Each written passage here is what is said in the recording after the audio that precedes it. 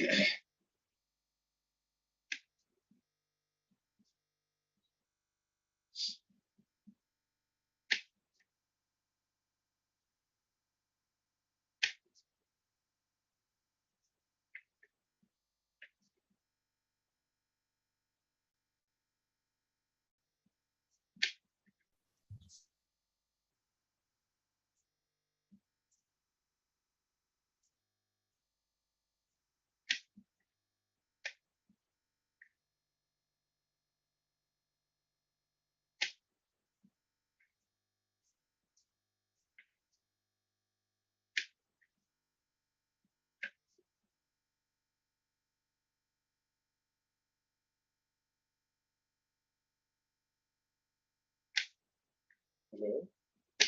Oh. Hello. Yeah. Chathakulam. Yes, fine. Yeah, we can just yeah. You are ready now, Professor? Yeah, I'm ready. Okay. You have to change the screen. Actually, it is only the That we program. will do. That we will do. We will do Can you immediately. please change the screen? Yeah. Yeah, we will do. Wait 1 minute. We'll do it there. So people just want to see that is there only for that. Yeah, yeah.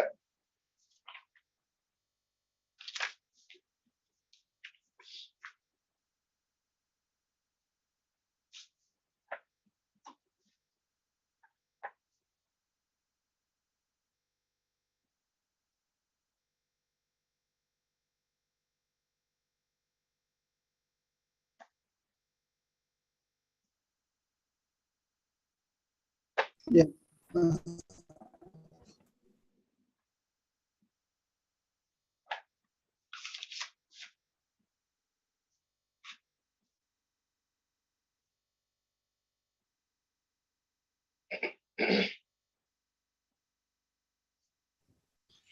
Yeah, dear friends, good morning and good afternoon. Today, we are going to start the technical session 4. It's here, and in another platform, we will start the technical session 5. As far as technical session 4 is concerned, we are going to discuss the sub-theme of revisiting the legacy of Bhattapizha in South Africa and People's Plan campaign in Kerala. Friends, today Professor G. Palani Dure is with us. He is a former professor of Rajiv Gandhi Chair for Panchayat Raj Studies, Department of Political Science and Development, Gandhigram Rural University, which is located at Tamil Nadu, India. I would like to welcome Professor Palani Dure. He is a very well-reputed scholar and a political scientist, and he is actually the real champion of decentralization and Panchayat Raj studies. Not only that, he is an activist as far as the decentralization movement in the country is concerned. And he is also very reputed political scientist in the country. May I request Professor Palani Dure, please chair this technical session. Professor Palani Dure, please. My pranam to every one of you. I joined with Professor Chathakulam to welcome you all for this technical session. Let me at the outset congratulate all the 3 coordinators from India, Chathakulam, Ghana, then South Africa. I mean, it is a very good initiative to refresh our mind, to look into some of the initiatives in the world on decentralization. In that context, I mean, I consider that it is a very important event. I mean, as a researcher, we have to revisit where we have gone, what we have achieved, I mean, what unintended consequences we have seen. All those things we can explore in a comparative perspective through our studies. First, let me formulate a rule for our conduct in this session. At our disposal, we have 2 hours, and we have 6 papers, and 9 panelists are going to make presentations. So, I mean, while taking minutes for presentation, each paper you can take 15 minutes. A paper can be presented within 15 minutes. If it is presented by one, he can take or she can take 15 minutes.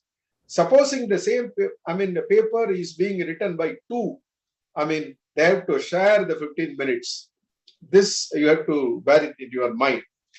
I will take 5 minutes in the beginning to brief you about the whole of the exercise. Later, while summing up, I will take 10 minutes. Totally 15 minutes I will take. Then I will allot 20 minutes for discussion, because those who are posing questions. My request, my plea to all the viewers, those who are watching this online, joining in this program, please use the chat box. Put your questions in the chat box, and I'm requesting all the panelists, please go into the chat box, look into the questions, and you take a few questions, and I will call you later during the discussion, and one after another you can respond to the questions. Then finally I will sum it up. Coming to the theme of the discussion, whether it is the South Africa's experience, the Pathapili, or Indian experience, because now it is an Indian experience. Kerala, we have started People's Planning Campaign, and the same has been, followed by Government of India by issuing circular to all the state governments to do such a kind of exercise. Now it becomes an Indian experience. Though it was done effectively in Kerala, it has been a model. And what are all the lessons we have learned from this experience? Essentially, this People's Plan Campaign, as well as the Pathapali initiative of South Africa, the essential anticipated implication or the impact will be people's participation. How effectively these initiatives, create space for people's participation, number one. Number two, to what extent enabling conditions have been created for participation. As a result, what are the implications of their participation in these initiatives, either in South Africa or in India? Then normally, when we do any initiative, that initiative should have some consequences. Some are, intended with objective, what we fixed for initiative, that will be there or may not be there. But apart from this, there are unintended consequences after this initiative. As a researcher, what we have to look into it with a proper theory and methodological nuance. You have to assess what impact it has created, whether positive or negative. And at the same time, when there is a very interesting comparison, when we compare, this kind of exercises and initiatives in 2 different countries, we have to look into the comparative methodology. The comparative method we have to use, or comparative methodological nuances we have to use very carefully. Then only we can understand the real picture, what is emerging out of this comparison in our analysis. So with that perspective, and yet another important issue is empowerment. And what is the consequences of these initiatives in terms of empowerment of the marginalized, the poor, or the downtrodden? If we are in a position to map up all those things, And what we have learned in the whole of the exercise, if we are in a position to focus some of the elements, and from there, do we have any, theoretical aspects emerging out of the whole exercise in both South Africa as well as in India, that we can focus. So we have 6 papers, and I will call upon one after another. If a single individual is going to make a presentation, he or she can take 10 minutes, and it is a joint paper. Both have to share. 7.5 minutes, 7.5 minutes, and you have to regulate yourself. Don't expect that I have to regulate. I feel it is very sad. You are all very senior, very good academics, standing in your domain. So you should not create such a situation to, manage you or rule you. I want to lead a panel, and in this context, you regulate yourself. Within 15 minutes, you have to conclude. Then we will ask the next person, and the discussion will be at the end, not for every paper. So the discussion will be end. With this, I call upon the first, panelist, Colvin Naido, to make his presentation. Over to you. Thank you. Thank you. Thank you, sir. Yeah. I want to, yes, it is morning in South Africa, so I want to greet you good morning, and also good afternoon in India and elsewhere in the world. So it's good morning and greeting from South Africa, known as the Rainbow Nation. I want to thank you for this platform, for this conference together, and for this opportunity afforded to me. My area of discussion this morning will center around the comparison of the Batupili principles of South Africa with the People's Plan campaign of India.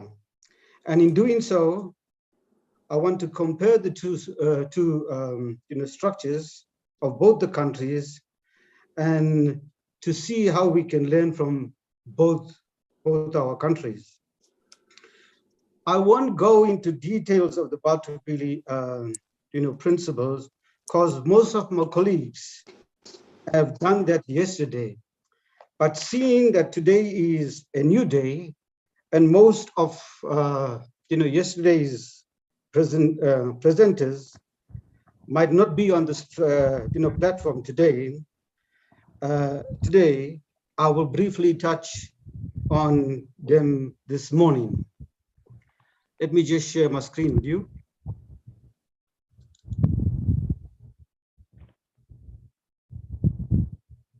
Okay, can you all see this? Thank you. Yes, fine, excellent. Good. Okay.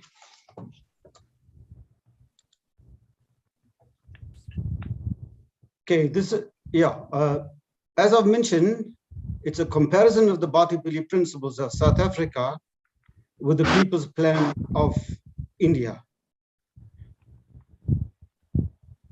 The Batupili principles were introduced in South Africa to enhance the community participation in development, local government for improved service delivery 4 years after South Africa became a democratic country. Today, we are 20 years into democracy. The Batupili principle is a Tsonga word, which is one of South Africa's 11 official language, which means people first, or we can further define it as people-centered or people-centeredness or citizen-centric. It is a plan to create a better life for all citizens in South Africa, which serves as the acceptable policy and legislative framework for effective and efficient service delivery. Now, what are the Batupili principles? I will go quickly through this. The first Bartolini principle is consultation. All stakeholders should be considered on the nature, the quantity and quality of services to be provided in order to determine the needs and the expectation of the end users. The second principle is service standards. Citizens should be told what level and quality of public service they will receive so that they are aware of what to expect. The third one is access. All citizens should have an equal access to services. Fourth one is courtesy. Citizens should be treated with courtesy and consideration. The fifth principle is information. Citizens should be given full and accurate information about public service they are entitled to receive. The sixth one is openness and transparency. All citizens should know how decisions are made and departments are run. The seventh one is redress. There must be a complaint system in place to handle complaints. Staff must be trained to handle complaints fast and efficiently. And the eighth one is value for money. All services provided should offer value for money. Now, these are the 8 Bartolini principles that was initiated some decades ago. Now, I've included the 9th, Bartolini principle, the customer, impact. This came into being in 2002. This will have a positive impact on our customers. It is about how the principles link together to show we have improved our overall services of service delivery. What does the Bartolini principles do? Okay, firstly, it is an initiative to get public servants to be service orientated. It strives for service delivery excellence, a commitment to service delivery improvements. It allows citizens to hold public servants accountable and for services they deliver. And lastly, citizen-oriented approach to service delivery, which is informed by the 9 principles. Now, what are the People's Plan campaign? Now, if you would understand, this is a comparison of the Bartolini principles with the People's Plan campaign. Going through various papers and various documents and articles about the People's Plan campaign, I've come across the first principle. Okay, it is same like the Bartolini principles of South Africa, where it is people-centeredness or people's first approach.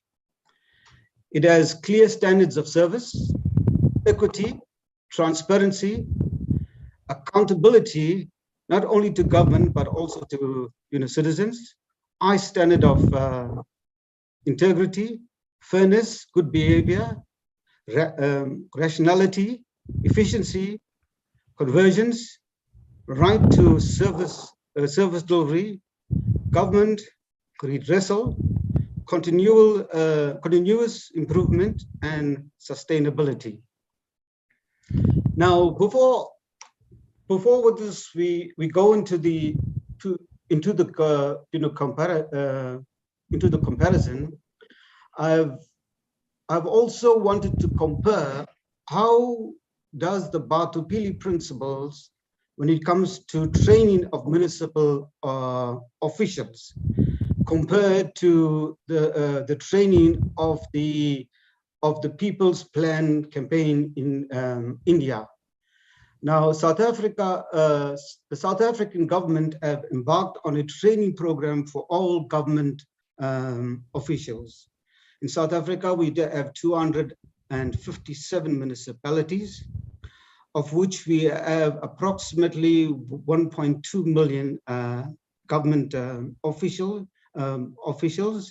these training have been initiated so that public officials can know how to treat the citizens of the country and what they must offer the citizens of the country. At the same time, citizens of the country must be able to understand and know what rights they have when it comes to service delivery.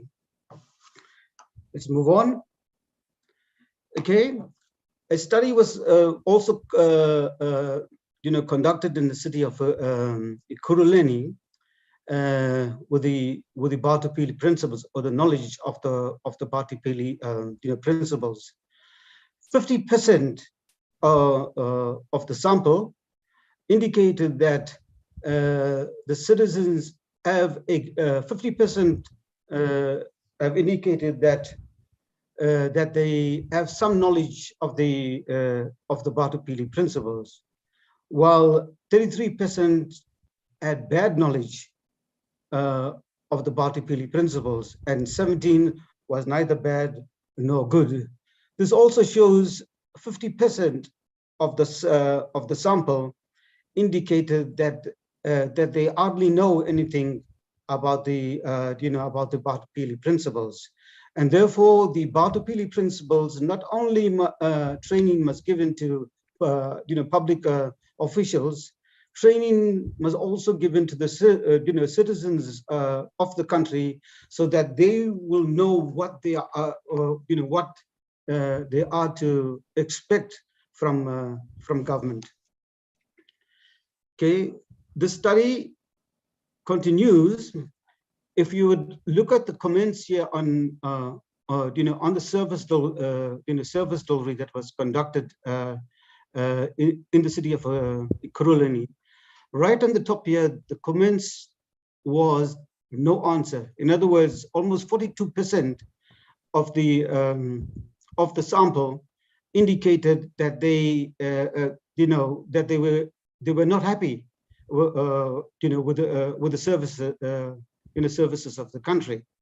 Rather, let me say this: 42% of the sample did not want to answer. Okay, when it came to about the Batupili principles. But if you would look further down, the lack of consultation, going through all the Batupili the Batupili principles, of the 58.1% who provided comments, only 5.8% were positive, while 52.3% provided negative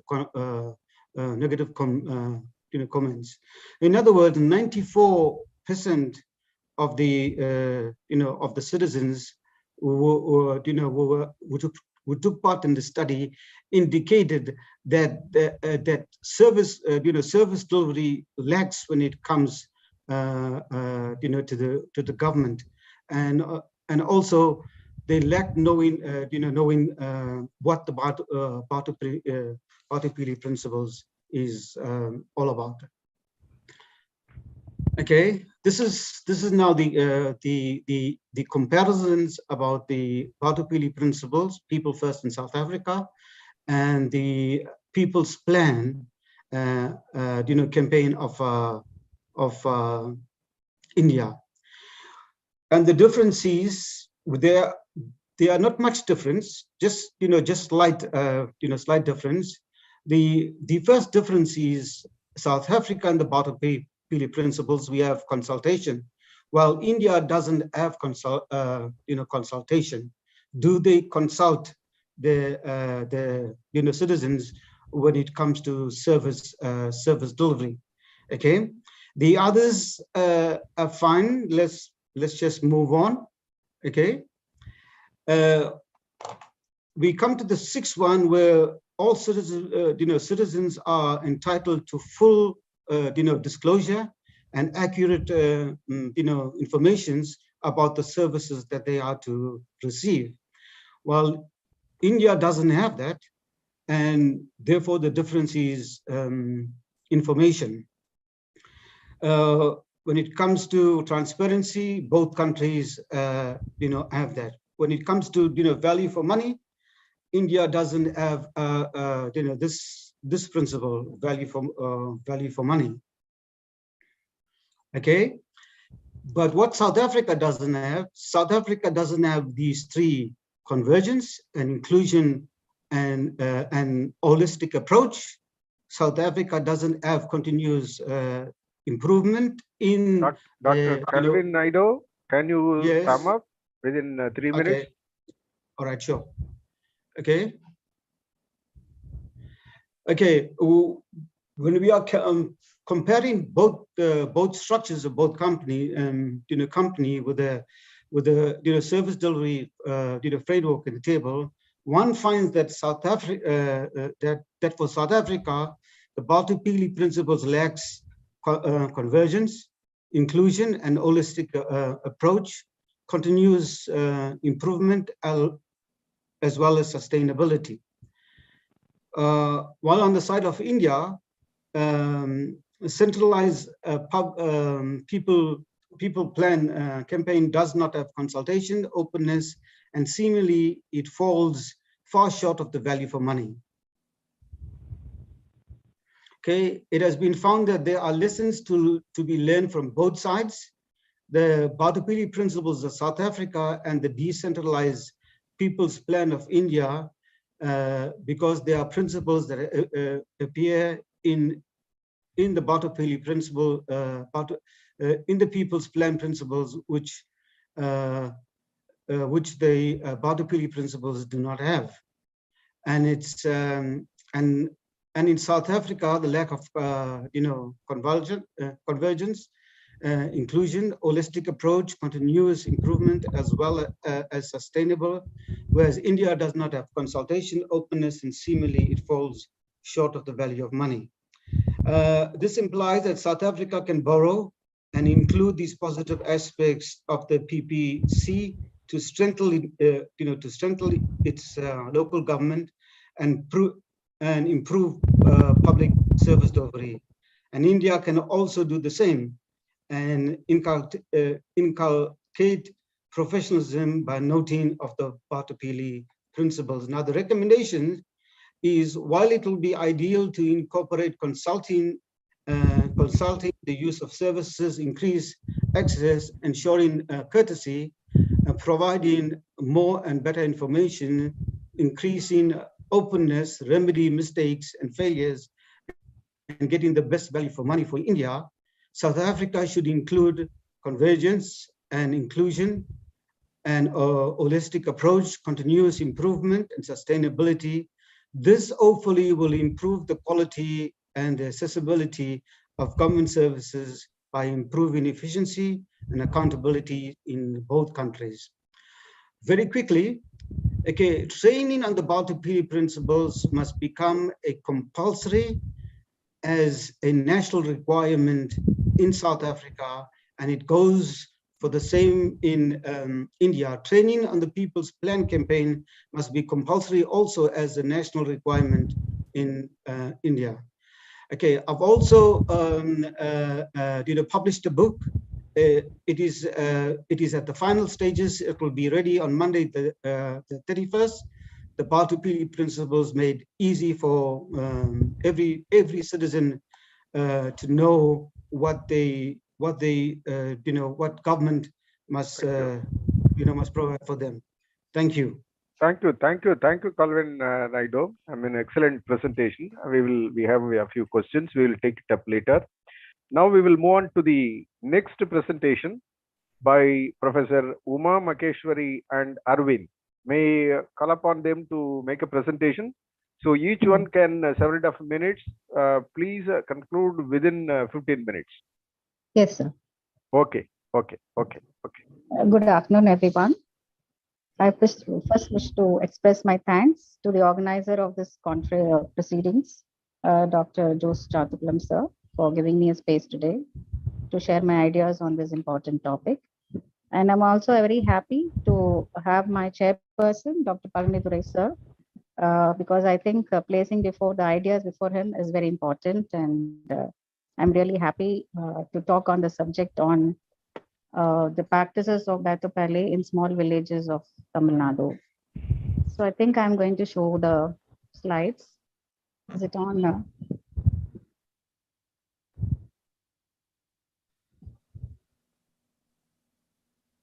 Is it on, Arvind?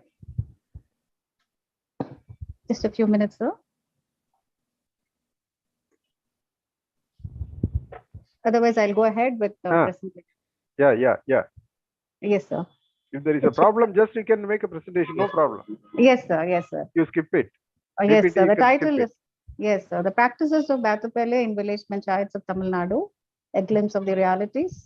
So for the benefit of all the persons from across the world who are hearing to this, Tamil Nadu is it's a southern tip of India. It has its own innate culture, history, and the language being one of the oldest language in the world. And there are some interesting facets of culture and society and culture in Tamil Nadu. And we are talking about how the smaller villages in this region works as per the principles of Batopale.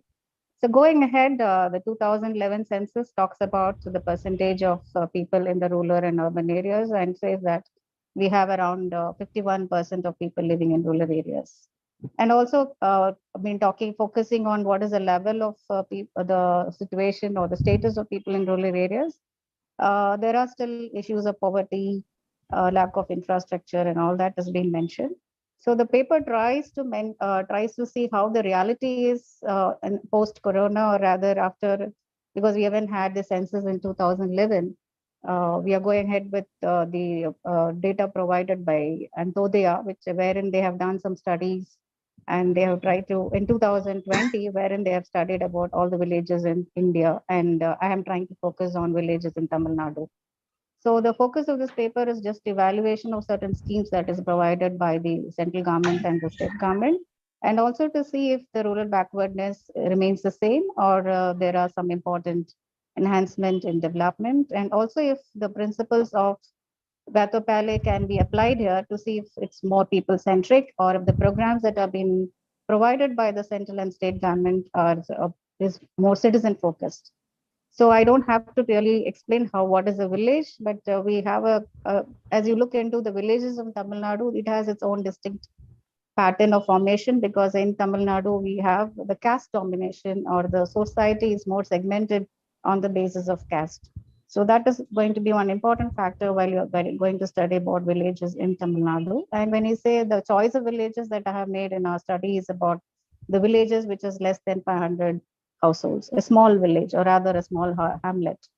And the basic objective of this paper was to see how is the level of access to public utilities, and also to evaluate the government intervention in various schemes of both government of Tamil Nadu and the state central government. And how did we go about the accessibility is to see if the people are having access to the infrastructure, and what is the cost and time and distance that is taken. And also we try to see if there is a big difference between the revenue villages and the hamlets that are away from these revenue villages, that is around 30 kilometers away from the revenue villages. So if there is the development impact is there, or there is a distinct difference between these two regions. So the study has taken some 512 villages, and from there we have shortlisted some 38.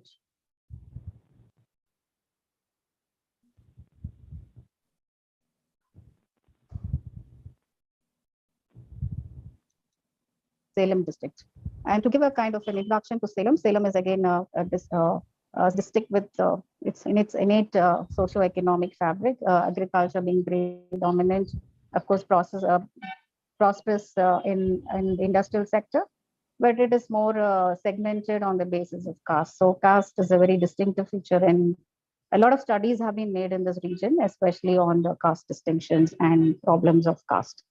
So I have taken few villages, 3 villages, and when we made a personal observation and visit to these villages, we did see if, because recently there has been some books on which they say that the caste discrimination has really not, no, it is not, yeah, I'm just trying to show this. So the caste discrimination has really not faded from in society, it still continues. So there is a question if the development has really taken place. So that was also the question, the argument that we had in mind, that if development is there, shouldn't the caste discrimination be reduced? So there were certain questions that we had in our mind. We tried to probe in, and the findings that we could come about was when we went and visited, especially the villages where we had the tribal population. So the tribal population, which most of the three villages that we visited was tribal in nature, in the sense they were the Adivasis. And they felt that most of the regions, land that they owned were taken away by the marketization, and they had no say in the process of holding the lands. But when you look into the government programs, we felt that it is because of the program that the people in the village, what do you say, the Adivasis or the tribal population had access to health, they had access to education, they had even access to employment, because we had this 100 days program, which is really successful in most of the villages that we had taken up. So government is in fact trying to put citizen-centric policies. And since I have been exposed to the writing of Dr. Palani Durai sir, where he often says that we cannot expect everything for the government to be, be delivering, but it is also the role of the citizens to buckle up their shoes and try to see that they get the benefits from what the government has planned for them. So we did see that, or rather we did observe that the people are aware of the programs, they are reaching them, and the panchayat heads or the secretaries have been trying to mediate with the local, the district collectorate, and trying to see those programs reach the people. And but what is the problem is probably there is some issues of transportation, some issues of overarching the orthodox, or the old age-old traditions of the people living in those regions, and also the lack of, what do you say, the resource allocation or resource utilization of these people. So we did find out some innate issues about how the resources have become underutilized or unutilized. It's because of lack of know-how and also application of technology. Because today when there is water scarcity and climate change, it does has impact on the village life or on the people living in this particular regions, especially the people living in these three hilly regions. And also to look into the youngsters, we did find that most of the youngsters are today exposed to technology. And yes, all of them have modern means of transport. They want to go and work, but education has left them behind. So it's because, again, we find the education, the infrastructure of education is not inadequate. Though the government is spending lots in having many programs, probably there is a need for better coordination and better vigilance by the government to see its machinery is working effectively. And also coming to the health sector, even during this corona times, it is quite interesting to find that the people did not really have much effect because of this particular virus, and they have been remaining healthy. And government has really had a good campaign, health campaigns, to see there is better awareness, and people were all vaccinated in the right time, and people are very cautious about it even today. So that was a good facet of how health and education, in fact, has reached people, but not to the full extent. Because today education is looked more on the employment basis and not about becoming more civilized or becoming more informative or becoming having a better understanding of how to live their life in the rural setting. So most of them do migrate from villages to the urban areas in search of employment. So today the hilly regions are remaining deserted because most of the youngsters have their bikes on and they travel to the neighboring well-off or developed districts in search of employment. So the crux of it is when we say that when we compare the experiences of South Africa and India, because I really do not have a methodology to make a comparative study of Mbato Pele in South Africa and India, but rather to tell that how the people-centric programs and schemes has really yielded results in Tamil Nadu, because we do have our own political ideology, which has really made the people united, and also to see that the populist programs of the government has often been very successful in providing or enhancing the welfare mechanisms that is available to the people, especially in the public distribution system. So people are having access to food, they're having access to drinking water. We did see some central government programs, especially the Jal Jeevan Mission, which has really seen that the villages are well connected with drinking water. And also the shelter scheme, they have good houses. So you find the shelter, home, these basic needs are all met by the people. And India is just 75 years old. So for a democracy and for a democracy to reach at the grassroots level, I think it needs more of effective coordination, maturity on the side of the people, the citizens, and also the governments to be really trying to have such kind of forums to discuss and debate as how we can emulate and understand from the experiences of other countries and how such experiments and experiences that is there in other countries of the world or regions of the world could be applied in our regional context. So in that, it is only with that purpose that I have tried to just share my ideas on this particular concept of rural development, and especially about the villages in these 3 districts of Tamil Nadu. Well, we also have regional variations among various villages in Tamil Nadu because we have especially geographical patterns and occupation patterns. The development will also have its own, dynamics. So I think as we proceed with the project, we will have some more better reflections on how Battupalli is well experienced in the different regions of Tamil Nadu, and taking these 3 3 villages in this particular district is itself a positive outcome to understand that government has indeed made a very remarkable efforts to reach the grassroots in Tamil Nadu, and especially in this remotest villages where the accessibility is really an issue even today. So that is my humble submission of facts before the panel, and also to see what is the future of research. We also, what is the further scope for this research is like we need to more concentrate on trying to find out the contradictions that is available in the urban and rural and among the rural areas, to see how programs are reached from phase by phase or stage by stage, and what sections of people have been most benefited.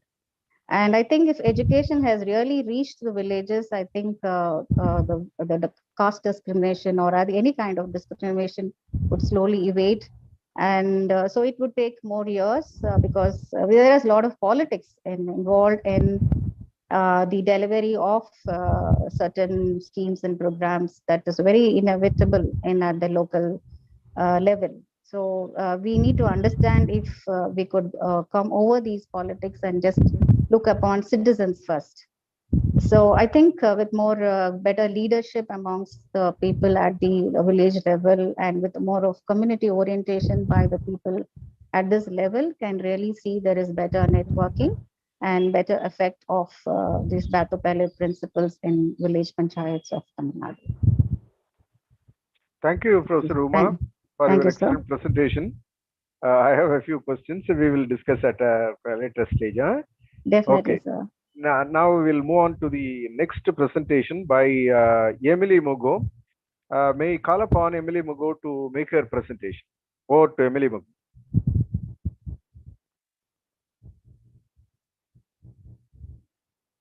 Hello.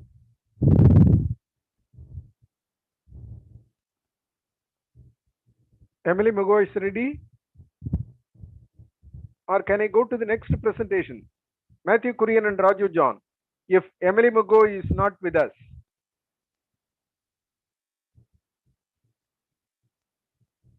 Hello. Okay. Matthew Kurian, Raju John, are you ready? They also have another paper in another panel. After that, they may come and join. Okay, I think now I will call upon Matthew Kurian. Rajan is here. I think so. Rajan is here. I have seen him. He can make it a presentation.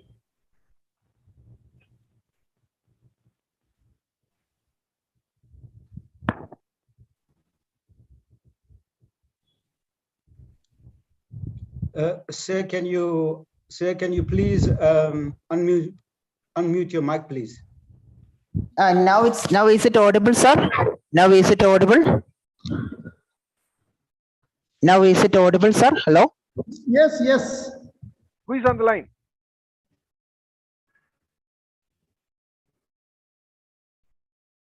Chairman's mic. Huh? Emily.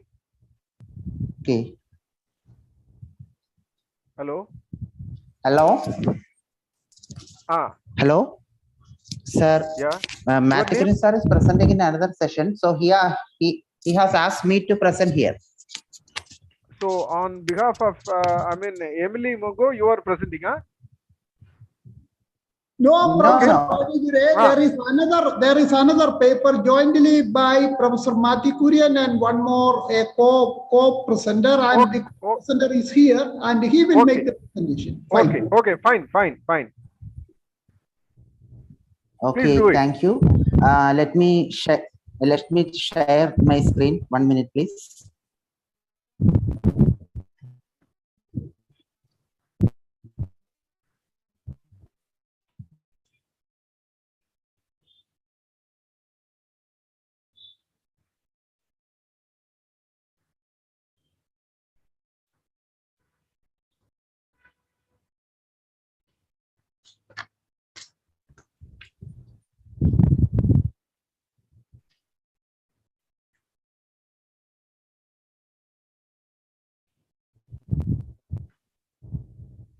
Hello.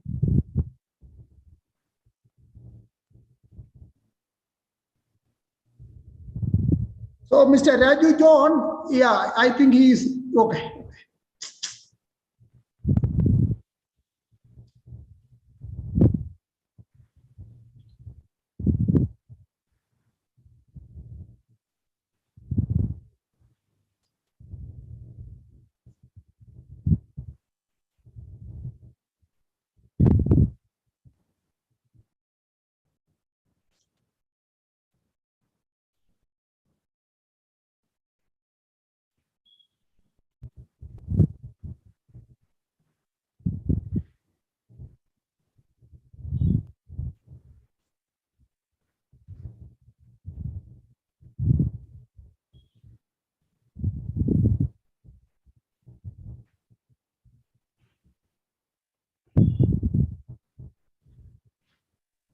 Am I audible now? You are audible. I am audible now. You are audible. Speak. Okay. Okay. I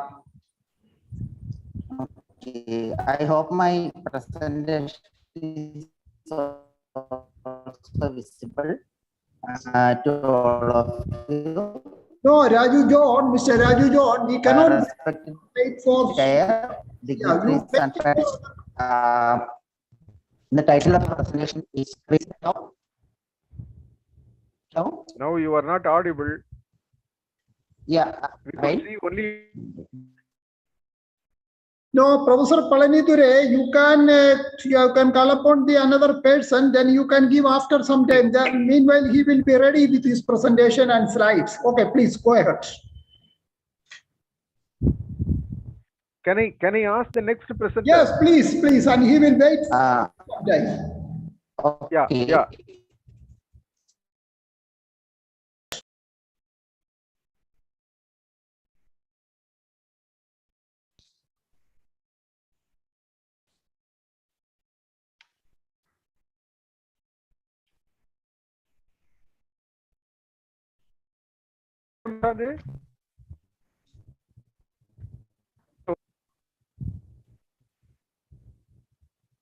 Or can I go to Grison? Professor Grison?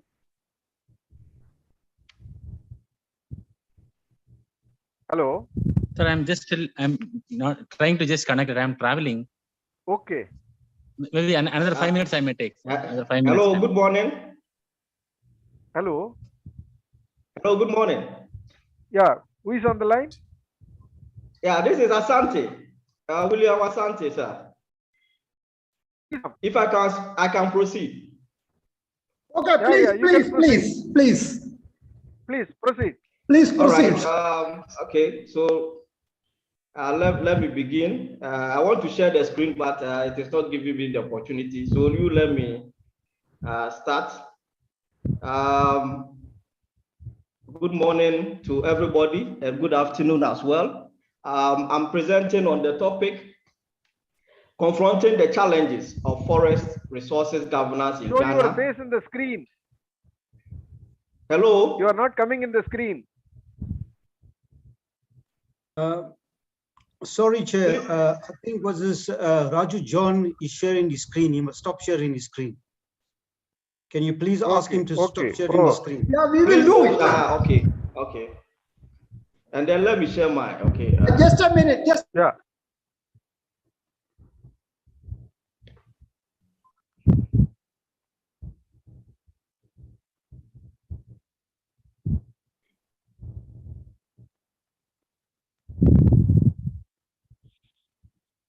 It's fine. Go ahead. Go ahead. Go ahead. All right. Thank you very much, the organizers, for the opportunity. As I said, I am William, and I'm presenting on the topic, confronting the challenges of forest resources governance in Ghana, and to explore whether Batopele can be the answer. This is how the presentation outline looks at. I will look at context and motivation, and then move down to findings and discussion, and then conclusion with some policy implications. Now, this presentation is being made with climate change and its impacts at the background, with the argument that one of the most important resources to help minimize the adverse impact of climate change is forest. As such, it should be guided and protected with every strategy that will bring positive results. And it is based on this background that I'm looking at the case of Ghana as far as forest resource governance is concerned. Now, Ghana, as it is, has two main zones or ecological zones made up of the high forest zone and then the savanna zone, with the high forest zone being the least, and then the savanna zone being the major part. It also has about 9.337 million hectares as far as the forest zone is concerned, and a number of measures are in place to ensure that some areas, designated areas, are protected from encroachers. Okay. Now, if you look at the contribution of Ghana's forest to GDP, you realize that it is a major contributor to the country's GDP. For the past few years, it has contributed no less than about 700 million Ghana cedis to the country's GDP. That presupposes that the forest sector is a very important area that needs to be looked at. It is based on this that I want to assess or critically assess the Batopele principles against Ghana's forest resource governance challenges. As we've all noticed from the discussions from yesterday, that the Batopele principles originated from South Africa and seeks to improve quality and accessibility of government services. So in this light, this discussion will be based within the framework of what the Batopele principles bring on board as far as forest resource management is concerned. The following research questions will direct the study. The first one is, which challenges could be identified as working against sustainable forest governance in Ghana? And then how appropriate or otherwise can Batopele be of relevance in addressing the identified challenges? So as I stated, the conceptual overview for discussing this paper will be within the framework of the Batopele principles. As I stated, these are clearly listed here, and because most of the speakers from yesterday to now have highlighted on these principles, I will not waste a lot of time here. So beginning with consultation, okay, and then write down to value for money, or getting the best possible value for money as far as service delivery is concerned. This paper made use of DEX research. Okay, so basically secondary data was used as far as putting together this paper is concerned. And then for analysis, the information from the various sources of data were thoroughly studied and analyzed. Analysis was done with the objectives of the study at the background alongside the review literature and the conceptual framework. Now, in moving to the findings and discussions, the first point to look at is the state of forest resource governance in Ghana. And then from the literature, it is suggested that this is manifested in both formal and informal arrangements. Okay, so the formal arrangements are evidenced through policies, laws, and then specific initiatives. And then if you look at the policies, 1948 policy, which is considered to be a colonial policy, was more exploitative as far as forest resource governance was concerned. And so to address the exploitative nature, the 1994 Forest and Wildlife Policy was enacted. Unfortunately, the 1994 policy was also not able to address the challenges facing the forest sector. And so in 2012, another policy was enacted to replace the 1994 forest policy.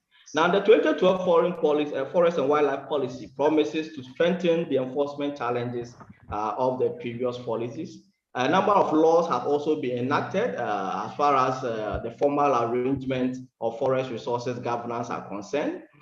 Forest Act 1927, among others. And then also initiatives such as the community resource management areas, which encourages community participation as far as forest resource governance is concerned. Some of the key structures that are, some of the key participatory structures that are in place as far as forest resource management in Ghana is concerned. So we have the community resource management, we have protected areas management advisory boards, we have the modified Tonja system. All these are geared towards community participation. However, the difficulty is that, or even though these things are there on paper, it is very difficult for you to see it being enforced, as the case may be. Now, we also look at the informal arrangement, and then the informal arrangements are manifested through the cultural norms and beliefs held by Ghanaians. Ghanaians believe that the land that we have and the forest resources that we have are, resources that were bequeathed bequeathed to us by the ancestors. Okay, and then there are some rules, informal rules, cultural beliefs that are often associated with some of these resources. And the purpose really is to ensure that aspects of these resources are not abused. And so if you come to Ghana, we have a number of sacred groves, resource reserves, that have still been, intact since pre-colonial days because of some of these informal arrangements. Now, looking at the challenges itself, a number of challenges are battling against forest resource governance in Ghana. I'll highlight a number of them. Inadequate political commitment to conserve the forest. This is one of the issues that the literature really brings about. We have forest, Atiwa Forest, that has or that harbors different species of butterflies. However, in recent times, that forest has been, leased out for bauxite mining. Okay, so when some of these things are being seen by the populace, then it clearly suggests, the commitment from political leadership is, however, not available. The recent case in Ghana is the one concerning the Achimota forest. Okay, we have a forest in the capital city that has been protected over the years. Currently, recently, about a few days ago, it has been declassified. So these are some of the things that really prompt people to ask questions as to whether the commitment level to conserve some of these resources are available. Then we also have the lack of effective stakeholder participation. This has to do with how involved chiefs, community dwellers, who are closer to some of these resources, how they are involved as far as management of the resource is concerned. Okay. You realize that mostly these people are, they are not confronted or they are not consulted in the first place. Most of the policies or most of the things that are done are, top down by these elite and then thrown to the community members to implement. And when it comes to some of these things, you realize that the ownership level, as far as ensuring the enforcement of these measures, is not available. Then weak enforcement strategies. You also realize in the literature that most of the enforcers are even ignorant about the existing laws. And then once enforcers are ignorant, it becomes very difficult for you to achieve effective enforcement. Then another point is sidelining fringe communities as far as equitable distribution of benefit of forest resources are concerned. Mostly the communities that are close by some of these resources are expected to have some benefits as far as the resources are concerned. But here is the case, the benefits elude most of them. And because some of them don't even know how to go about addressing or seeking redress, they are left stranded. And also inadequate sustainable alternative sources of livelihood for fringe communities is also another important aspect of the challenge. And then also the poor and inefficient dissemination of forest-related information at the community level is also key. Now, this is where I am looking at the principles of Batopele, whether it has some prospect as far as the addressing the challenges of forest resource governance is concerned. So if you look at the first principle, it talks about consultation. Consultation from the literature really suggests that it leads to a collaborative relationship between government and the citizens, leading to a win-win outcome. And so I believe that if consultation is pursued to its enhanced level, it will curb certain challenges such as lack of stakeholder participation, weak enforcement strategies, poor and inefficient dissemination of forest-related information, among others. And also, if you look at the principle of service standards, okay, which really suggests that citizens should be told what level and quality of public service standard principle is implemented. Can you sum up? Professor William Asante, can you sum up? Openness and transparency, access, among others, will make it more robust to overcome challenges such as the sidelining of fringe communities in relation to equitable distribution of forest resources, poor and inefficient forest-related information at the community level. So I believe that with the principle of service standards, working in conjunction or in complement with more and better information, openness and transparency, challenges such as poor and efficient dissemination of information, inadequate political commitment, among others, can be addressed. Also, the issue of redress and courtesy. Okay, redress and courtesy, as far as this discussion is concerned, is expected to build mutual trust and respect between government and citizens. Because if you look at the principle of redress, it suggests that in areas or in instances where there are some mistakes or mishaps, okay, public service providers are expected to come and explain to the citizens how some of these mishaps occurred and what they are going to do to address them. Alongside courtesy, okay, how public service delivery, public service delivery officers are able to interact, by using appropriate language, welcoming, service recipients in a very, cordial manner. I believe that together, these principles build mutual trust and respect. And I believe that if it is pursued to its enhanced level, it will be able to curb challenges such as apathy towards policy implementation. Because I made mention of the fact that mostly the community members that are residing or living close to some of these reserves are sidelined in terms of policy adoption, policy formulation, and even in terms of the benefits that comes with some of these things. Okay, so I believe that some of these challenges can be addressed. And also value for money will be able to eliminate waste and inefficiency, especially when it comes to implementing issues such as sustainable alternative livelihood support, which is very relevant and significant as far as forest resource governance is concerned. Because the argument is that those who live close by have their livelihood attached to some of these resources. And so if you want to protect the resource, you have to, provide alternative sources of livelihood for them to survive. And I believe that strategy should be a strategy that will be for value for money. All right. So based on the discussion so far, the study has clearly established that the Batopele principles have utility as far as forest resource governance or management is concerned. But I would like to also point out that that does not in any way suggest that Ghana doesn't have any participatory structures in place.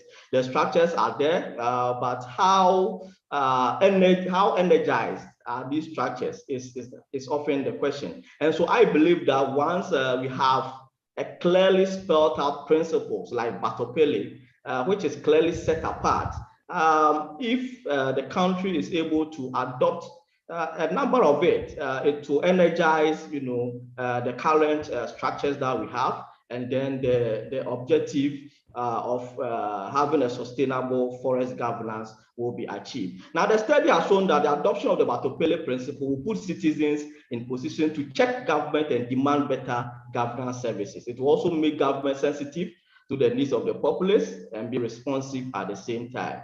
I also will argue that factors like a well laid out implementation plan, adequate resources to carry out such plans, monitoring systems, clear sanction measures will strengthen these Batopele principles if implemented in the case of the Ghanaian forest resource governance. On this note, I end here with the discussion. Thank you very much, and thank you for your attention. Thank you. Thank you, William Asande, for your excellent presentation. May I call upon Greeson and Vidyadharan to make their presentation. Greeson?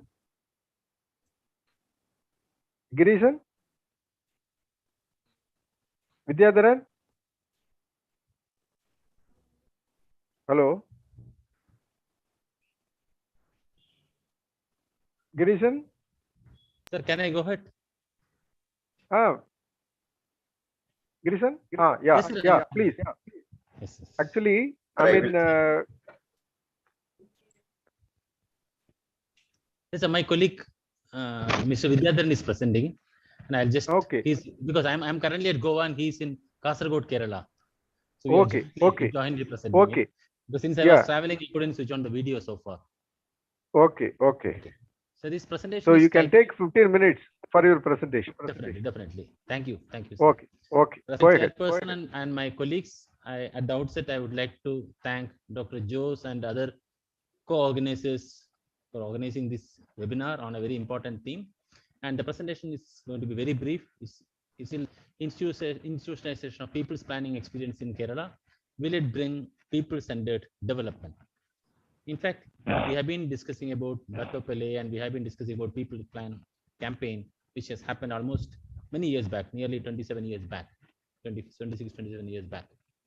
And this is an attempt to look into one additional point which was introduced as part of the People's Plan campaign. But before going to the details, I would like to just give a quick, maybe just taking 2-3 minutes to give a quick overview of the background.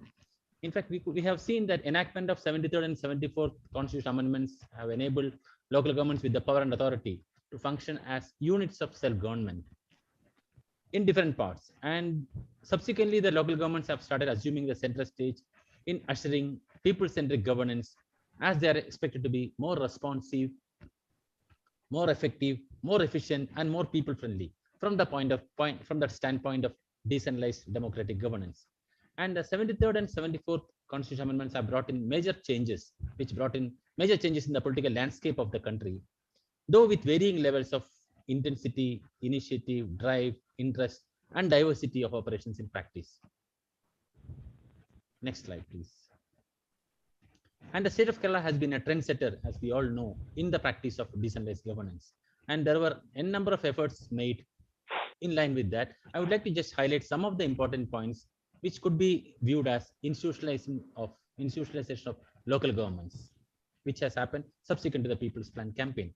For example, devolution of 3 Fs from the state to the local governments and provision of a separate budget for the local governments as an annexer 4A to the state budget.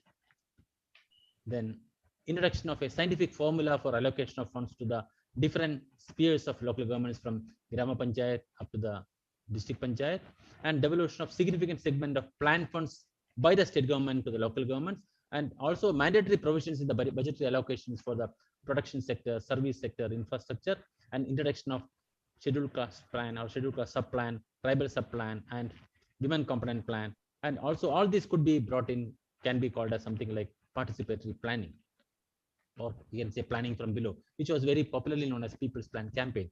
I would like to just highlight few of the demerits which made us to look beyond the People's Plan campaign. We have seen that the political and administrative structures of the local level may have insufficient resources in terms of human, in terms of technical and other things, and also may have some constraints to bring change and development with the change of time and with the changes which is needed with the changing time. And also the technical capabilities at the local level may be a limitation, especially at the Grama Panchayat and Block Panchayat level. And also there is a lack of creative and innovative approaches and practices, because when it is left only to the elected leaders and the officials, maybe they will be more focusing on procedural aspects. And when there is a change, when there is a possibility of bringing people beyond the conventional core framework of only elected members and bureaucrats, I'm sure we are trying to move much beyond the conventional space of decentralized planning. And of course, we have seen in marginalized sections at the local level, especially women, they were very weak to stake their claims when it comes to, and these are some of the realistic pictures from the field. Yes, next. And of course, the objectives are very simple: to analyze the composition, because there was a new initiative which was made by the government order in 2017 to introduce a institution of planning committees at the different spheres of local government, from Grama Panchayat, Block Panchayat, and District Panchayat. And also we are trying to look at how the composition, how it enables, or how it could be enhanced, or how it could be strengthened to accelerate or to bring in people-centered development. And also to examine the role of planning committee in the planning and implementation of primarily focusing on unique, creative, and innovative projects. And also to identify the efforts made by the planning committee, how far they are able to bring in the coordination and convergence of various things, and also to come up with some suggestions. Next. And the methodology or the source of data, primarily we have just, out of 14 districts, we just took up one district because my colleague Vidyathararan is from that area, and that's primarily as a convenient sample we have took one district. And from the district we have tried to look into the district panchayat, and out of 4, 2 block panchayat, and out of 37 we have taken 4 Grama Panchayat as a sample. So 1 district panchayat, 2 block panchayat, and 4 Grama Panchayat. This used to be the sample size. And the primary data was primarily gathered from the members of the planning committee, which includes the president, the chairpersons of standing committees, the secretary, and also other members. Of course, semi-structured interviews were used, and gathering of secondary data also was done as part of the study. Next.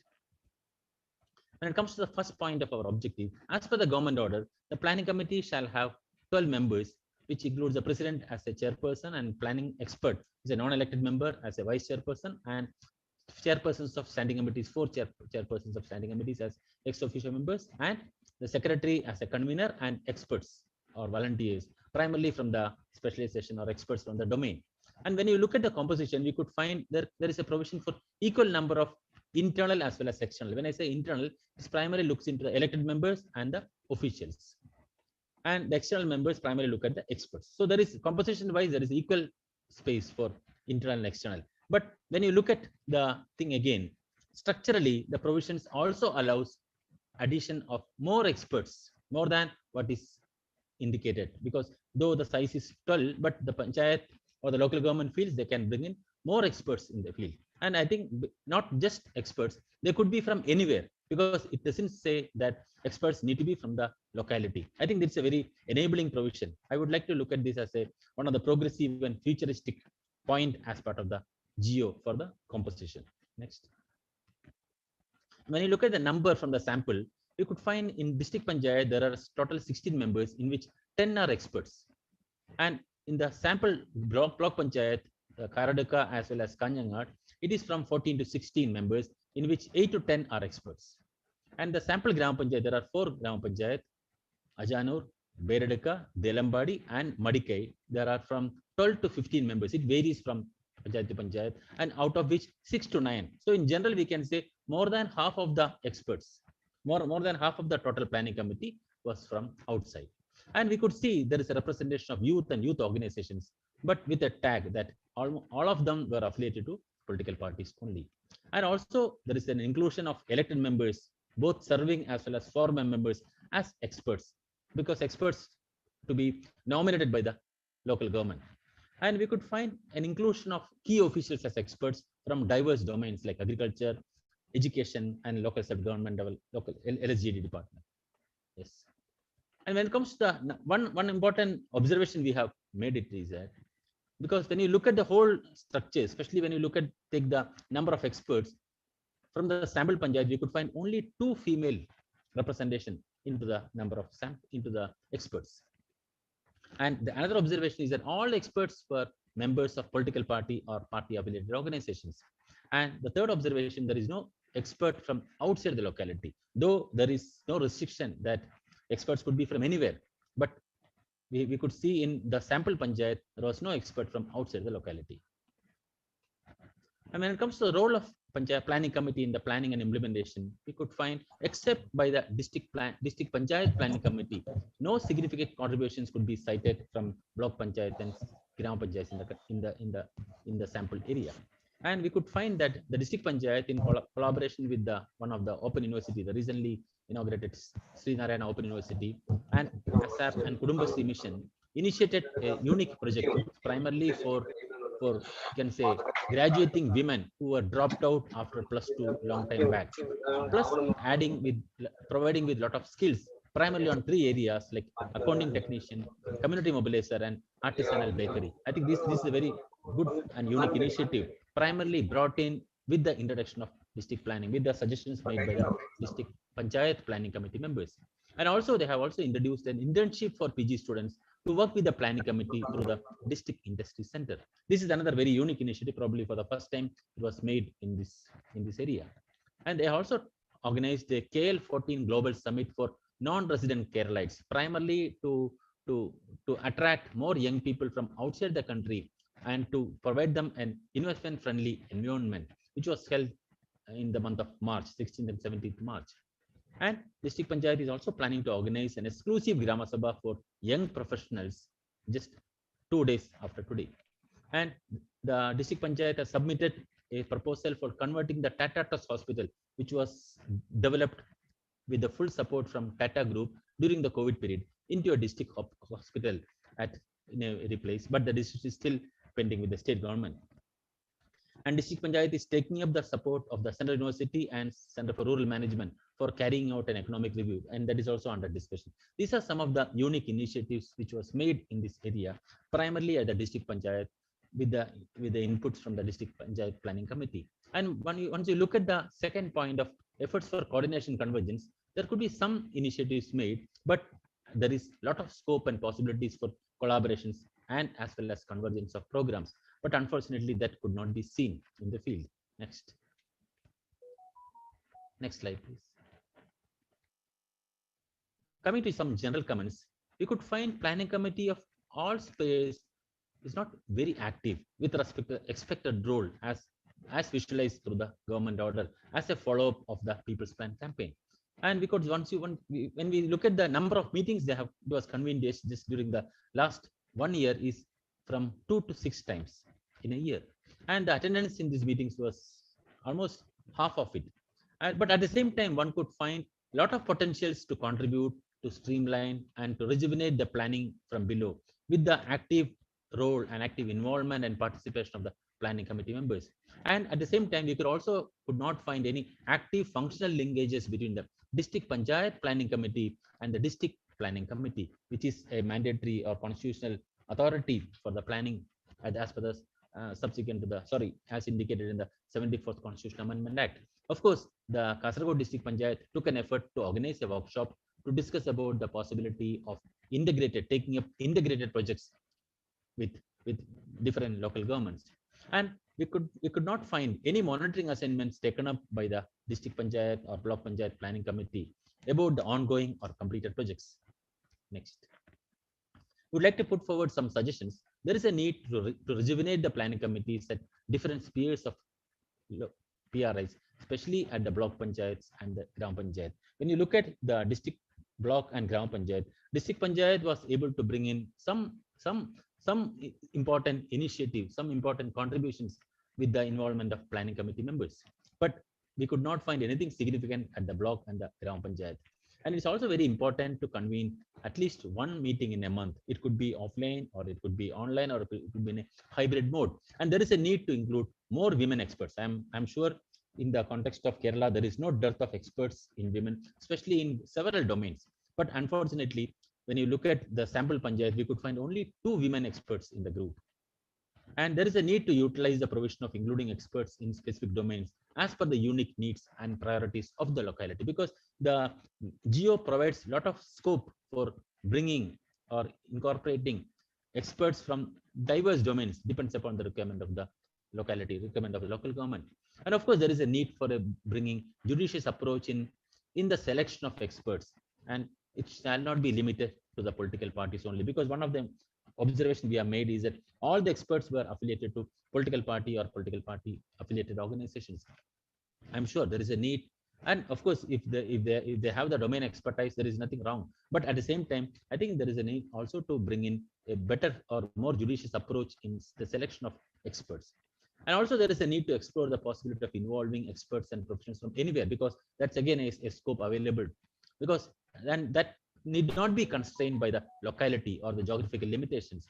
And also there is a need to explore the possibilities of more collaborations with academic research institutions, government departments, and also bringing convergence of various programs and schemes. District Panchayat Planning Committee and the DPC shall have better functional relations and linkages, and so that they can have much better mutual reinforcement, and it could be reflected in, it could be manifested in much better output. And PRIs at different spheres shall identify and engage interns from universities and colleges to work with the planning committee at the district level, block level, at the Gram Panchayat level. Though the effort was made at the District Panchayat Planning Committee, but due to some internal complications, it was dropped out for a time. And District Panchayat and Block Panchayat should actively take up monitoring and evaluation of various projects on priority, or engage various academic institutions, research organizations, and reputed NGOs in the process, and utilize their inputs and suggestions. Because taking up monitoring and evaluation is one of the, I personally feel, or we feel it's very important role which can be explored by the District Panchayat Planning Committee and the Block Panchayat Planning Committee. Last slide. Planning Committee at different spheres of PRIs, I would like to put it as structurally good, but functionally weak. I think this is the core point we would like to highlight it. The GEO provides a good structure and good composition, good scope for bringing people from anywhere. But when it comes to the functions, when it comes to regularity of meetings, when it comes to the range of inputs received, I think it's not adequate. But it has a great potential to contribute. And the Planning Commission needs an adequate, dedicated space for work. So and minimum resources to contribute, because they need at least a space to sit and discuss and contribute on a day-to-day basis, or at least once in a week, or twice in a month. Of course, there is a need to rejuvenate the institution of Planning Committee, which shall provide better technical guidance, support, and also enhance active participation of people in the planning exercise. Only then we'll be able to realize people-centered citizens and development. And last point, the need to rejig the institution of Planning Committee.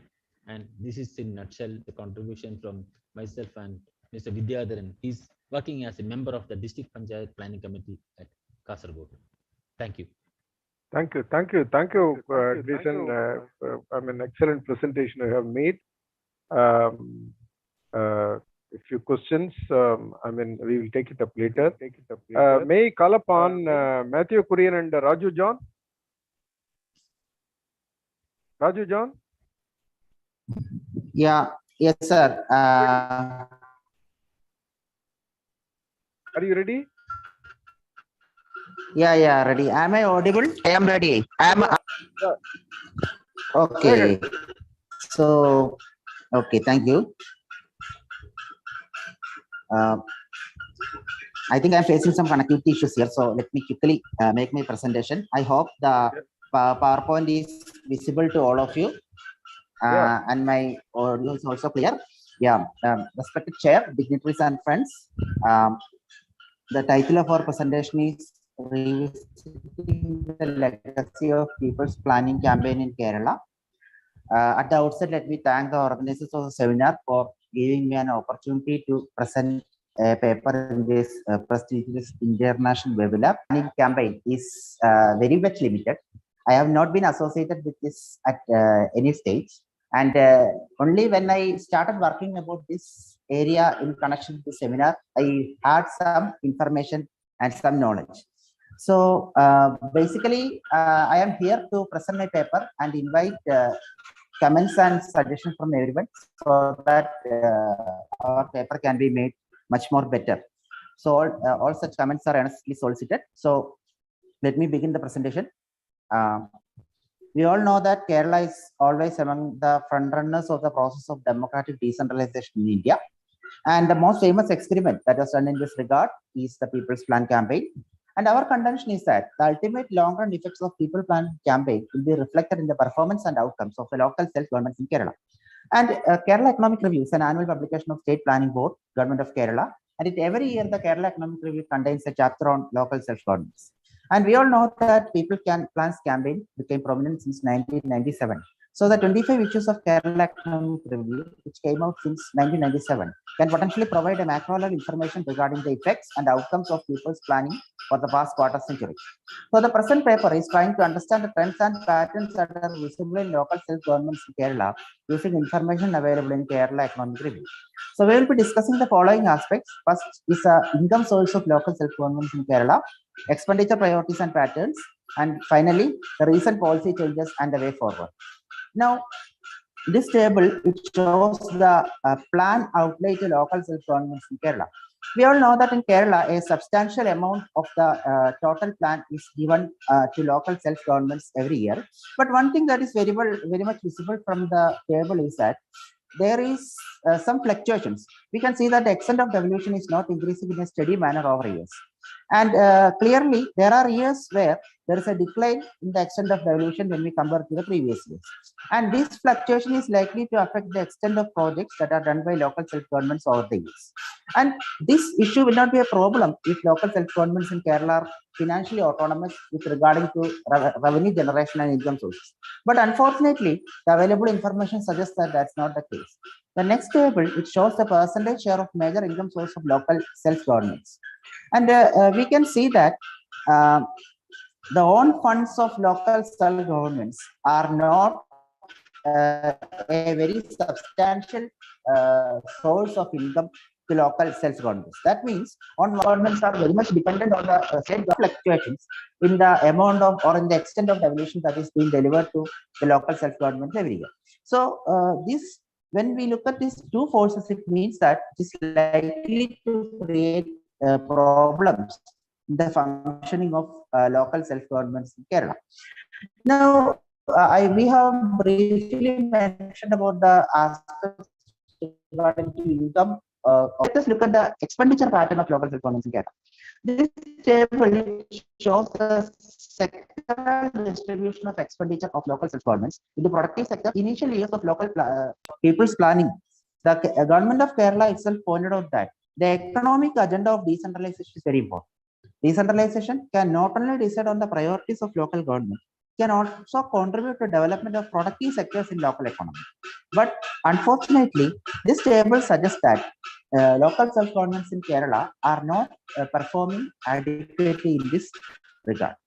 The share of productive and infrastructure sector in the total expenditure is declining, while the share of service sector is increasing steadily. And I admit that there are many justifications to the increased service sector spending of local self-government, but we just need to emphasize that the economic agenda of decentralization, that is the active involvement of this local self-government in productive sector, is not fully materialized in the context of Kerala. Now, looking at another area regarding to the expenditure of local self-government, that is the allocation to special groups or groups that require special attention, like women, children, age, differently able, palliative care. So, this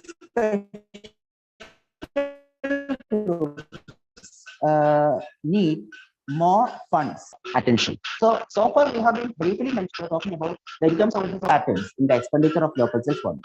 Now, we would like to look at the major initiatives and policy changes that are introduced in the 13th plan of Government of Kerala. And this 13th plan, which has resulted in some change in guidelines regarding the preparation of local plans. And there is also an increase in the number of personnel to scrutinize and implement the plans of local self-governments. Earlier, annual plans of local self-governments could be submitted only on completing the approval process for all the projects.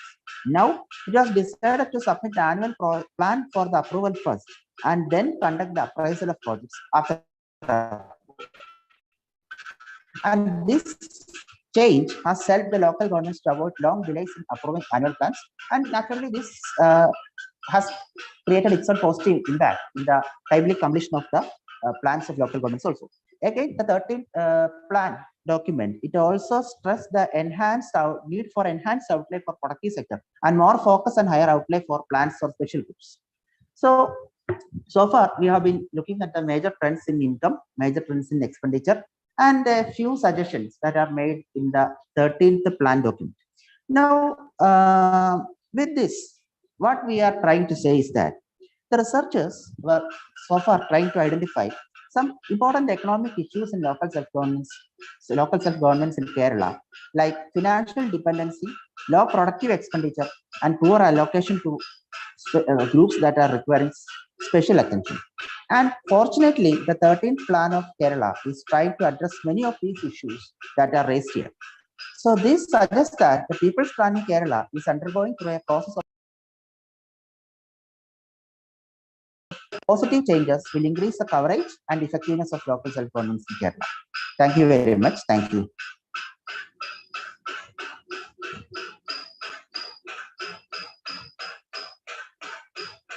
Thank you, Raju John, for your presentation.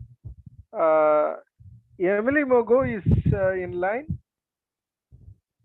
Emily? Emily is with us? Okay, she's not there.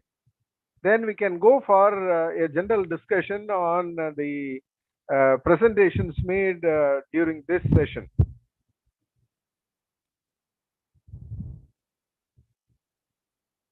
I have one observation with regard to this South African initiative. In this service delivery, do you have service standard, evolved service standard, at your level? This is the most important thing. Then the second point, just I want to raise, because whoever is having interest on this question, just you can share it for the benefit of others.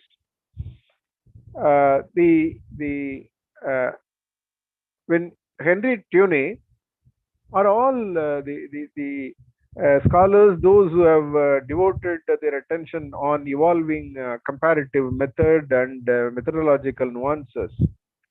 On one important element, they are very clear. Comparability.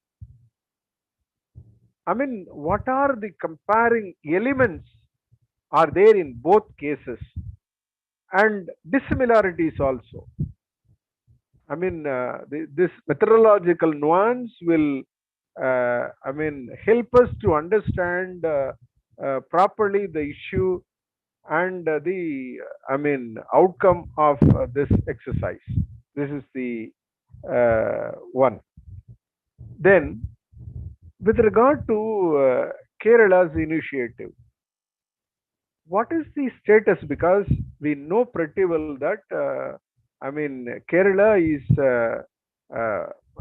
forerunner and trendsetter in devolving powers to the local bodies and various initiatives. In this context, what is the level of efficiency of the local governments in touching upon the tribals, ST? Because I consider that it is a scar on the I mean, decentralized initiative of the Kerala. So, I mean, these are my preliminary few observations to, the panelists, those who have made presentations on the both cases. With this, request the panelists to, take questions from the chat box and respond to it along with the points which I have made. All right, Prof, can I come in? Yeah. Okay, thank you very much for the questions. I'll look at the chat box first, and then I will then come to the issues that you raised. Yeah. Yeah. I think for the chat, I have one question here. It says that what is the attitude of the forest officials because they are directed by force and power rather than compassion? Yes, to a greater extent, I agree with the question that mostly these forest officials, because they are backed by law and because of the institutions that they are coming from, they think they have all the power in the world to intimidate and then to do things without consulting the community people. But the policy, which is the 2012 policy, which is the current policy, sought to address, some of these challenges. But you realize that one significant aspect is that the dissemination of information within the policy has not really, be imbibed by these forest officials. Okay, so there's some kind of communication gap as far as implementation of the policy directives are concerned. And as a result of these implementation gaps, most of the forest officials on the ground are not really familiar with some of the collaborative, participatory provisions that are enshrined in these policies. And so the way forward is for available institutions to pursue more education concern. And then also not only the field officers, I believe the community dwellers also deserve some form of education. So that at the end of the day, there will be some collaborative relationship. And then I believe that once there is this collaborative relationship, together they can make a lot of impact as far as governance of the forest is concerned.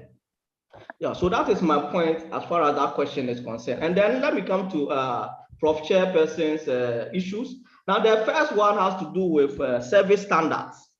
Service standards, whether there are specific service standards in place as far as this Batopele, concept is concerned. Yeah, so I think I also came face to face with this issue when I was reviewing most of the literature as far as my paper is concerned, because I was trying to actually get what constitutes the level of standards. If we say level of standards, what do we mean by level of standards? That is not clear as far as the literature is concerned. And so in the major work or in my major write-up, I pointed out that these are some of the difficulties as far as operationalizing these principles are concerned, because the objective is that these principles are supposed to be implemented. They are supposed to be enforced. And so if there is some kind of difficulty as far as breaking, the issues down so that those on the field can easily carry it out, it becomes quite of a challenge. And so I raised this challenge in the main work or in the main write-up. And I think it's a step in the right direction. That is my point anyway, but I stand to be corrected though by other panelists as well. Now, the next issue has to do with methodology to help understand, this comparative analysis or assessment of the issues that we are discussing. For me, I think the best methodology, as far as I'm concerned, and this one I'm talking for myself, I don't know the point of view of other panelists, is to adopt the paradigmatic approach. The paradigmatic approach basically has to do. Dr. William, this is actually the chair's permission. I'm taking the permission from the chair. And you see, there are a number of other participants also. They have also questions to answer. You be very, very brief. Very brief. Okay, thank you very much. I think I'll be brief on this. Thank you very much. Don't go for any other presentations. Very brief. Thank you. Thank you. Thank you very much. Thank you very much. So I think I will suggest for a paradigmatic and mixed method kind of approach that will help do a better comparative assessment. Thank you very much. Okay. Others can come in. Thank you.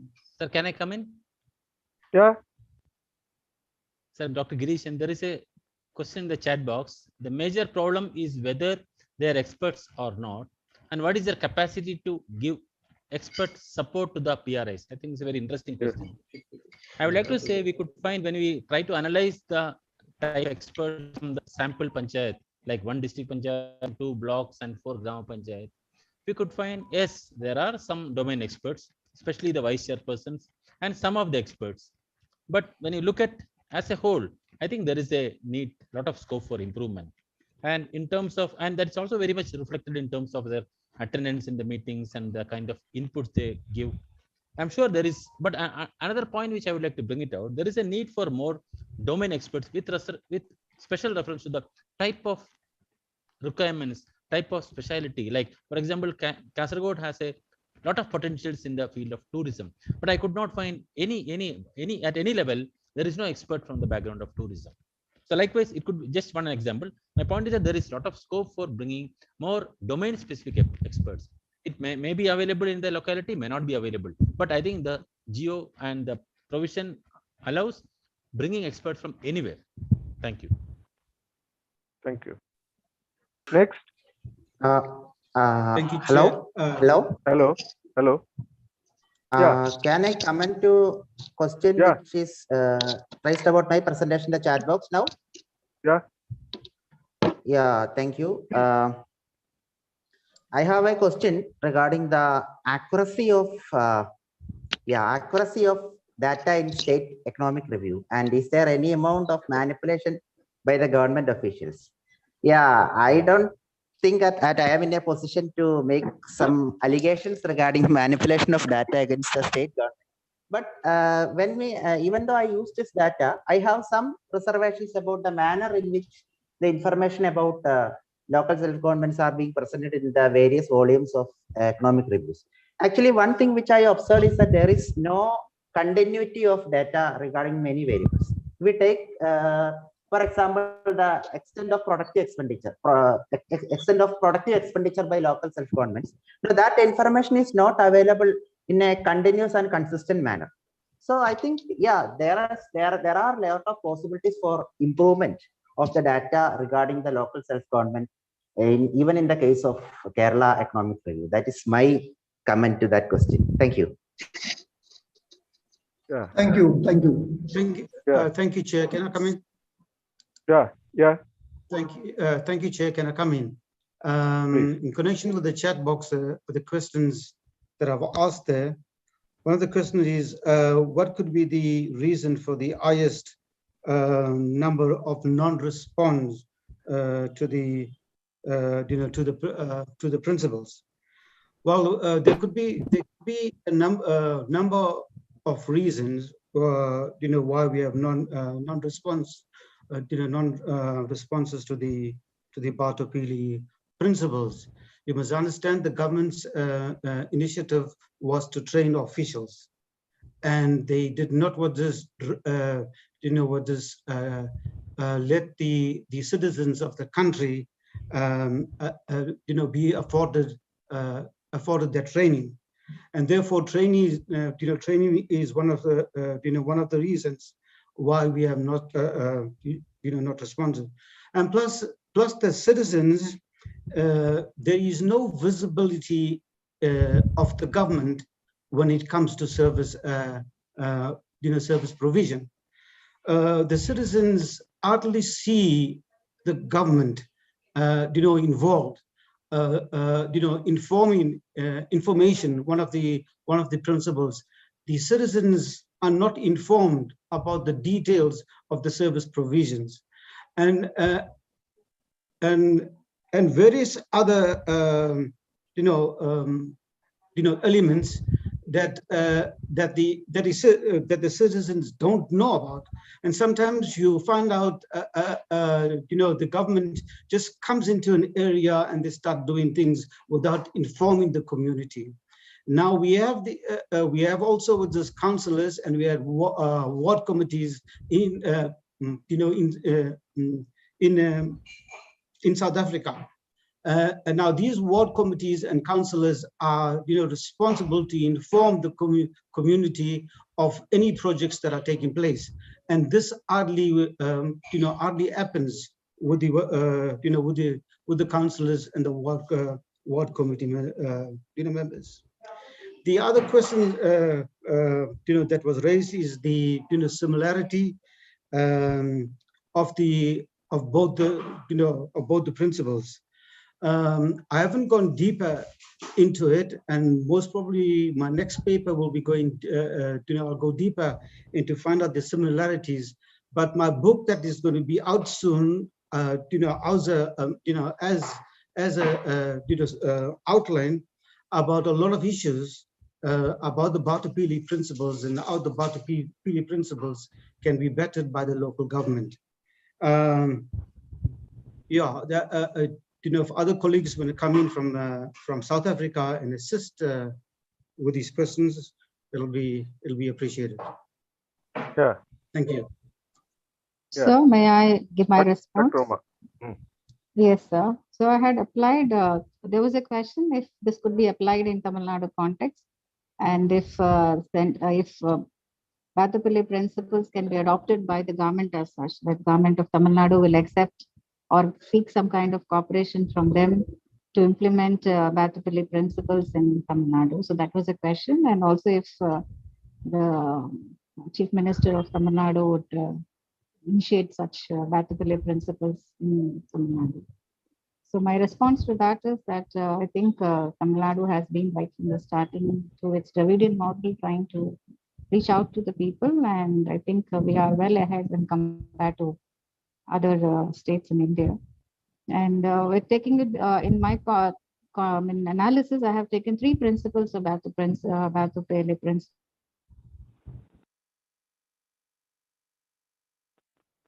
Accessibility that is there. So just trying to see if these 3 principles are reaching out to the villages that I have chosen, especially the tribal areas, especially in the hilly regions. I did see that government has been successful in reaching out to the people, and so I think government is already in the right track, and they are doing what is necessary for the people. Of course, there may be flaws and reports here and there, which studies like this and brainstorming sessions like this would provide certain basic inputs about how to go about, and if there is concrete problems in providing good delivery systems. So that's my submission, sir. And also I'm waiting for a question that you said you had for me, sir. Yeah, because you have, when you made a presentation, just you have mentioned that the Batupili, the principles which we have adopted in Tamil Nadu. That is why I asked a question. Do you have a service standard? And number 1. Number 2, we talk about empowerment. Yes. Empowerment happens how? Through which instrument empowerment happens? Incidentally, you have mentioned this Dravidian model of development, which is in discourse today, among the political circles. Despite its logical development, politically it has been discussed. My question is, I mean, delivery of service is very effective in Tamil Nadu. There is no doubt about it because we have solid evidences. Yet, I mean, empowerment is a question. How the empowerment of the marginalized, empowerment of the, Dalit, empowerment of women is a question. And right now, the percentage of Dalits in Panchayat, percentage of women in Panchayat, women has crossed 54, Dalit 21%. So in that context, whether empowerment takes place, service delivery takes place because it's a supply driven. In that process, the officials have been oriented. They are delivering services in such a way it takes place. There is no doubt about it. Because in the Dravidian model of development, it was not the previous model. We have to move, beyond all your social sectors because new challenges are coming, and to overcome new challenges, you have to, initiate, new programs and new strategies. So in that context, just I want to ask that question, the empowerment. That is a question posited to Tamil Nadu. And service delivery, it is not a problem at all. The empowerment, because essentially participation enables empowerment. So such a kind of space has been created for women and the Dalit. How empowerment takes place? Why it is not taking place despite their number? Whether number will, because critical mass will bring a critical change, but whether it does, that's a question. Yes, the question is very rightful, sir. I think that is really the crux of our observation, the objective of our research, to see if the marginalized, the vulnerable are really empowered, and especially in gender context and also in the community context, if these vulnerable section SC, ST are able to have access to the resources and in decision making. So I do, at this stage of my analysis, I think I have my fingers crossed, because at certain points you feel they're having access to education, they're having access to technology, but it comes to decision making, I hear in certain Gram Sabhas that they have no, they don't have enough space to present it. But I need to still go ahead with further inputs and further observations to really ensure that this is a fact. But at the outset, just a generalized perception, we can say that it looks fairly good, that people are coming out and their participation, and there's intermingling between different sections. Though between the sections, they have this power politics as who is superior and who is subordinate. The general tendency of these communities to go together and come about a common proposal for the benefit of the people at large. So that is the stake at this point of time, sir. But I would have your question in my mind, and with my further observations, I would really keenly observe these two important issues, sir. And also women issues, again, I find many of the women in the hilly regions have been well educated in spite of all the problems they have in transportation, access, and other socio-cultural issues. But I find many of them have done their PG, and they are working in government sector, though a minimal number. But that number is good enough to say that they are now playing as a role model for the younger generations. Though I cannot generalize, but I could say that they are playing a very important, effective role in being part with the men, sir. At least they take the risk of being along with the men, sir. Okay. Thank you. Thank you. If all have exhausted, just I want to conclude by making some observations based on Professor Palani,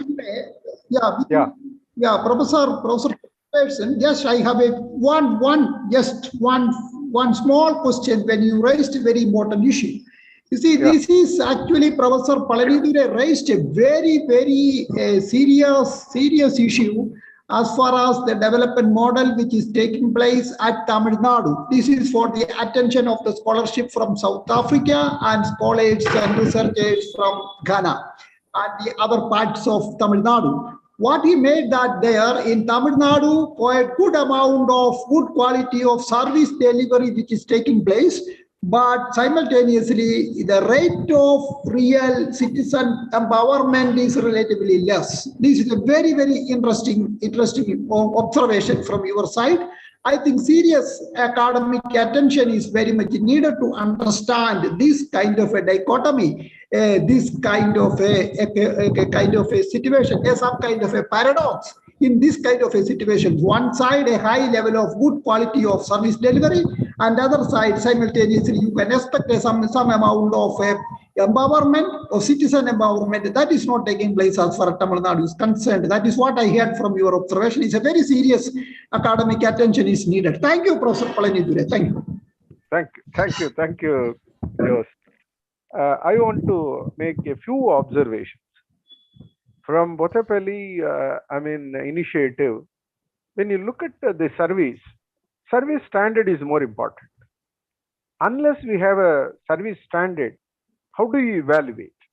It is not based on the satisfaction of the respondent. I mean, when you provide water, unless you fix the standard, how they will understand? This is the most important thing. The second one is, when we say that people-centric, citizen-centric, who are the people? How do you explain? Who are the citizens? Because one has to understand the difference between a subject and a citizen. Citizen should have responsibilities. Citizen should have the knowledge about their responsibilities. At the same time, citizens should have the space to perform the citizen's role. Unless otherwise, these are all nomenclatures, these are all words, these are all concepts, and we can discuss about it. This is more important. And when we provide such a kind of opportunity for their participation, but the enabling conditions are more important. I will tell you from Indian experience. We have a fine constitution. Enormous opportunities are there to claim the constitutional provisions to safeguard my interest, individual interest. In such a way it has been. Apart from this, more than 200 legislations have been passed in Indian Parliament and state legislatures to provide enormous security to the poor, marginalized women and Dalit, Adivasis. Despite all those things, they couldn't establish security. Then there is another important thing. Development has been made as a right in India. Previously, it was not a right. Now it becomes a right. Not only the development, the enabling provisions have been made as a right. Whether it is information, it is a right. Then health, right. Food is a right. So, all kinds of rights have been provided. Right. At the same time, if you look at whether the rights have been, exercised, whether the rights have been exercised by the, the marginalized, if you ask a question, they couldn't, because enabling conditions are more important than your rights. When you give a right, enabling condition has to be created. This is yet another issue one has to ponder over when you do such a kind of research. Then we talk about training. Why we want to train only officials? Citizens should have needed training to play the citizenship role. Citizens' role, citizens' responsibilities have to be exercised, for which citizens need, such a kind of training, and we never bother about such a kind of training for citizens. And who can give such a kind of training? Educational institutions can, give such a kind of training to the citizens through their, outreach program.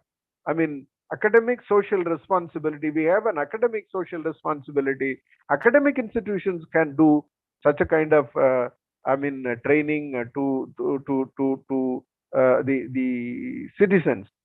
And another very important I mean, observation, just a point, just I want to make here. So whenever we have, comparison, so please bring in the comparative methodological nuance to strengthen our arguments from the perspective of theory and from the perspective of the comparative method. So, with this, I thank profusely all the presenters who have made excellent presentations, and they have taken some initiative to look at. Some of them have published books, some of them have published articles, some of them are doing project in this. This is, the most important thing. They have achieved, and my submission based on this, opportunity. Try to develop it as a paper. And my appeal to my close friend Chathukulam to bring a volume based on the discourse what you have done in this conclave. With this, profusely I thank the panelists. I thank the organizers for having given me the opportunity to participate as a chairperson to lead.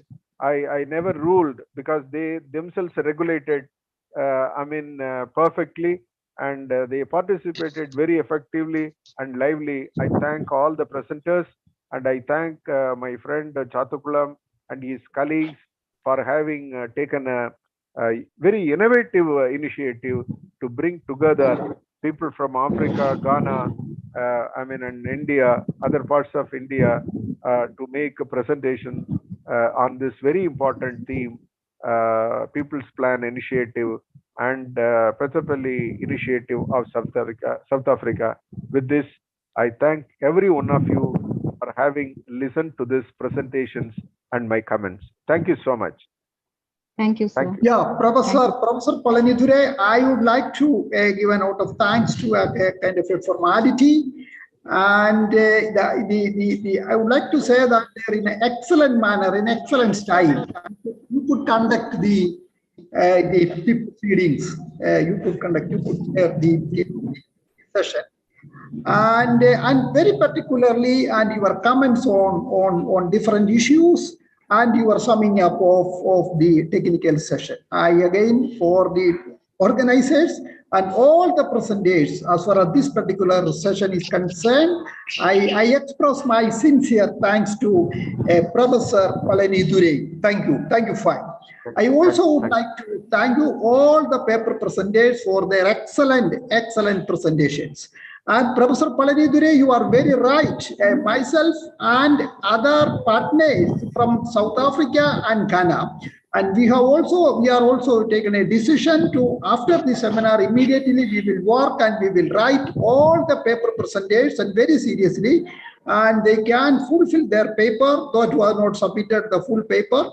And definitely we will try our level best to bring out quite a good number of volumes of this particular theme, something related to the Petrapalli principles in South Africa and the People's Plan campaign in India. Right, especially Professor Naidu is very right.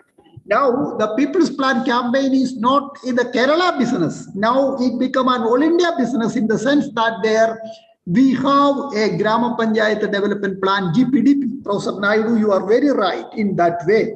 And definitely we will try for that. Thank you, Professor Palanidure, for your advice. We will come back to you for your consultation and advice. Thank you, Professor Palanidure. All other contributors. Thank you, fine. Thank you. Okay, this session is over. Okay. Thank you. Thank you very much. Thanks. Thank you. Thank you all. Thank you.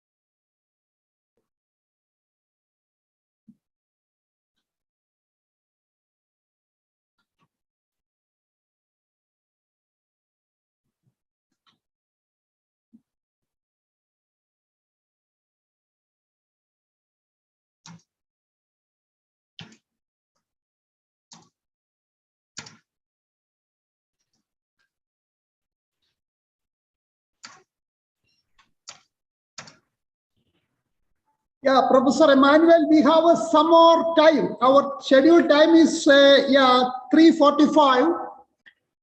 We can start 3:45 exact Indian time. Indian Standard Time, IST. Yeah. Thank you, and good morning and good afternoon. Yeah. Just you are going to, you are ready for that? Ready to start the session, Professor Emmanuel? Yes, I'm ready. Okay, I want to see a small announcement. Dear friends, this is actually technical session 6. This on local governments and the service delivery, issues of dominance and localism. This is what the technical session 6.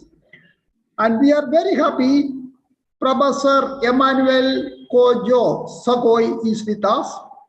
Is Professor of Public Administration, Department of Public Administration, University of Ghana Business School, Ghana. I can say Professor Emmanuel Kojo is a very prominent authority in public administration and political science. And we are very happy to welcome Professor Emmanuel Kojo Sagoy for chairing this session, technical session 6, that is on local governments and service delivery, issues of dominance and localism. Professor Emmanuel Kojo Sagoy, please occupy the chair and please conduct the business. Thank you. Please. Thank you very much. And colleagues, you are welcome to technical session 6. As the chairperson introduced earlier, this webinar has been going on since yesterday, and we have looked at experiences from South Africa and India. For this afternoon or morning session from Ghana, we are in the morning. We have presentations for this session from 4 colleagues. Professor Ajiman Bedu and his colleagues from GIMPA. We have one, Dr. Santi, and presentation from Professor Agoma and his colleagues, and also presentation from Dewi and Kwame Asma. The ground rules are quite straightforward, but just for your information, you have 15 minutes for your presentation, and you keep to the time. And I would like to encourage colleagues to be straight to the point and to articulate the key issues that the paper seeks to present. We will also allow an amnesty of 2 minutes in case you have some technical challenges. And there will be a summary session which will give highlights of the presentation, lessons learned, and what we should take away from the session. Without much ado, I would like to invite Professor Ajiman Bedu and his colleagues who give us the first presentation. Professor, you are most welcome. Thank you. Good morning, colleagues. This presentation will be led by Noble Getty. He's one of our graduate, one of our PhD candidates. There are 2 PhD candidates. They will lead a presentation, and I'm in the background giving them all the encouragement that they need. So, Getty, take it away. Thank you, Prof.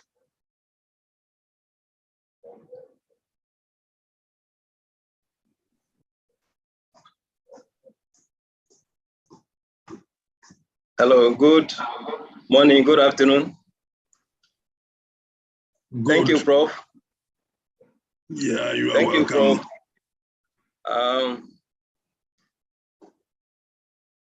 I want to say a big thank you to the organizers of the program. In the next few minutes, I'll be talking about enforcing monitoring and evaluation at the grassroots to improve service delivery for local development.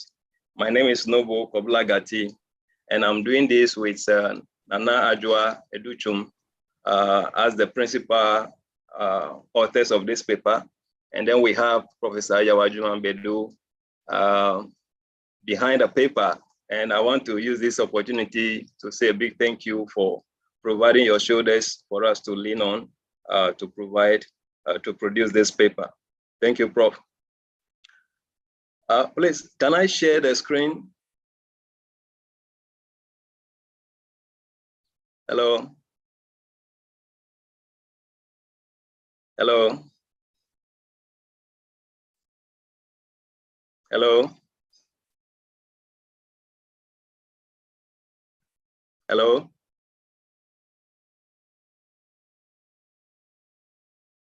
Hello? Hello? Prof, please, can you hear me? Prof. Sachi, his action is asking if we can share the screen. To enable him share the screen.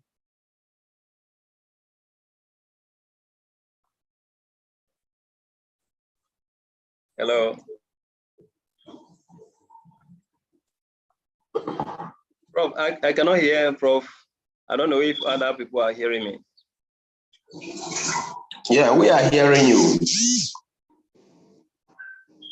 Okay, can they permit me to share the screen? The chair, if or who can help answer the question, if he can share the screen.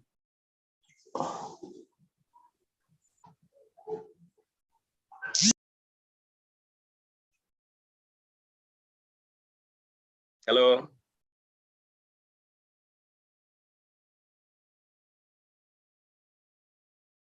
Wow. Okay, good. Somebody needs to enable me. Okay. Okay. Okay, so what do you have to do? No, we'll try sharing. I think you can do it from your end. Yes.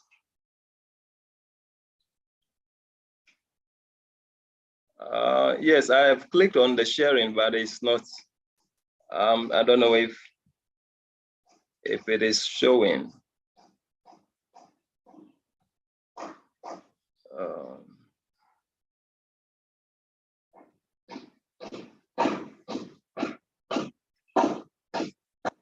Unfortunately, Prof, I'm not able to hear. Did you go to share screen? Yes, please. And it's not working for you? Okay. Please, has it come? Yes, it's sharing. Oh, okay, all right. then I can go on now. Thank you, Prof. So Ghana has, over the past 3 decades, have adopted decentralization as the main development strategy to bring about development to the people of Ghana.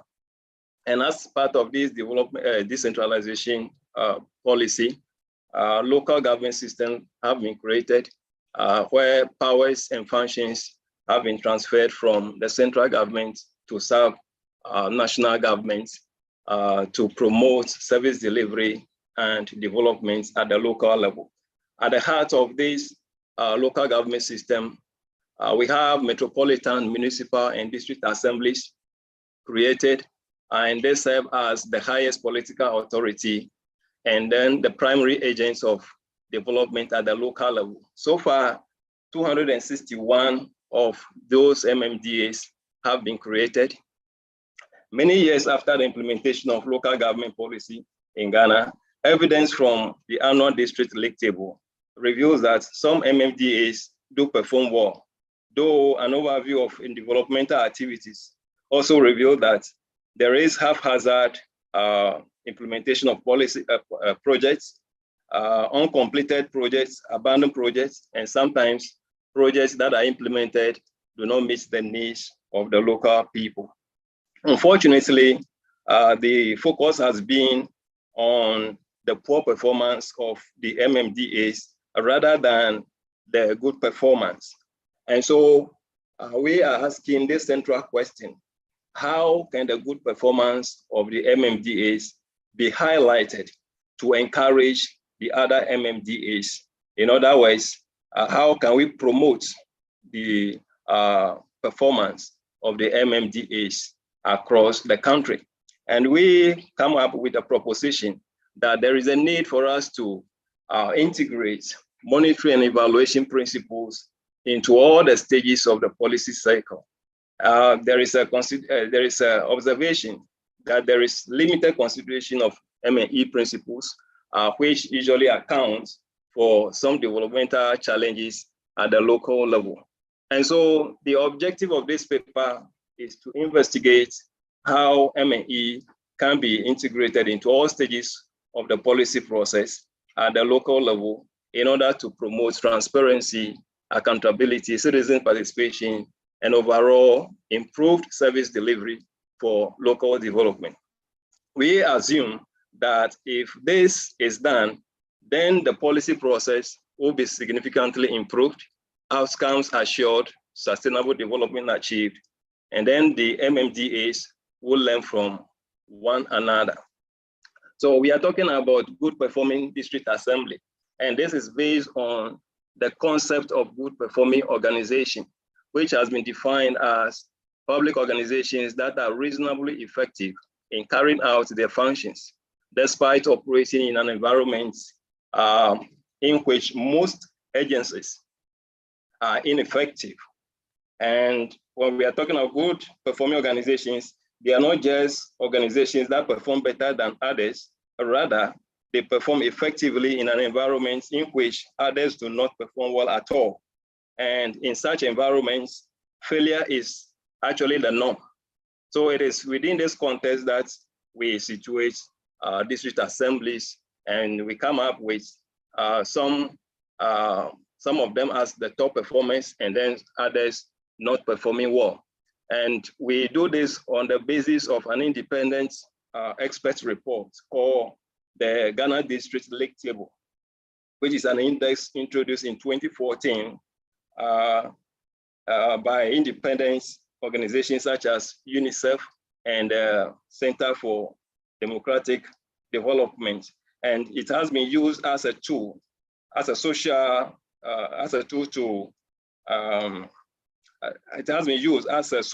accountability tool to rank districts by their level of social development and service delivery. And the ultimate objective is to increase social accountability in Ghana, which will eventually lead to improving development. And on the basis of this conceptual definition and available DLTs, we come up with top 25 good performing district assemblies. The ultimate goal is to motivate all the districts to become top performers. And from the DLTs, the 25 top performers that we have identified cut across the districts, the entire MMDA spectrum, that is urban, rural, and regional. And they therefore exhibit some common characteristics. Hence, we believe that a certain level of analysis of these MMDAs will enable some lessons to be drawn for other MMDAs to learn from. And for us to drive this analysis or come up with this model that we are suggesting, we have 3 theories that are driving the analysis. The first one is the new public management principles. This is a management philosophy that places premium on market type mechanisms in achieving efficient and effective public service delivery. And we are also using good governance principles, which provides us the means to measure the way public officials and institutions conduct affairs and manage public resources in a way that promotes rule of law, accountability, transparency, efficiency, or efficient resource management and allocation of equitable development. Then the third theory, that is the principal agent theory, which addresses the problem of information asymmetry in policy formulation and implementation by promoting appropriate mechanisms to help monitor the behavior of the public officials. And we are arguing that if we combine or we put together all the principles behind these 3 theories, the new public management, good governance, and principal agent theory, it will provide us with a development framework characterized by development based on efficiency, effectiveness, resource mobilization and development, value for money, grassroots participation, accountability, equity, and responsiveness, rule of law, and appropriate mechanism to monitor the behavior and performance of MMDAs. So the final destination of that is sustainable development, not just development at the local level, but it will lead to sustainable development. Now, so why do we need MME at the MMDAs? We need MME because it helps to, it provides opportunity for learning, transparency and accountability for sustainable development. I will just keep the definition of monitoring and evaluation and then move on to look at the other items. That is, monitoring and evaluation will help in managing policies efficiently and promotes transparency and accountability, leading to sustainable development. And MME is needed in developing intervention to help in identifying trends, measuring changes, and capturing knowledge to improve performance and increase transparency and accountability, which will also lead to sustainable development. And so due to the numerous benefits that MME yields in developing intervention at the district level, we believe that integrating MME at all levels of the policy cycle will ensure sustainable development. Hence, our proposed new model. So what we are proposing is that we need to integrate MME into the policy cycle. And we do this by relying on the old policy cycle. And we know the old policy cycle traditionally has 5 stages: the agenda setting, policy formulation, decision-making, policy implementation, and then policy evaluation. So our framework proposes that we need to integrate MME into the whole process. And we know that often evaluation is done at the end of projects. And if that happens, by the time we get to evaluation stage, a lot of harm has already been done. And that is how come we see projects that are left uncompleted. Projects are implemented, they don't meet the needs of the local people. And so on the basis of that, we are proposing that M&E should be incorporated into the policy cycle right from the beginning. Right from agenda stage, we incorporate M&E up to the policy evaluation stage. How do we do this? We do this by looking at the various stages. First, at the agenda setting stage, the M&E principles will require that a comprehensive needs assessment should be done to identify the most pressing needs of the people. And then during the policy formulation stage, it also requires that a baseline survey should be carried out to identify the level of the problem that confronts the people and that needs to be solved, and then the resources available as well as the target group.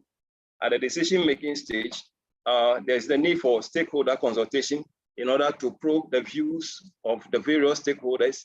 And by so doing, we will incorporate the opinion of the stakeholders in the final decision, which will help in terms of ownership of the project. We're also saying that regular M&E should take place as soon as the policy implementation commences and run simultaneously with the implementation.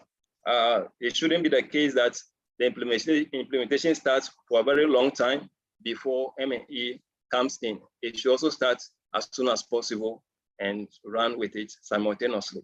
And we are saying that if all the M&E consideration at the various stages are done, then they will together feed into the evaluation stage of the policy. So the evaluation becomes easier and meaningful than waiting for the project to end before we carry out evaluation. So what is the implication of this model? It is very important, this model that we are suggesting, it provides us with a strategy to drive the process of localizing development. And localizing development is very critical to the achievement of Agenda 2030. And so we believe this strategy is very important. And we believe that applying this model will promote participation of citizens in service provision and monitoring, which is very important to local development. M&E at the MMDH will also ensure efficient use of resources and improve service delivery. And we're also saying that monitoring and evaluating service delivery and decision-making will promote equity in service delivery at MMDH. And M&E will also lead to respect for rule of law by local officials while they are carrying out their responsibility. And we are saying that application of the model in the long run will result in desirable, sustainable development. So by way of conclusion, we believe that by adopting this new integrated framework of development, the policy-making process will be significantly improved. Performance of all the MMDAs will improve. And then application of M&E or combining the principles of M&E and good performing organization concept will help uplift all the MMDAs or most of the MMDAs. And M&E will truly become a systematic process that will ensure that sustainable development is achieved. We recommend that the central government, civil society organizations, and development partners should strengthen the community. 2 more minutes. They strengthen the community's capacity to monitor and evaluate service delivery to inform decision-making at the district assemblies. They should also develop mechanisms to empower poor and marginalized groups to monitor the performance of MMDA officials and hold them accountable. And finally, to support local artists in monitoring respect for rule of law principles in public administration decision-making and service delivery. Thank you, Prof. Thank you, Professor Bedu and his colleagues or students. Yes, Mr. Gatti has emphasized the need for integration of M&E into Ghana's local government for the promotion of quality service delivery. He's highlighted the relevance of M&E as an important variable that will move local government from being an event, but to the level of a process where stakeholder engagement and citizen participation will be pivotal. And that will improve not only service delivery, it will improve participation and local development. Thank you very much. Thank you, Prof. Our next presenter is Dr. William Asante. Dr. William Asante, can you please take the chair and kickstart your process? He's presenting on local public service delivery, quality local public service delivery and development in Ghana. Our next presentation is on quality local public service delivery and development in Ghana, assessing the role and performance of selected members. Yes, sir. Can you proceed, Dr. Asante? Thank you very much, Prof, for the opportunity. Once again, good morning and good afternoon to everybody. So the title of my presentation today is Local Governance, Public Service Delivery and Development in Ghana, assessing the role and performance of selected assembly members against the principles of Batopele. It is an ongoing study, and this is to share with you some of the preliminary findings as far as the study is concerned. This is the outline for the study, background, motivation, study objective, assembly member roles and responsibilities, among others. So Ghana's local governance structure, as has been highlighted in many of the literature, is in the form of a decentralized system where we have the RCC, sitting on the top, and then the MMDAs down, also superintending over, other structures of the service. All right, the various laws have also been enacted over the years to give legal backing to this local governance system. Again, looking at the other side, because I am trying to do a comparative assessment as far as Batopele principles are concerned. Looking at the South African side, they also initiated the People First principle after going through inhuman apartheid system of governance, trying to ensure that there is some kind of justice and the humane system in place to address the issue of public service delivery. Now, it must be highlighted that the standard by which service delivery is assessed has usually been the degree to which a local government is responsible to the needs of citizens. It has always been the case that citizens always compare their expectations to what they get from public institutions. And it is based on this that they judge whether that particular service that they are receiving has really met their expectations or not. And then combing through the literature clearly suggests that most countries, whether developed and developing, often have a challenge trying to meet the expectations of citizens. And so it is based on this gap that this study is being pursued. The objective of the study is to apply the Batopele People First initiative to the roles of selected assembly members to identify efforts being made, gaps, prospects, and lessons for citizens, local government interactions, and responsiveness for development in Ghana.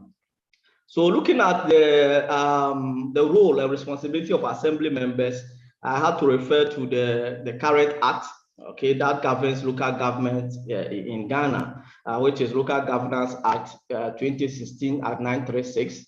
And it clearly spells out the key functions of assembly members, okay, such as building a close contact with the electoral area, consulting, presenting views, among others. And then, as it were, as I stated earlier, the Batopele principles will be the conceptual framework within which some comparative assessment will be made as far as the performance and rules of assembly members are concerned.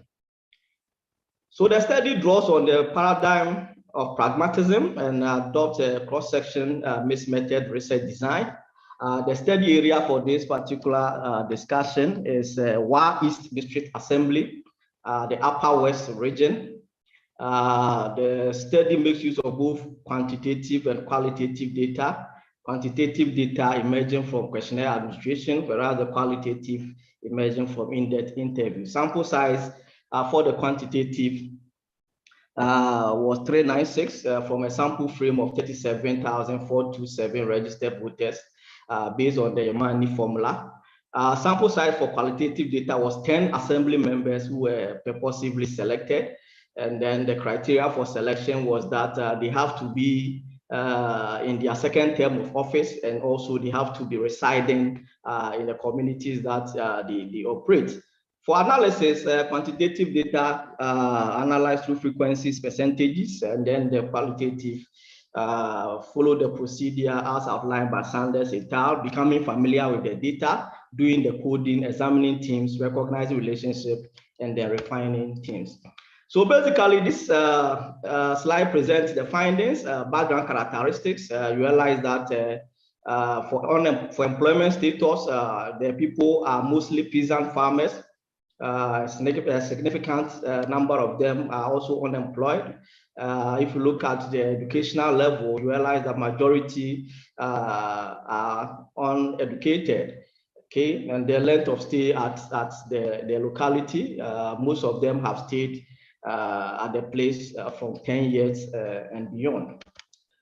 Now, the next point was to look at whether respondents are aware of the roles and responsibilities of assembly members. And it came out clearly that majority of them outlined that yes, they are clearly aware. So if you look at issues like the assembly member should consult the people of the electoral area on issues to be discussed in the district assembly, you realize the majority of the respondents proceeded by saying that they are aware of that. The assembly member should report to the electorate the general decision of the district assembly. All these are functions being pursued by the assembly members, which members are aware. Now, on the qualitative side, you realize that some of the statements made by members of the assembly that were interviewed confirms these responses from table 3. One of them is that reading from the second quotation, it says, "I'm very certain my people know the roles and responsibilities or roles and duties of an assembly member because they usually consult me for update on development issues, and then they usually consult me to make proposals to the assembly for consideration." Clearly suggesting that the people, most of them are familiar with that. However, it was also identified that a significant number of them are also not aware, or oftentimes tend to exaggerate the roles and responsibilities of the assembly members. For instance, a statement from assembly members of Bayeri and Manwe community respectively support this assertion. For instance, in quoting one of them, they say that though we have been educating them, they exaggerate the responsibilities. They mention certain things that are far, far away from the rules of the assembly member, and even the MP cannot do it. But they feel that as the assemblyman, you should be doing it. Example is the rules in Go community, for example, has bad rules. So anytime I visit, the first question they ask me is that, when am I doing their rules? So I often tell them that for the rules, I don't have the money to do it. So clearly suggesting that, yes, although a significant number of them are aware of the rules and responsibilities of the assembly, others also tend to exaggerate it. They think the assembly member should be able to do everything for them in the community.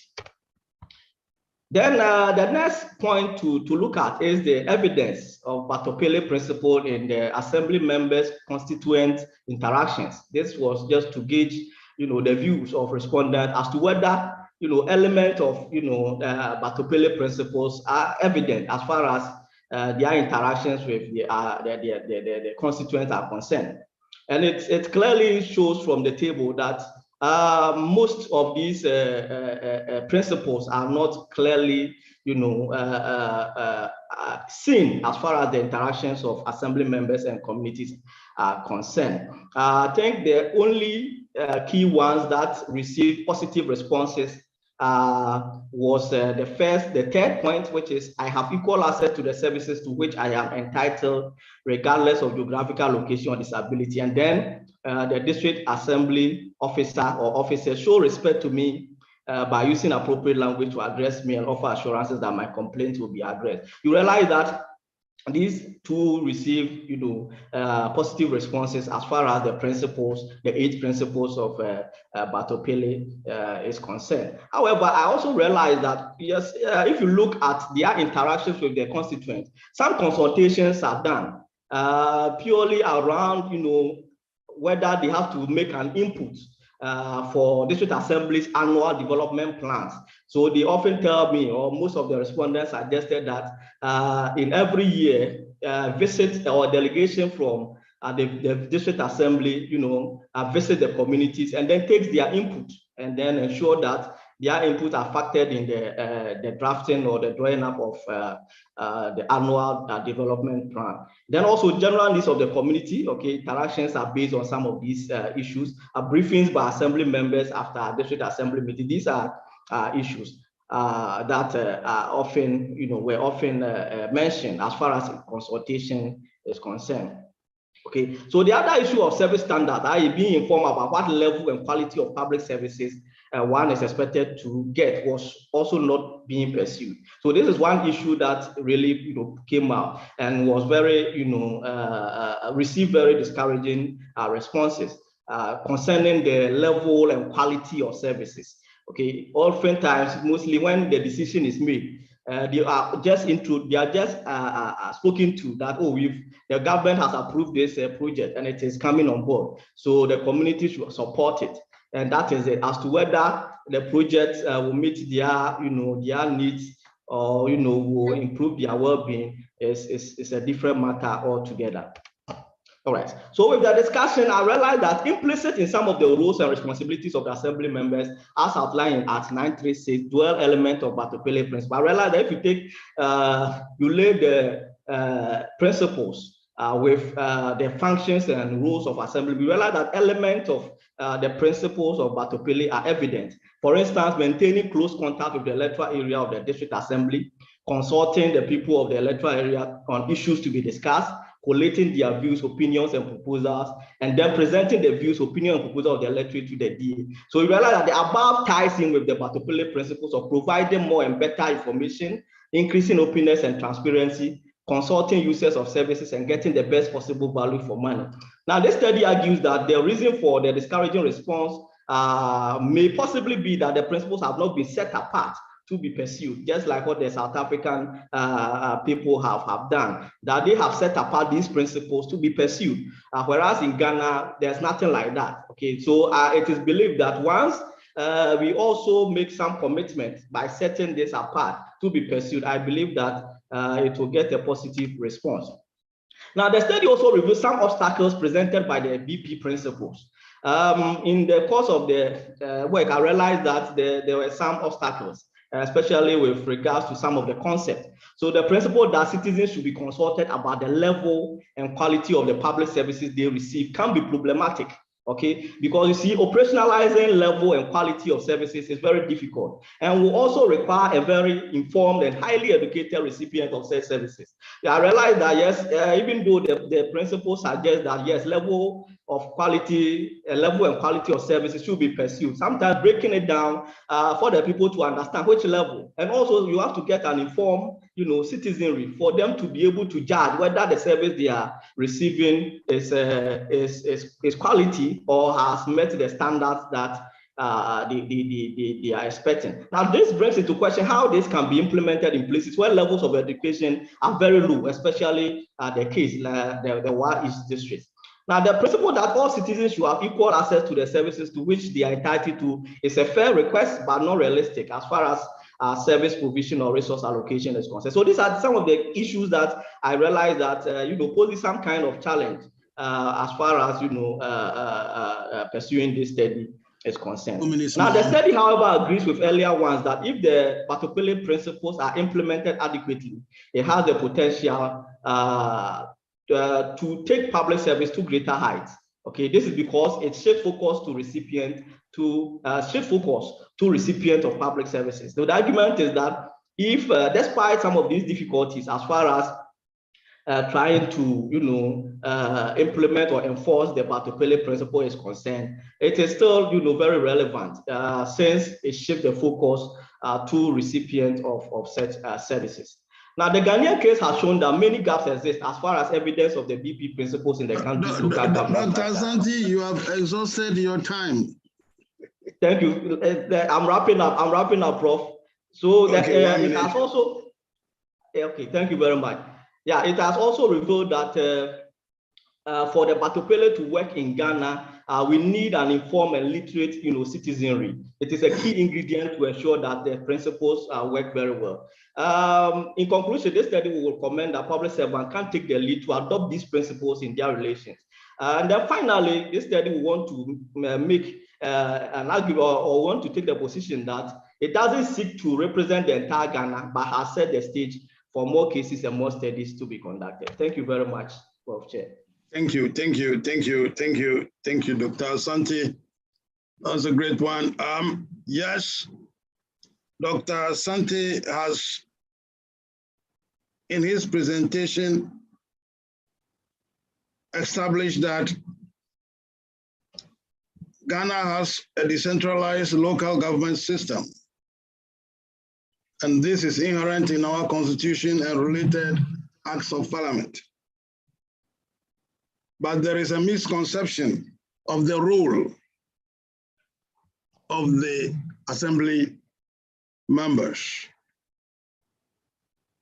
This is a problem in Ghana, where the assembly members, not only assembly members, including MPs, are seen as ought to be the agents and carriers of development to their doorstep.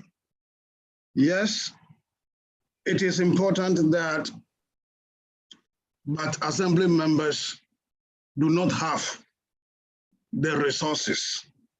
They are only supposed to be agents and vanguards for the promotion of development, he emphasized. He compared Ghanaia's local government to Batopele in principles in South Africa. And he observed that largely, most of the Batopele principles are not directly inherent in Ghana's local government. Nevertheless, a careful review of the local government literature and related acts of parliament suggests that the issues of service quality, issues of citizen participation, stakeholder engagement, and inherent principles of accountability and responsiveness are, by and large, inherent indirectly in Ghana's local government and decentralization program. Zatante, thank you. That was a good one. We are grateful for your presentation. Thank you, Prof. Shall we move Respected Chairman, I have a request, and Yes. a few scholars along with you, they are supposed to make a presentation in the other technical session, which is parallel to this one. May I request you to send your co-authors to make a presentation in that technical session. This is what my request is. Apparently, there is one technical session which is taking place, and this is what the request. Yeah. Okay. Okay. Thank you. Yeah. Our next presentation is by Sarah. Sarah Azamati, she is presenting on challenges and prospects of capacity building and service delivery. Sarah. Challenges and prospects of capacity building in service delivery. Do we have Sarah? Thank you, Prof. Yes. Good morning, everyone. Good morning. Yes, you are welcome. Can you proceed with your presentation? Thank you.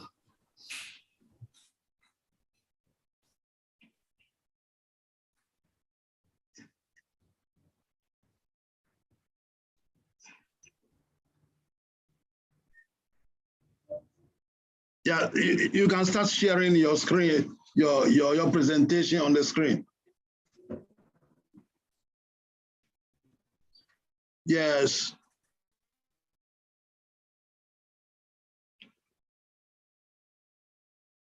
Hello. My name is Sarah. Yeah. Continue. We are listening to you.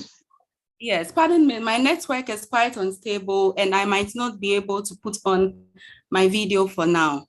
Are you not on campus? No, please. Okay. You don't do that. Okay, it's here. Can you proceed? Okay. So the topic is challenges and prospects of capacity building and service delivery in Ghana.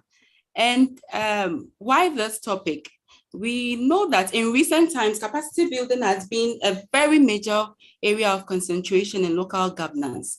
And in most organizations and the local governance as itself, we need capacity to develop the workforce so that they can be able to enhance effective delivery. As decentralization, we know it's a bottom-up participatory approach to development, and it involves the masses of the people, right from the bottom up to the leadership. And in order to enhance effective delivery, we must involve the masses of the people. And one way of decentralization is it improves local governance and reduces rural poverty. And we know that it's people-centered and it's a strategy that ensures that communities are involved in decision-making process of their respective areas. So for now, my case study is based on the Ashama Municipal Assembly. And one aspect of quality delivery, service delivery in the public sector is dependent on capacity building. In recent times, most people have complained about the low service delivery in the public sector.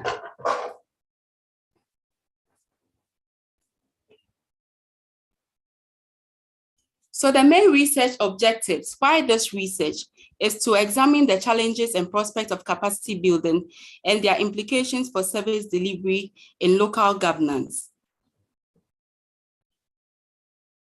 Decentralization is an active form of improving service delivery, as I mentioned earlier on. And when poor service delivery there's poor service delivery, it leads to lack of effective delivery, and people, that is the masses, will not be happy about the services the municipal assembly is delivering. Why is it so? When there is not effective capacity building, we realize that there will be poor service delivery. In recent times, there have been topics on capacity building, but what is the major problem? The major problem lies in identifying an effective way of enhancing capacity building in order to ensure sufficient service delivery. Even though we can identify the gaps in our organizations or the local governance or in the municipal assemblies, it is very essential for the HR department or the leaders to be able to have an effective assessment of the workforce, to be able to know the areas in which the workforce would be able to have an enhanced training to deliver appropriate services to the citizens. The methodology, I used, it was based on a qualitative research, which an in-depth interview, and which was selected, it was selected by public officials from the Ashaiman District Assembly. And I used a semi-structured interview in order to give me an in-depth understanding of the study of the area. In all, the study selected 15 staff from the Ashaiman Municipal Assembly and 15 service recipients, that is from the citizen. So we have a sample size of 30 interviewees. Now, what is the findings? I'll first talk about the services delivered by the assembly. The assembly delivers, ensures education to its citizens, sanitation, safe drinking water, security and dispute settlement and infrastructure. In terms of education, from the service providers, education has been enhanced, and at least they have done a bit well to have formal education within the municipality. When it comes to sanitation, sanitation is quite low based on the findings because there have not been enough resources to administer that. And in terms of drinking water, it has been okay. And the security has been a major issue in the district. In terms of infrastructure development, the result shows that about 50% of progress has been done in terms of infrastructural development. But what is the main key findings? The main issues from the service provider, that is from the employees that were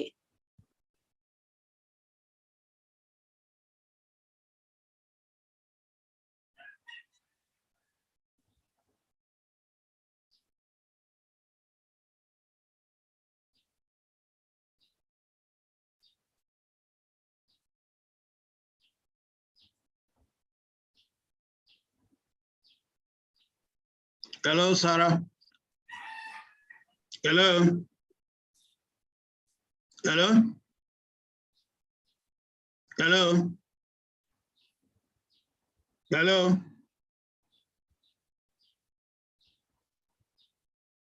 Hello. Can anybody hear me? Mr. Asante? Yes, Prof. I can hear you. So what happened? Yes. Are you back? Yes, please, I'm back. What happened? Me about that. No. So we have limited time. Yes, please. Yeah, just the main proceed, finding. So the main findings of the research was that when the employees of the district assembly were interviewed, they talked about a problem of lack of finances in order to enhance effective training. And this has affected their level of service delivery because they are looking for funds, and these funds are not coming from either the central government, and that has been able to affect the kind of training they give to their staffs. And this has affected the service delivery of the staff. So one main key issue is the lack of finances. Another key issue is insufficient human resource orientation to the staff.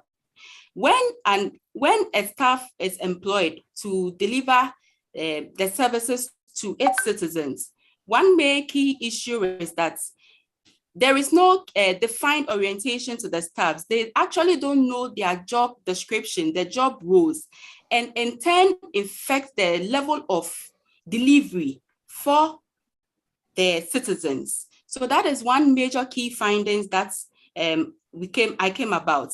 The third one is insufficient youth training. Most of the employees said that in the municipal assembly, whenever there is training, they give the opportunity to the older folks who are getting nearer to retirement. And this affects the kind of training that is given. It affects the youth that are upcoming, who are in these positions and who have the mandate to deliver the services to their citizens. So for instance, it is assumed that the older folks should be a mentee to this youth whenever they go for these training sessions. But that is not the case. When the older folks go for this training, at the end of the day, they retire. So there is a gap there. And another one is lack of support from the central government, as I mentioned earlier, looking forward to funds to be able to enhance effective training. That is not forthcoming. When we interviewed the customer.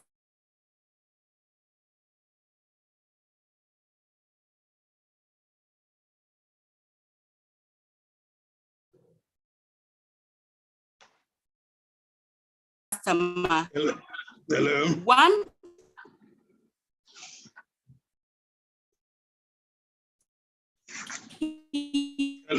Hello. Hello. Yeah, sorry, you have a network problem. Hello.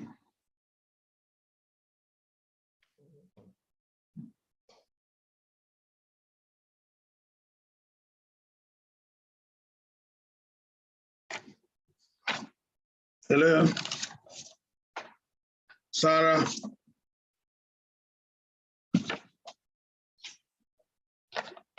Hello. Hello.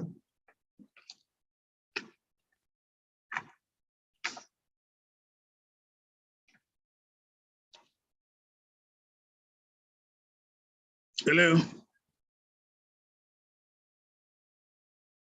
Okay. Let us proceed. Sarah has been presenting on issues of capacity and its impact on quality service delivery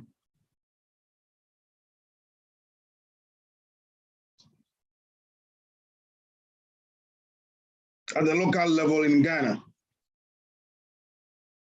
She identified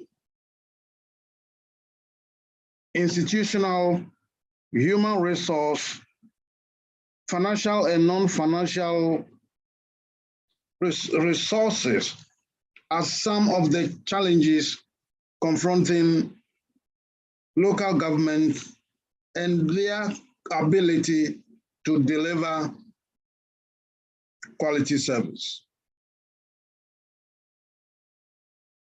She referenced lack of financial support from central government. Well, I would say that is debatable in any way, because we still have some central government funds going to district assemblies. At least 7% of the district assembly common fund goes to the assemblies. Nevertheless, issues of capacity is a perennial problem. We all know. But apart from that, the issue of capacity is about the quality of human resource recruited for the various service delivery units within an assembly. And this is critical because the technical know-how of the people within the district assemblies and the municipal governments are determinants of the quality of service they deliver. Some takeaway from the presentation is quite straightforward. That after nearly 4 decades of decentralization, issues of capacity continue to inhibit the delivery of quality service to citizenry at the local level. Not only quality service, but the effectiveness of local governments as agents for local economic development, agents for the development of local level democracy, agents for participation, and agents of delivery in terms of education, health, among others, are still struggling. They are still in a limbo. And majority of these are attributable to capacity challenges. Colleagues, all too soon we have come to the end of this session 6, and the presentations from Professor Bedu and his colleagues, Sarah Azamiti and Dr. William Asante. Our fourth presenter is indisposed. He will not be here. He will not be able to present. But to make some few remarks, I would like to say that following the discussion from yesterday, the Karela and South African experience with local government, whether it is Batupule or is people's government or whatever they call it, the issues are quite straightforward, and the issues are related across the 3 geographical areas. Local government supposed to improve quality of service, promote stakeholder participation, focus on the citizens, promote local government and local economic development, among others.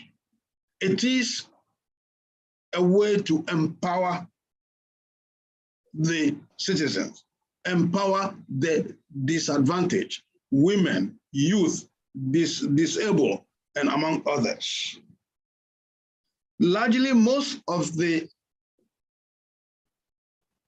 local governments in our 3 jurisdictions are doing their best. But it must be noted that their best is not enough in the circumstances we find ourselves, especially with South Africa and Ghana, where issues of sustainable development challenges stare us in the face. Our local governments need to do more so that they will localize sustainable development goals and incorporate them into their development projects. Issues of health, education, economic development, issues of empowering women and the disadvantaged are all staring us in the face. Some progress has been made, but this progress has been slow, and it is confronted with plethora of problems. Most of the problems are institutional problems, social problems, political problems, country-specific problems, and above all, political problems. Some of the issues, or majority of the issues, are to do with the lack of political will by central government and local government political elites to address these problems.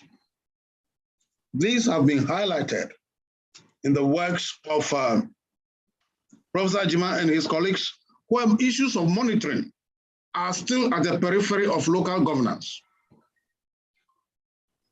Dr. Asante touched on the issue of quality and the misconception of the role of MPs. And finally, the issue of capacity as highlighted by Sarah cannot be overemphasized. All these issues are issues that are relevant if we are to promote and improve upon performance of local government either in Ghana, in India, or in South Africa. And in this session, our three presenters have eloquently highlighted the need for central government and local government agencies and actors to wake up, take the bull by the horn, and ensure that the stated objectives of these policies are activated and implemented with a high level of political commitment and supported with adequate resources for the benefit of our three countries. On that note, I would like to thank you all for your participation, for the presentations have been very insightful. We are very grateful for your adherence to the time frame. And I thank you very much for your attention, participation, and cooperation. Thank you and have a pleasant day in the other sessions. Thank you. Thank you very much, Prof. Thank you very much. Thank you, Prof. Thank you. Professor Jimabedu, it's a long time. Good afternoon to you. Yes, good afternoon to you and all the colleagues. Yes, it's a long time. I hope you are doing well. Yes, sir. Thank you. We will talk later. Yes, Professor Sechi and Professor Jimabedu, well done. Thank you so much for your participation. And sorry for the Azametis listen, but yeah, but it's also okay. She presented almost 80% of it. It's okay. Yes, that's okay. And Jose, Professor Agoma, do you have some comments, please? Oh, that's okay. That's very nice. The only reaction I wanted to counteract Professor Sechi's argument for Azametis was that central government support. Maybe she didn't put it well. Central government did not support enough, insufficient support. That's why she should have put it. It's supporting, okay, but not yes, insufficient support. Yes, okay, exactly. That is the right issue. So I agree. Yeah. Thank you so much. Professor Jose, are you online? Yes, I think he's there. Okay. Professor Jose. Yeah, we are chatting. So the day should be rescheduled for the next session, and we'll take it up from there. Thank you all for your participation, and thank you for the brilliant summary of the session's deliberations. Thank you. Bye-bye. Thank you very much. Thank you. Thank you. Bye-bye. Bye.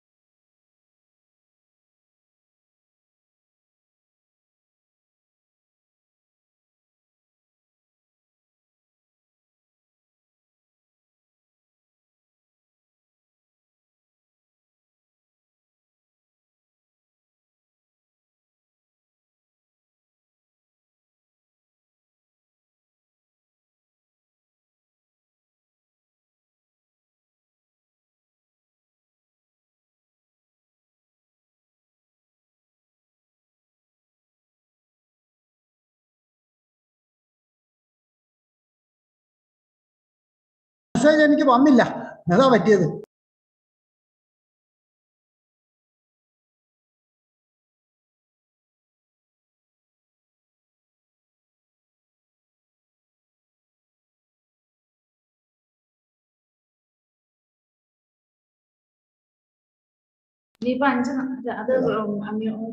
പറയാൻ പോ, അടുത്ത session എടുത്ത് 5:45. എത്ര സമയം? നേരത്തെ തീർന്നോളൂ. രണ്ടുപേരും presentation ഇല്ലായിരുന്നു, അതാ പെട്ടെന്ന്. താങ്ക്സ് ആരെങ്കിലും പറഞ്ഞേക്കാം, അതല്ലേ ഞാൻ പറഞ്ഞു. ആരെങ്കിലും ഒന്നും പറഞ്ഞേക്കാം.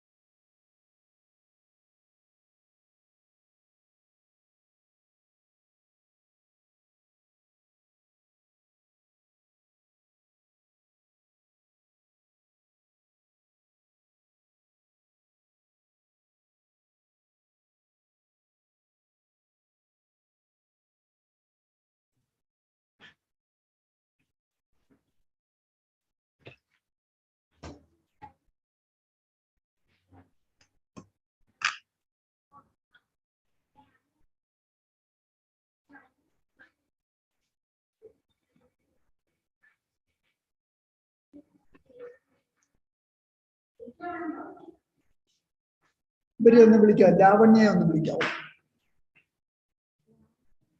നമ്പർ ഉണ്ടോ? ആ ഇവരുടെയും കൂടെ വിളിക്കും. ഈ താമര നായർ നമ്പർ വല്ലതും കാണുമായിരിക്കും. സിംഗപ്പൂരല്ലേ? ഇവിടുത്തെ പ്രോഗ്രാം കേട്ടോ?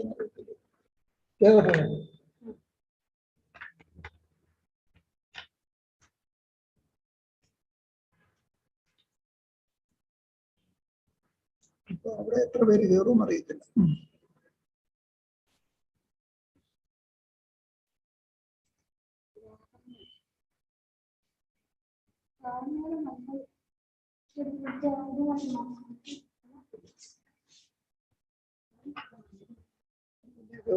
ലാവണ്യ നമ്മളെ വിളിക്കാറില്ല.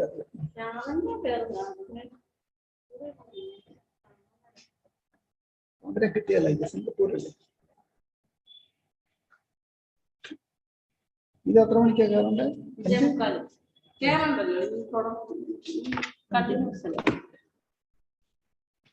അത് ഒരെണ്ണം നിന്ന് പോയില്ലേ? അതാ ഒരാളെ പ്രസന്റേഷൻ കട്ടായിപ്പോയി, ഒരാളെ പ്രസന്റ് ചെയ്തില്ലല്ലോ. അപ്പൊ അത്ര സമയം പോയില്ലേ? അരമണിക്കൂർ 30 മിനിറ്റ് അങ്ങനെ പോയില്ലേ? പെട്ടെന്ന് തീർക്കും. നല്ലത് അതൊക്കെ ചെയ്യണ്ടേ.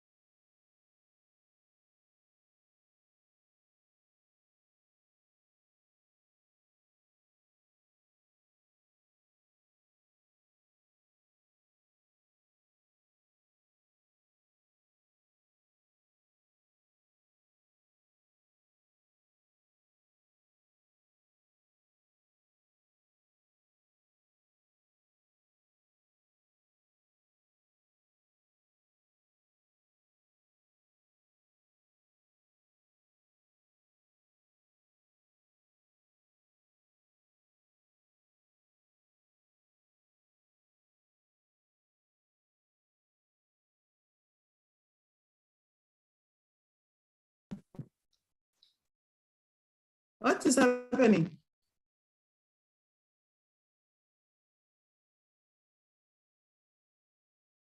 Osia.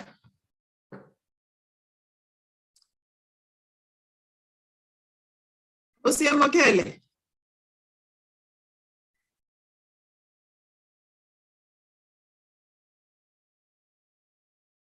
Share the session. Can you get direction what's happening?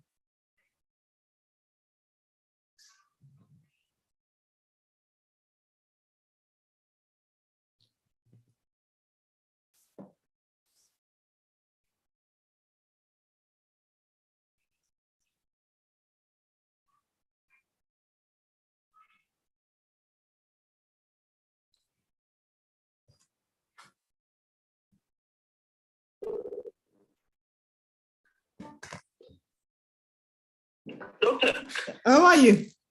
I'm good at you. I'm okay. What's happening today?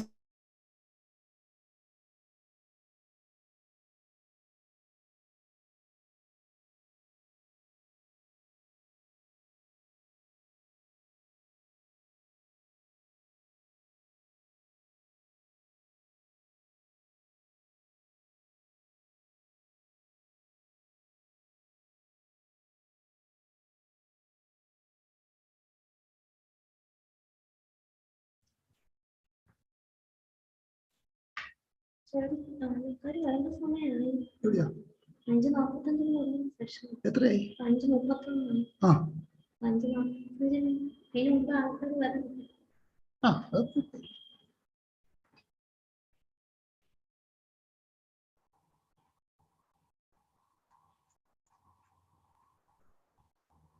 അത് ഇവിടെയാണോ? ഫോണാണോ? ഇത്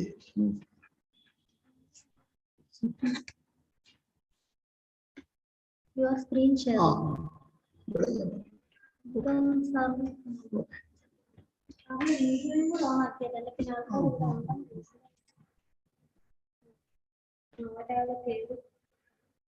Yeah, friends, we can start. We can start 12:15. No, not that. Sorry, 2:20 p.m.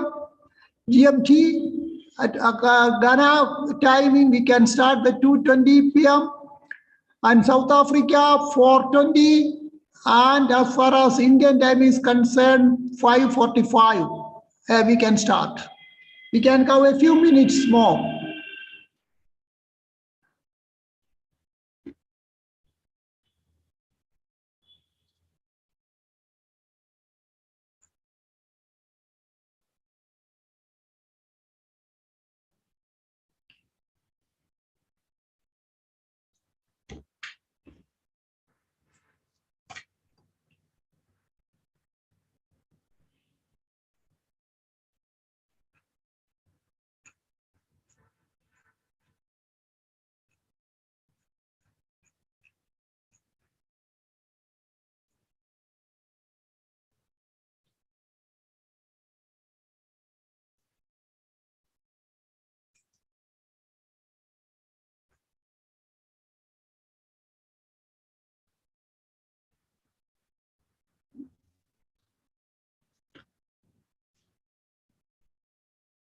We will start technical session 8 within a few minutes. This session is on decentralization and sustainable development. Professor Shailendra, Professor Institute of Rural Management, IRMA from Gujarat, India, is going to chair this session. Professor Narayana is a former director of Bilati Institute of Finance and Taxation, Thiruvananthapuram, Kerala, India. He is going to make a presentation on rising size of local governments in the rapidly urbanizing Kerala. Is it sustainable? We have Dr. Lavanya Suresh from the Department of Humanities, Social Sciences, Birla Institute of Technology and Science, Hyderabad campus, India. Along with him, Vinay Sangar is there. He is also from Birla Institute of Technology and Science, Hyderabad campus, India. We have Dr. Tamaram Nair So research fellow from School of International Studies, Technological University, Singapore. We have a team.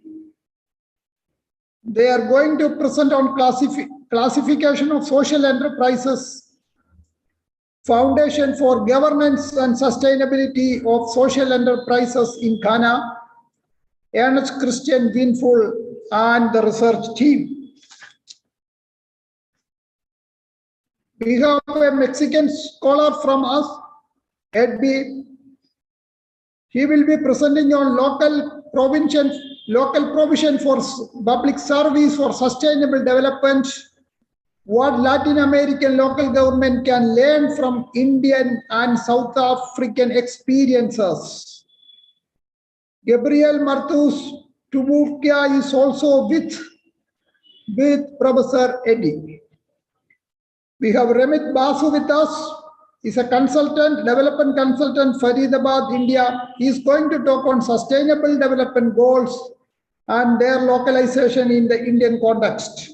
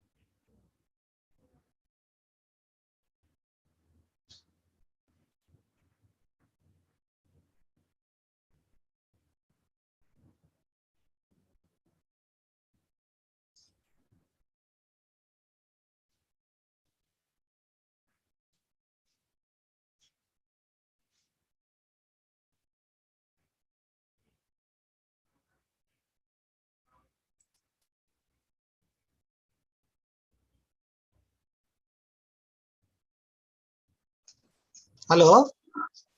Sir, Shailendra. Yeah, I'm just testing the connection. Is that working?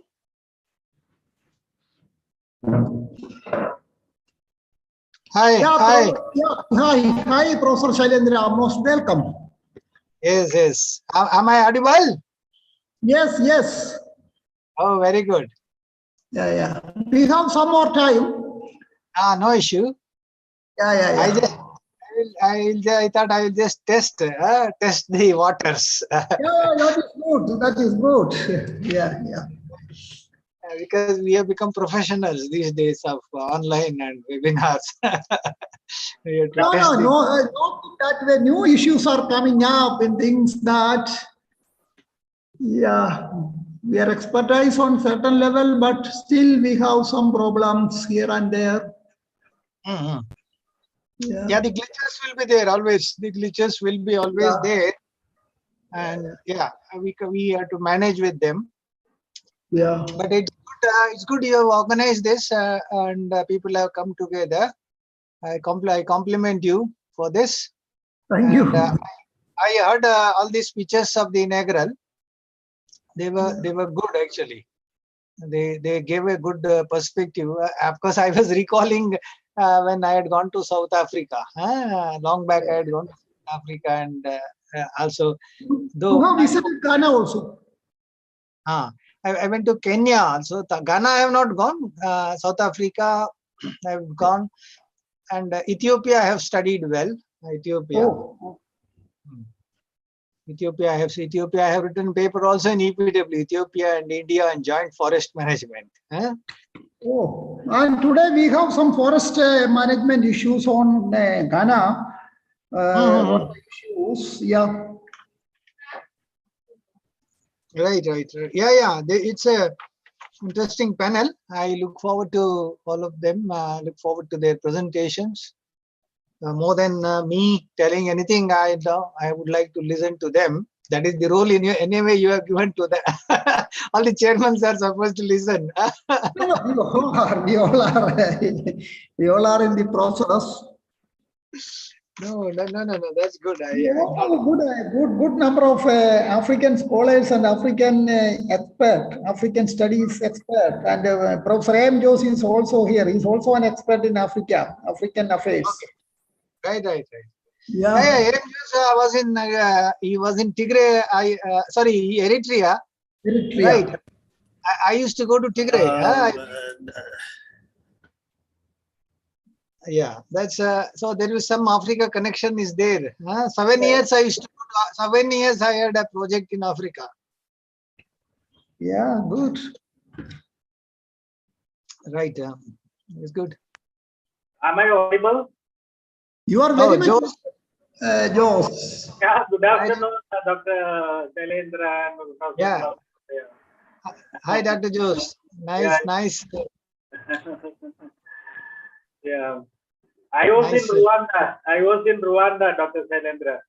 Oh, sorry. I mistook it for Eritrea. Right. I thought Eritrea. No. Yeah, you were in Rwanda. Yeah. Oh, Eritrea. He's in Eritrea. He was in Eritrea.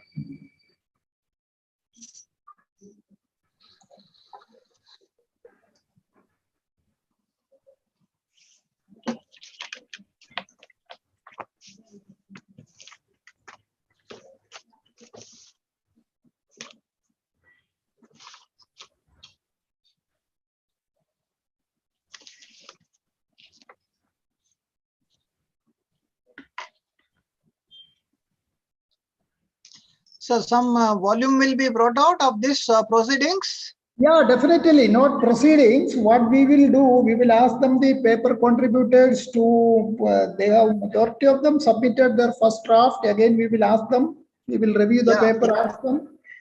Okay. We will try our level best, because majority of the papers are on the service delivery part. Yeah, and yesterday there was one interesting paper. There are a number of papers. But one paper, what they did, they have constructed a matrix to assess the applicability of and the utility of and the service of the principle of Bate Pili. They put it that their Bate Pili index. What they did, they have a number of provinces, 7 or 9 provinces in South Africa. They actually did that study, all the province, and they make a kind of a comparison and some kind of a ranking based on the Bate Pili principles among the provinces. They're very interesting. Yeah. Right. Yeah. This it looks apparently. I heard a couple of presentations yesterday also on Bate Pili. I wanted to understand. They were interesting actually. They were quite interesting, and there is of course some interesting results also. One scholar was sharing some interesting results of Bate Pili. And Professor Jose and Professor Shailendra, today also morning session there was a comparison between a People's Plan campaign, not only People's Plan campaign in Kerala, you can say that DPDP and the Bate Pili principles, India and South Africa. There is a comparison from one Naidu. African University. It was very interesting, and it is going to publish, but it is already in the working stage of a book, new book on the Bate Pili applicability and all the other issues.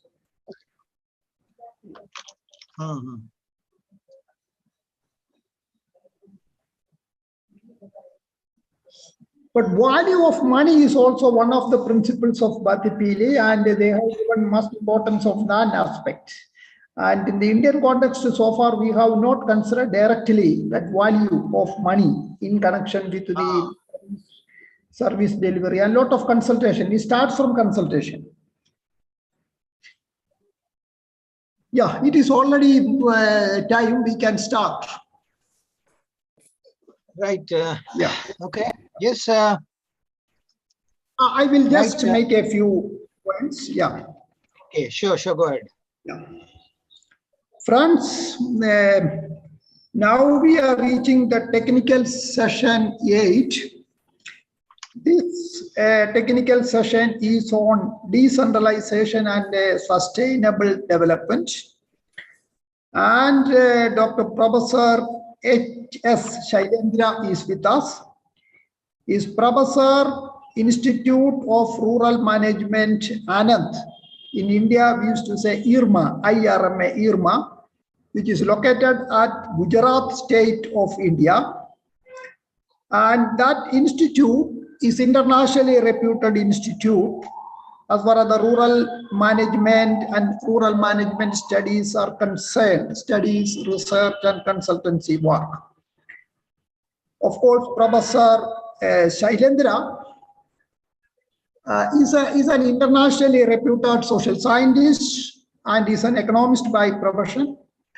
And I would like to very happy to welcome Professor Shailendra very particularly in this technical session 8 on decentralization and sustainable development.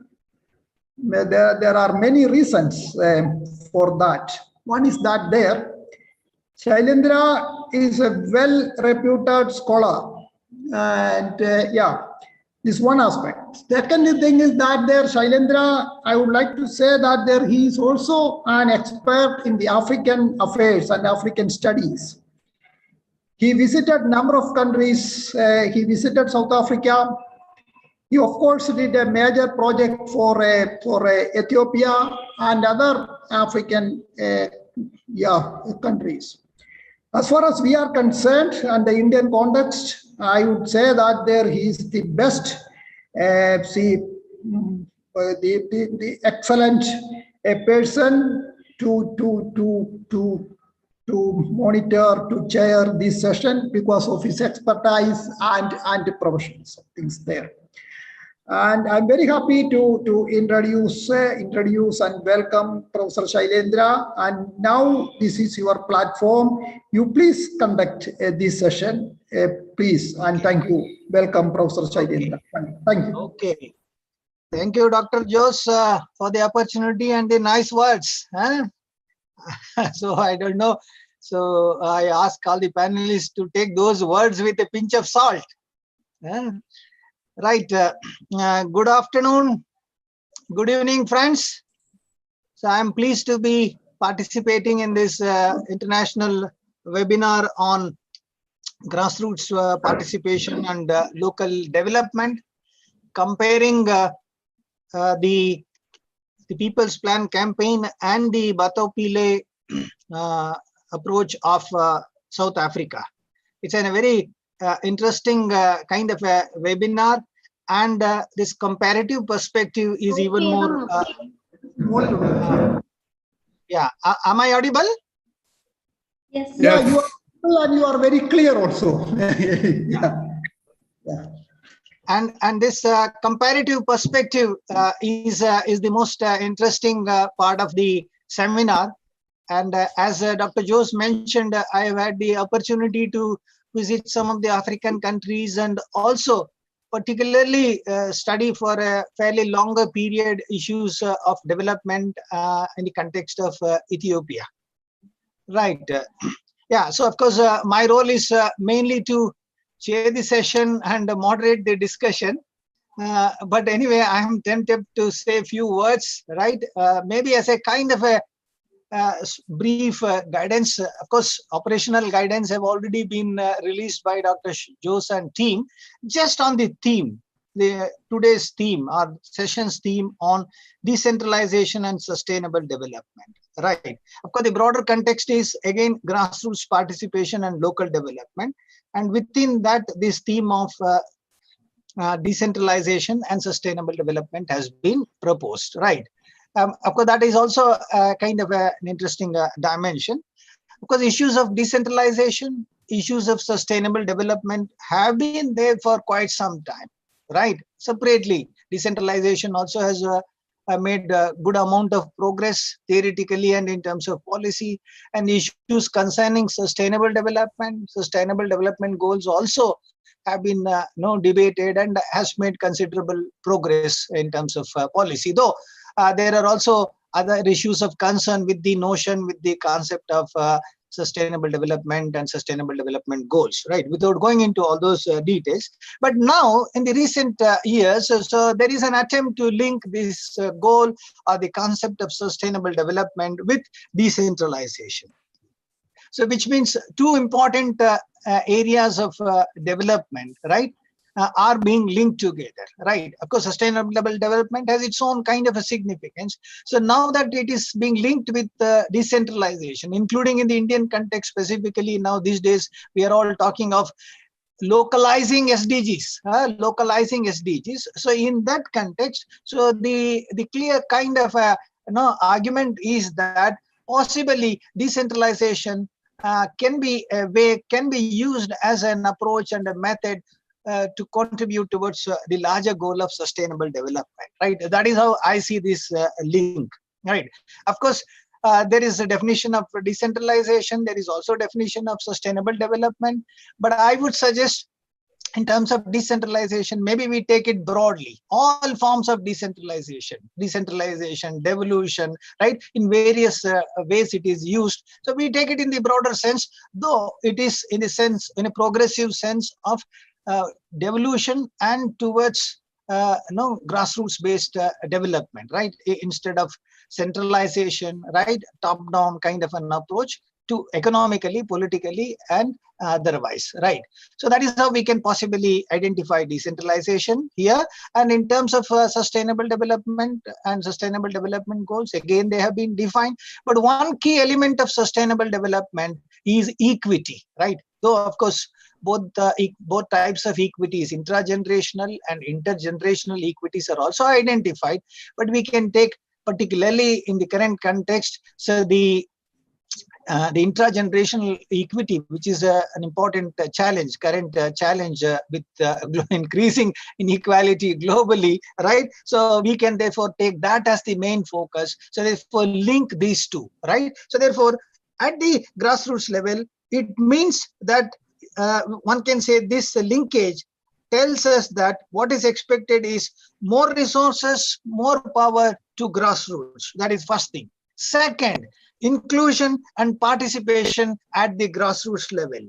And third, I would say self-reliance and autonomy for local agencies, local governments, civil society organization, collectives, etc. Right? So that is how I see this linkage, and it is an interesting theme, right? So without wasting much of the time, so that we have 6 presentations, right? I hope all of them are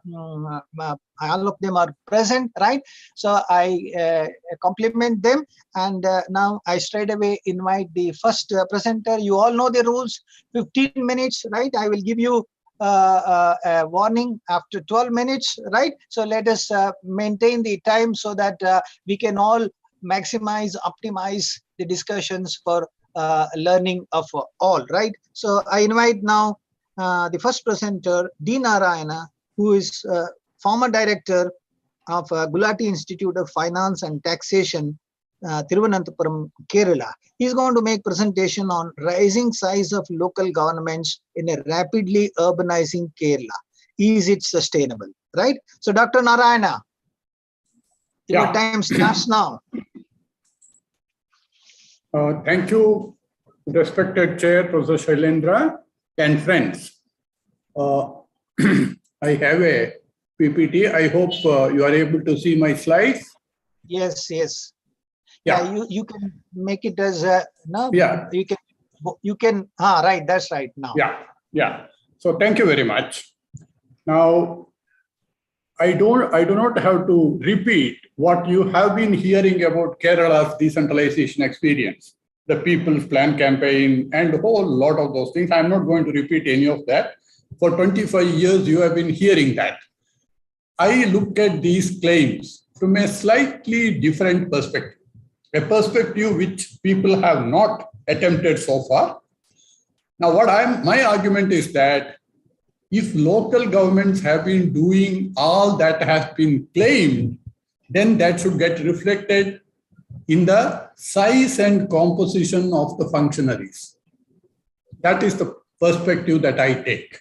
Because, if the local governments are supposed to be doing this, that, and all, then, there should be a certain size in terms of the employees of the local governments, and there has to be a certain composition.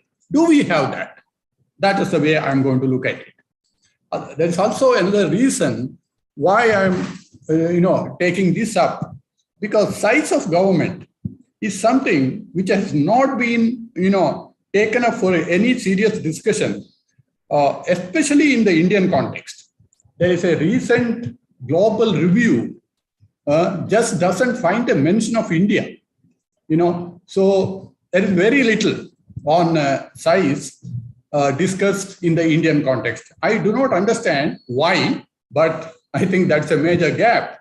So that's also one of the, and the size actually has implications for sustainability. Now, it's already happening at the state level. A state like Kerala, where, salaries and pensions eat up almost 75% of the revenue receipts. So there is a big question. Is it fiscally sustainable? So I think one should be asking that question in the context of the local governments also. So that's what I'm going to do here. Now, as we all know, we have been hearing this in other sessions. The primary responsibility of local governments is the provision of civic services. Now, this is beautifully put by the 14th Finance Commission. I quote from that: water supply, sanitation, including septage management, sewerage, stormwater drainage, solid waste management, street lighting, local body roads and footpaths, parks, playgrounds. Now, these are all the primary responsibilities of local governments. All the other things come after this. These are the primary responsibilities. Now, how have the local governments in Kerala performed with regard to the provision of these services? That is the question that I am asking. Now, this is a question which people normally don't ask when they talk so much about the people's campaign and, all that sort of a thing. But I want to ask this fundamental question. How are they? How good are they doing? How are they performing in terms of providing these services? Now, interestingly, you probably know water supply, street lighting, and things of that sort. There are parastatals. So local governments don't take any interest. There's a Kerala Water Authority and Kerala State Electricity Board. They take care of water supply and electricity, street lighting. And street lighting, of course, is slightly complex because the corporations and municipal corporations have some understanding with the electricity board, but local governments don't take the primary responsibility. What about the other services? Now it's important that there is a recent NSS survey, 2018-19. Now you look at, for example, something like piped public tap as a principal source of drinking water. Now, where is Kerala? No, the blue is rural and red is urban. What percentage of households are supplied with piped water? Now, just look at this. I don't have to say anything. Just look at the height of the bars. Kerala is at the bottom. I just don't have to spend any time. The diagram says it all. What about garbage collection and whole lot of those things? Rural and urban. The blue is rural and red is urban. Just look at again Kerala. Where is Kerala? At the bottom. And even in the rural, we are slightly above maybe Bihar or Uttar Pradesh. But as far as urban is concerned, just look at the height of it. So, and then the third, I'm not going to take too much time because these are just illustrative. You look at all the other services, there is nothing much to talk about it except for rural roads. Now look at this. There is this NSS round also asked this question. Problems of flies and mosquitoes what percentage face that problem, and what percentage of households say that this is actually taken care of by the local governments. Again, look at Kerala's performance. Now, just look at the height. Do I have to say anything more? So, one after the other. Now, this is, national sample survey round, which was conducted in 2018-19. So, it is not primary data collected by me or anybody. And these are comparative numbers. And this is what you find. So, let me summarize the civic service business. Now, Kerala's record in the provision of public services compares very poorly with many other states. Services related to the living environment, such as sanitation and drinking water, waste collection, and drainage are almost absent. I have shown you the heights of those, bars, and I don't have to say anything. The only service provided are the roads, parks, registration, and issue of certificates of birth, death, and marriage. And many of these municipalities and even rural local bodies, they also provide, cremation services. But other than that, some of the very basic services are not provided by the rural governments. And as far as the certificates and all are concerned, now you see, local governments just don't matter because these have been completely digitized. So you can go to the common service centers, or if you are net connected, you can get these at your home. So local governments are irrelevant as far as these issuing certificates and all that is concerned. So as regards the rest, the failures are writ large. I don't have to spend any time, just those comparison of the numbers just tells the story. Now, if that is the thing, now let us come down to the size and structure of district panchayats and municipalities and others. Now, if you look at there, what I do is Kerala experience with Karnataka, largely because you see the data availability and then of course time, because there is no point comparing every state with Kerala. Just take Karnataka and look at the Jilla Panchayats. They of course don't provide some of the basic services, but still as a starting point. Now, information for 13 of the 14 Jilla Panchayats, because Kerala has 14 districts, what it shows is that the size in terms of employees varies from 15 to 32. And while the main responsibility of Jilla Panchayats is plan and implement development, 77% of the employees fall in the categories of clerk, typist, driver, and each of them there are grades. And a head clerk, a senior clerk, and all that sort of a thing. You add all that, and 77% of the staff fall in that category. And then you have secretary, superintendent, sweepers, they form the rest. They are a very small proportion of the total. Now contrast this with Karnataka. Karnataka, the average number of employees is much higher. And the comparable categories of assistants, because they don't have clerks as a category. Now the historical sort of legacy that Kerala has inherited, we still go with the British clerks and senior clerks and all that. Now Karnataka just doesn't have that, except with very few numbers as you will see later. They form 44% of the total. Who are the others? The others are planning officers, project directors, project managers, statistical officers, and other technically qualified staff. So I don't have to say anything. This composition itself will tell you something very important.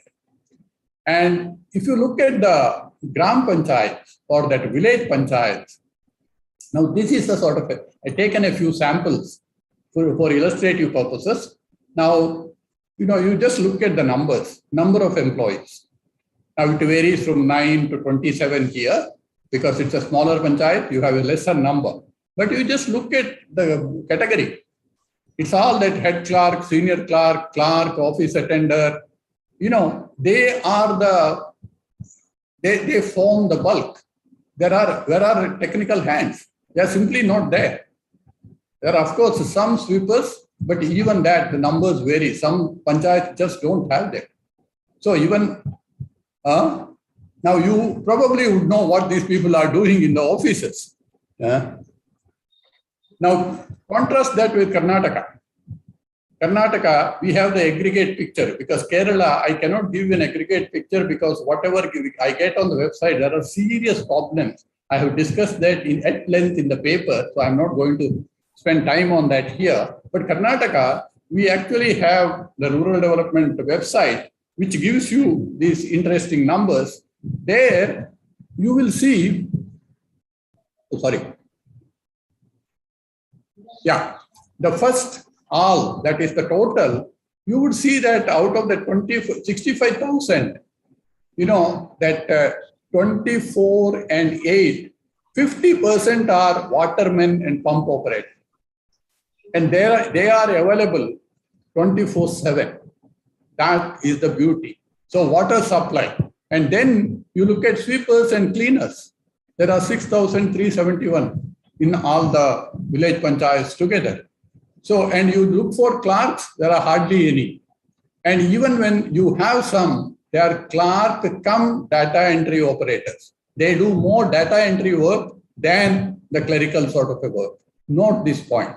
That's Karnataka.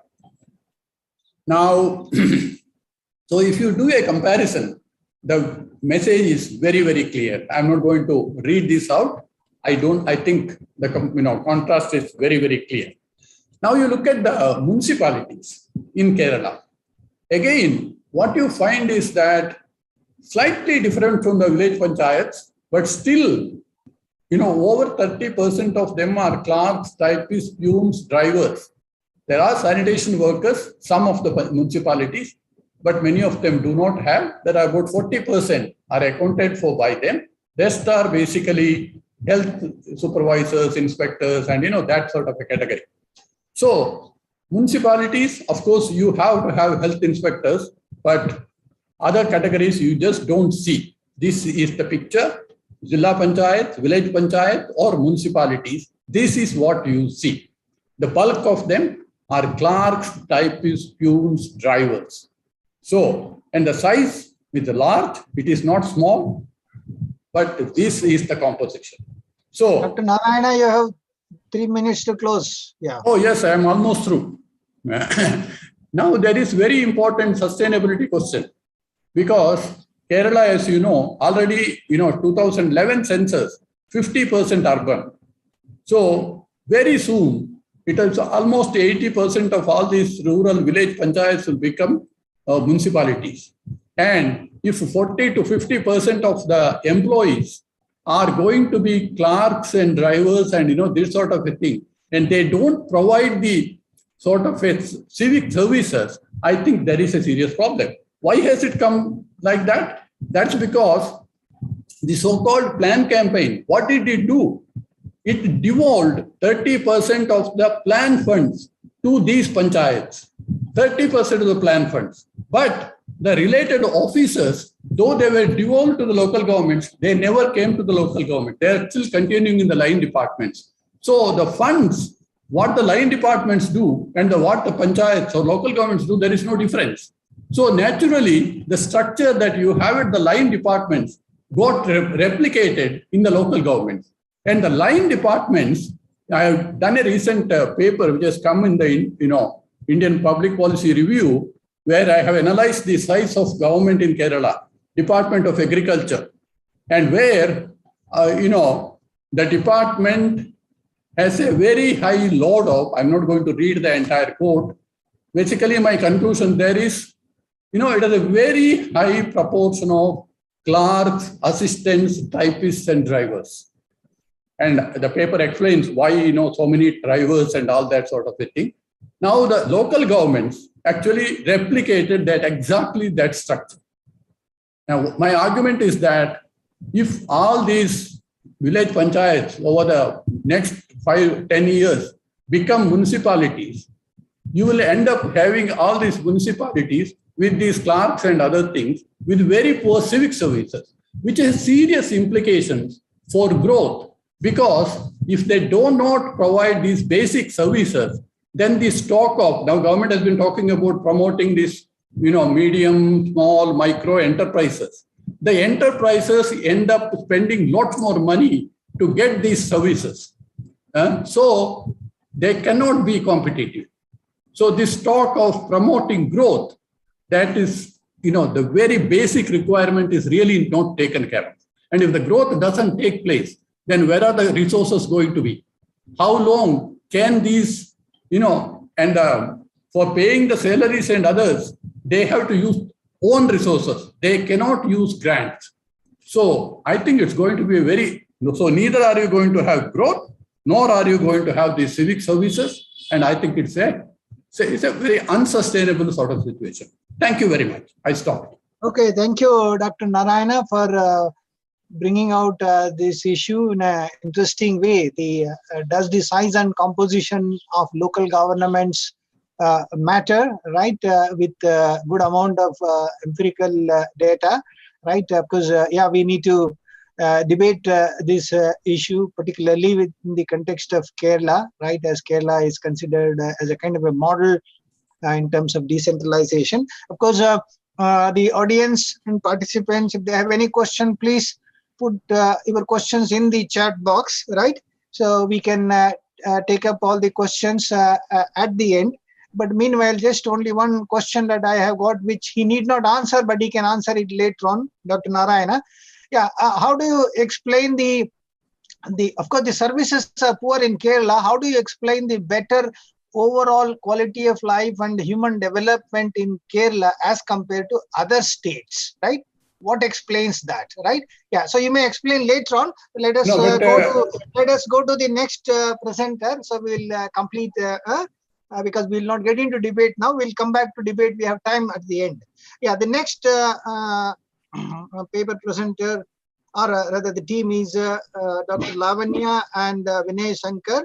So both of them are from Birla Institute of Technology and Science. Dr. Lavanya is an assistant professor in the Department of Humanities and Social Sciences over there. And Mr. Vinay Shankar is a PhD scholar, right? They're going to make a presentation on the topic foregrounding questions of equity and sustainability in the co-production and decentralization of water governance in Kerala, right? Yeah, so that's also a topic on Kerala, but of course something to do with water governance. Yeah, I straight away invite Dr. Lavanya and the co-presenter. Go ahead, Lavanya.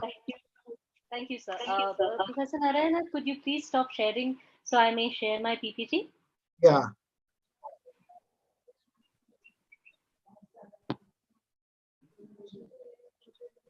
Thank you. 1 minute, I'll just share my PPT.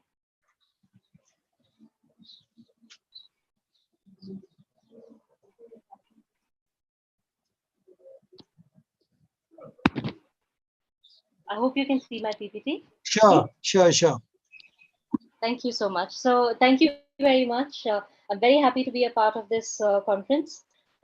We both are going to be presenting a paper on foregrounding the questions of equity and sustainability in co-production of decentralization of water governance in Kerala.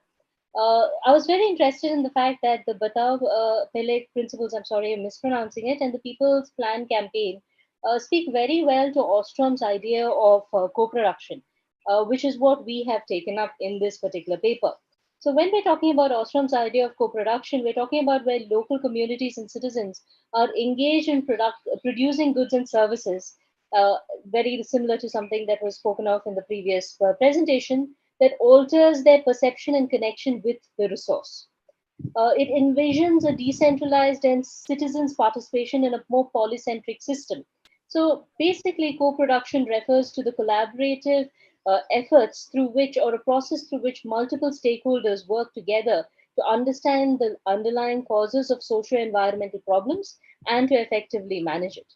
Now, Ostrom in 1990 identified design principles, and this has then been elaborated upon by many other scholars, wherein which they talked of different ways, 7 different design principles, through which the management of such a resource could be possible. To name a few of these principles is identifying the borders, allowing key stakeholders to actually communicate, share decision-making and rule-making, monitoring and enforcement, conflict resolution, and also context-specific solutions. These factors therefore tend to work in a decentralized system and enable co-production. Now, within these problems or within the process of co-production, when we ask questions of equity and sustainability, we find that environmental problems have concerns of development that constantly are pitched against the idea of conservation of the resource. When the co-production of laws and rules and policies are envisaged, the problem labeled as environmentalism, often stated under that term, lends itself to tension between developmental and societal goals. Thus, when we are talking about sustainability here, in very simple terms, it's understood as maintaining something over time and enabling its resilience. It needs to factor in the idea that when we're talking about environmental governance and conservation and sustainability of a resource, the nature of the co-productive process then leads to conflict in terms of discourses of livelihood, progress, and growth. Now, if we bring in questions of equity, sometimes this tends to be seen only in social contexts of class, gender, and race. However, we must realize that natural resources and these different intersections of discrimination on lines of gender and caste tend to play out together. For example, a person who is deprived of access to a resource or access to a livelihood because of intersections of caste and gender. Injustice may also be the direct outcome of environmental actions. For example, when pollutants are released upstream and downstream water users are then affected.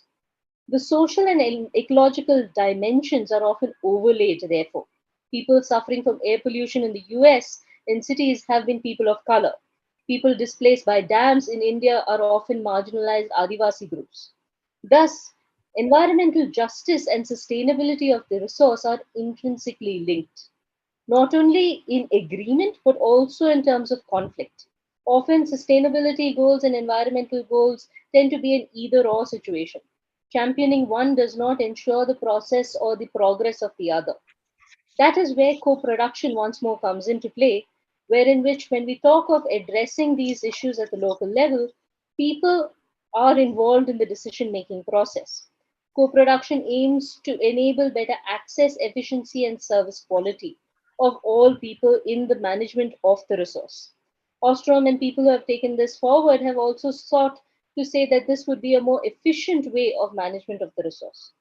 So therefore, in this article, we look at efforts of decentralization to see whether, when we're thinking of co-production in management or planning of water governance, have issues of equity and sustainability been addressed. We're very conscious of the use of co-production and not co-management because we are interested in the framing of the problem of water use, access, and governance rather than the institutional rules and regulations. Hence, the objective of the paper is this.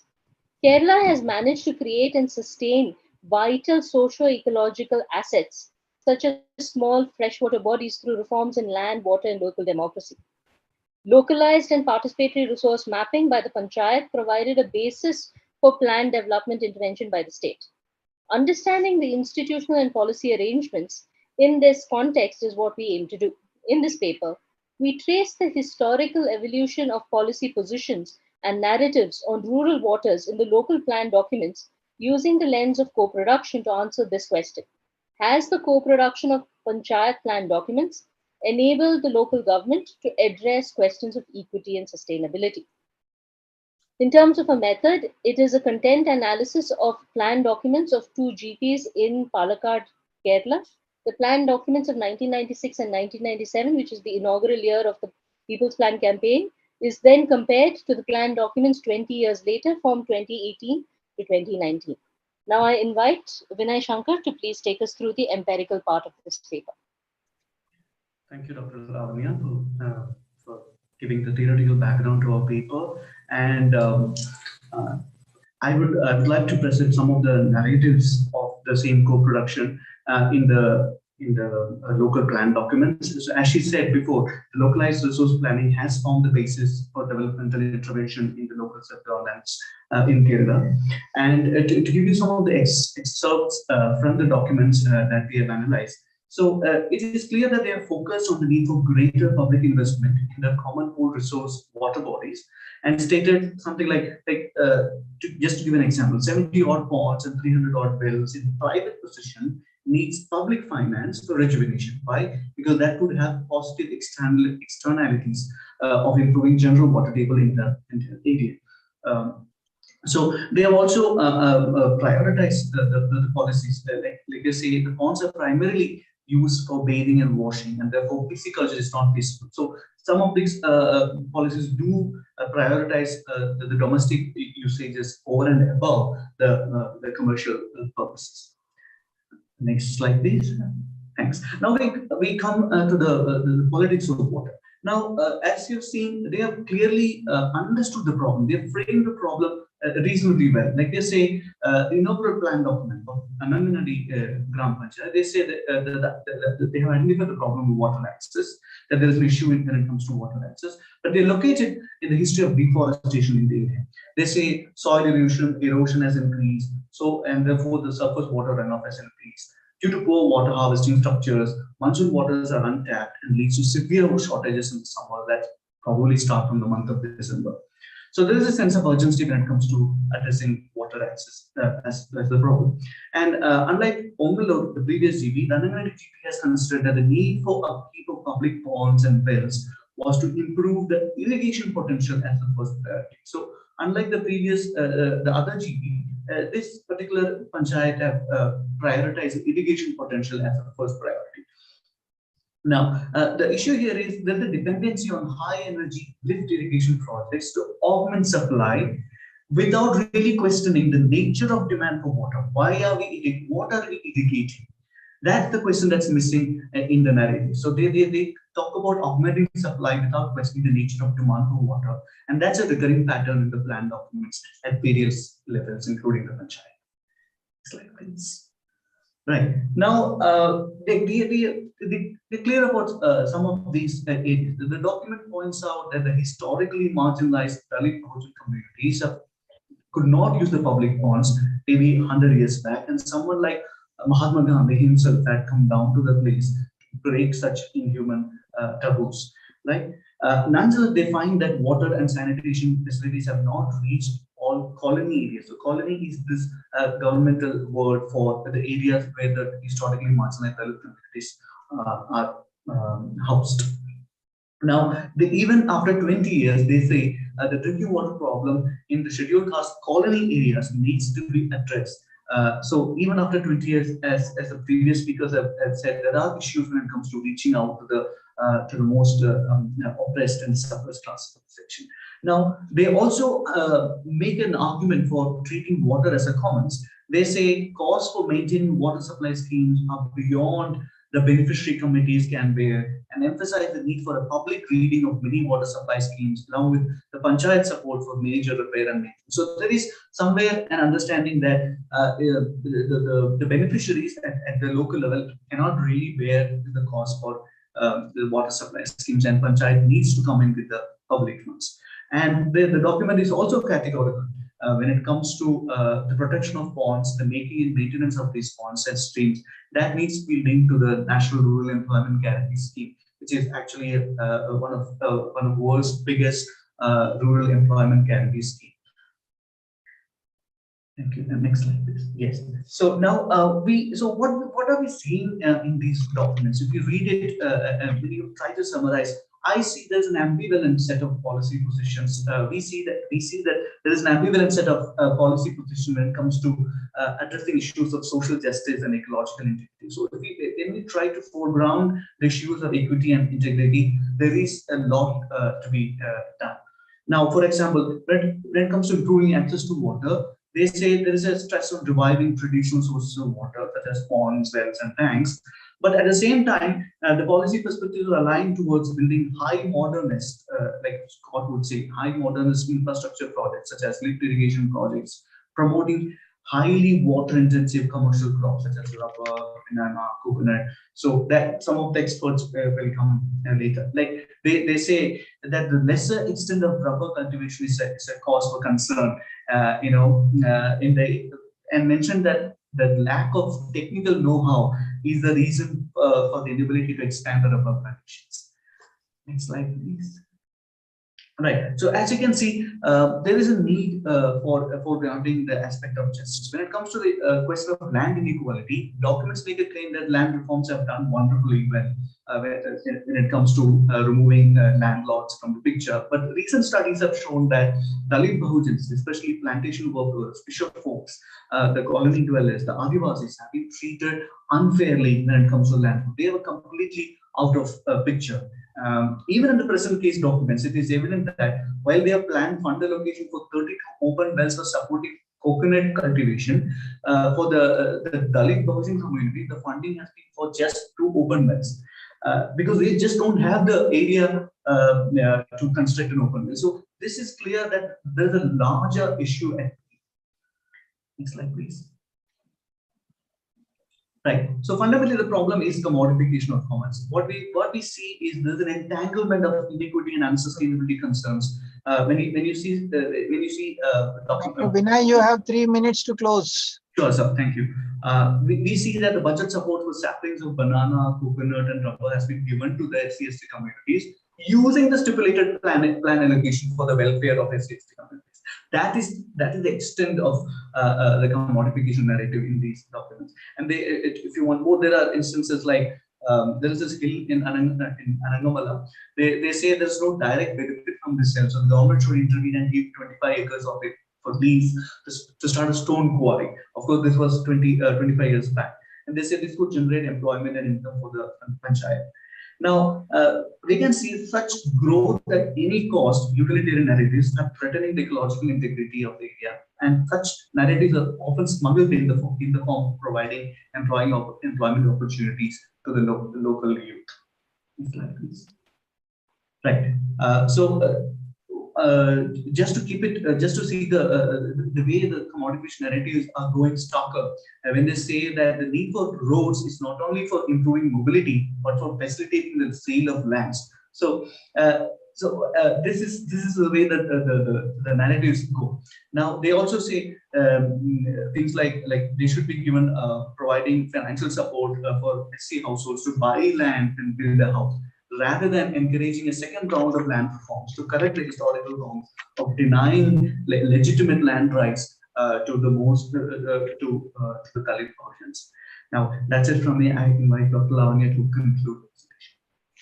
So, as you can see, we did a content analysis that compares across 20 years, right? And this content analysis shows that conflicting and contradictory narratives of water and land use are in the plan policy. So what we are talking about, this conflict between the idea of sustainability, equity, and co-production, the framing of access to water, prioritization of it tends to be more in terms of the commodification and piped water supply. And this narrative continues across these 20 years. In the field of agriculture, where close to 80% of rural water is utilized, the land use policy is tilted towards encouraging commercial crops like banana and rubber. And the document highlights the issue of water scarcity. However, there seems again to be a contradiction within the plan itself.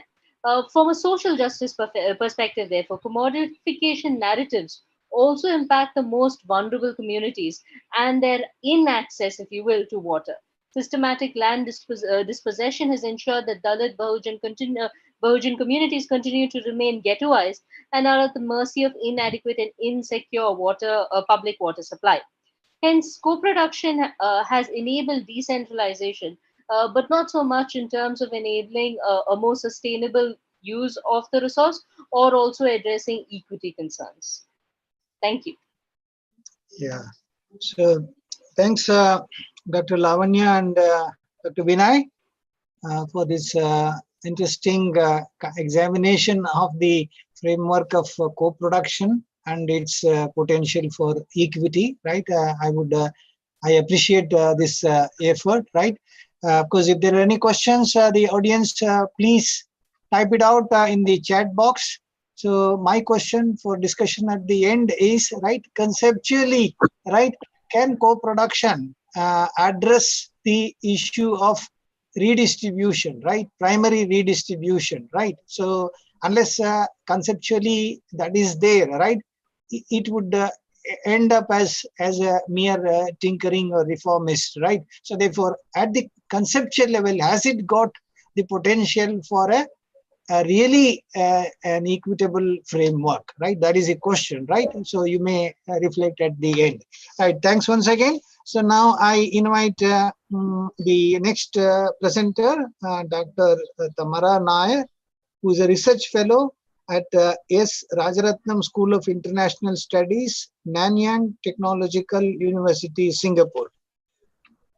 So Dr. Nair is going to present on the topic of caste and capability in the People's Plan, why a human security framework is an imperative for Willinghams Mukuvalas.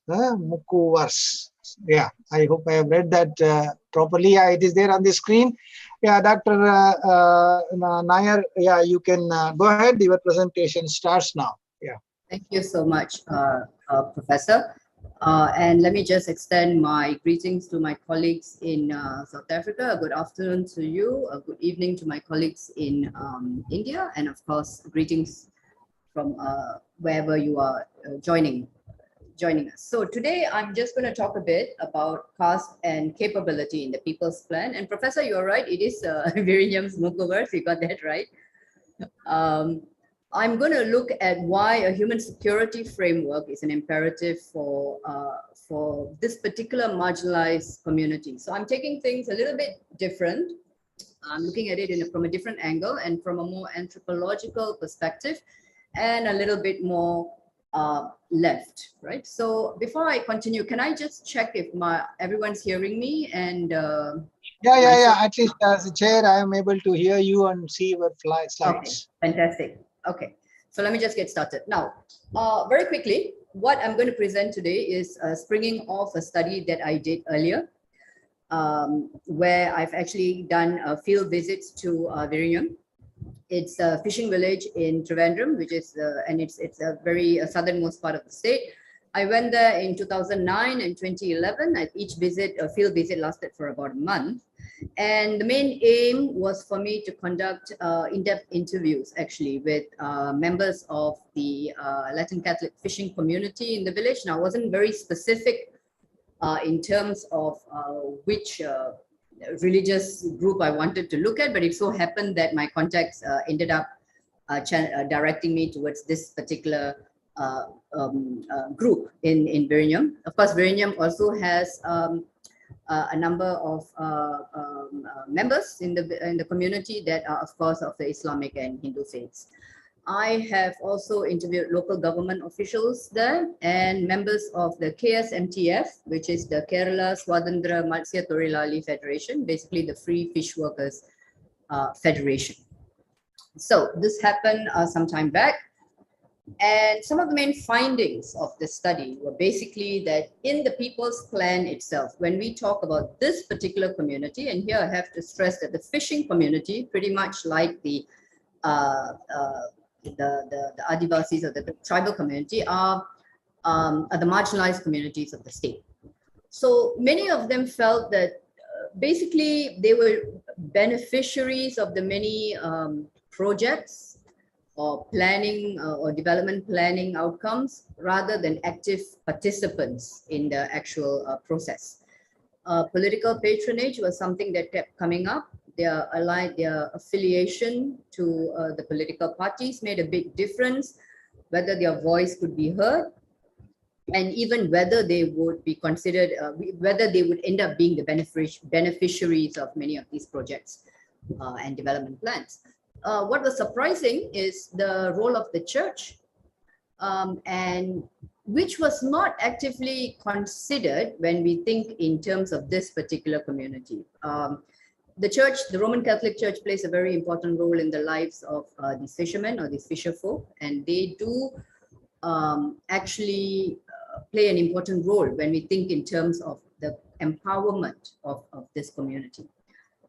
Unsurprisingly, women were more discriminated against than men, because women dealt with the public more than men. The fishermen went to catch fish, and they'll be out at sea. They come back. The women deal with the actual sales of the seafood. Okay? And the most interesting thing, and this is what I actually set out to find, is caste and the idea of the issue of caste, which is quite surprising actually. When I first went in, I didn't expect to see this particular idea coming up or popping up, because unlike other parts of India, caste it does not play, although it's still there, it does not play such a strong role. But in this particular community, and also when I did my studies with the tribal community, it was in fact quite important and interesting sort of idea, sort of concept rather, and it actually led to ideas of backwardness and the idea that this community is backward and is basically unable to determine their own needs, and therefore you can't really get them to participate in local level development. There are avenues for their participation, but how useful that would be is a different question in the minds of some people, and even in the minds of this members of this community itself. And of course, there is the bureaucratic mentality, which other scholars have examined, that has had the bureaucracy, the administration has had particular resistance towards the People's Plan campaign. So the conclusion of that study that I did was, although the People's Plan encouraged local level participation in development objectives, and yes, it stimulated the citizenry to participate, there was actually no conscious effort made to truly accommodate or sort of incorporate the marginalized communities into its fold in that sense. And over here, I speak specifically about the Virinyam's fishing community. Okay, so some of the main takeaways when you think in terms of marginalized communities, right, for me when I did the study, is that Kerala's marginalized community, basically the tribal and fishing communities, fare much better than their counterparts in other parts of India. They are better educated. They reach around 70 to 80% literacy and numeracy rates, though not as high as mainstream, but they're still pretty high when you compare it to other parts of India. And they can express their felt needs, yet they do not feel the need to attend these discussions at the local level, right? So when you have local level development or planning sessions, or even the Gram Sabhas for that matter, which are village assemblies, sorry, not village gatherings, but village assemblies, that's my mistake, where these development matters might be brought forth or discussed. And many of these community members, in fact, they were resigned to the fact that they were, in fact, that these activities around local planning, local input, their involvement, participatory development, they were all redundant where they were concerned, because even if they attend, they are not taken seriously. Just a minute. So, sorry. Yeah. So that was my findings from an analysis from the study that I did. But moving forward from there, how do we actually, take these things aboard, and how do we move forward? Now, there are many issues, like my fellow panelists have said. The People's Plan has been lauded all over the world for its, its wonders of deepening democracy and decentralization and decentralized development and all that. But there are pockets of people, of groups of people rather, that are, or communities that are excluded from this process. Sometimes not, I'm not saying they are excluded on purpose, but it's almost as if an unconscious bias functions. And when that happens, when you want to move forward, what are some, I think one of the key things that we need to think about is what were the objectives of the People's Plan campaign in the first place? What did we actually want to achieve? What were the plans? Why did it come up? And what were the motivations for it? Sorry about that. Another thing that we want to, okay. Another thing that we want to think about in terms of moving forward are what are the gaps in knowledge that we still have to sort of plumb, and what are the barriers to encourage participation of these marginalized communities. Because when you go back to the objectives of the People's Plan, the whole idea, the idea of deepening democracy, the idea of decentralized development, as part of overall goal of sustainable development, the idea of intragenerational equity or intergenerational equity, these are all some of the objectives. But then obviously we see that there's not really been that successful, especially for these two groups. So I think really need to acknowledge what are the gaps in the knowledge that we have and what are some of the barriers to their participation or the effective participation, because they are part of it, but whether they're actually effective in their participation. And then of course we move to what then can be done to remove these barriers that prevent the empowerment of this community, and most importantly, how to make them effective participants in their own betterment or in their own development in that sense. Because I don't really want to, because of limited time, I don't really want to go into the many issues that the community faces, but of course all this will be elaborated upon in my paper. And then here I sort of introduce whether the whole concept of human security might be a framework where we might be able to examine those questions that I've talked about in the previous slide. Now, human security can actually help to examine. So basically, what I'm saying is that we can have an examination of human capabilities, and here I use the term as used by Sen, through a human security lens. So, and the reason I say this is because human security is embodied by three main claims. They have freedom from fear, freedom from wants, and freedom from indignities. Now, unfortunately, human security has remained in its theoretical home, but I believe it has utility if it's examined in a particular context or a particular social setting. And in some ways, human security has in fact been hijacked by people who study national security, strategic studies, international relations as an alternative to national security. But human security, in fact, the very introduction of it was in the Human Development Report in 1994. So in this particular case, for this group of people, and in the case of Kerala, we see the social institution of caste is a barrier to capability building in individuals. And human security framework can identify these unconscious bias that exist in society or the barrier. Now, once again, I'm not doing justice to this concept by just stating that in one line. I will elaborate on this in my paper. There is, and also when you think in terms of human security, there's also a focus on the stability of human lives, because and this is also from Sen when he talks about the concept of human security. When we talk about development and everything that it entails, there is in fact, and there's evidence that there is an aggregative push upwards overall for everybody when we look at human development. But then, you only see the flaws because during crisis, because certain groups will fall. You have 2 minutes, Yes. 2 minutes. Yeah. Thank you, sir. Just rounding up. And this is Sen's downward risk. For instance, the stability of human lives is very important. So no matter how much we think that, okay, we've done the social development, we've done the decentralized planning and all that, but how stable are lives of people in different communities, especially marginalized communities? So human security allows us to focus on the stability of human lives, which is very important. So I end off not with the conclusion so much, but more with the coda, because it's like a different movement and we're moving off in a different direction. Human security is not a solution. It is not a closed problem that can so easily be solved. But when we look at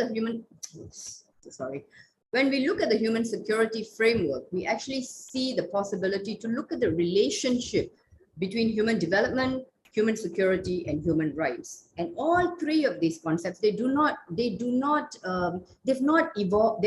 basically come about or evolved in isolation, but rather, they sort of, although they all have their own objectives, they sort of have developed based on social context, and they feed into each other. And all three of these feed into national security.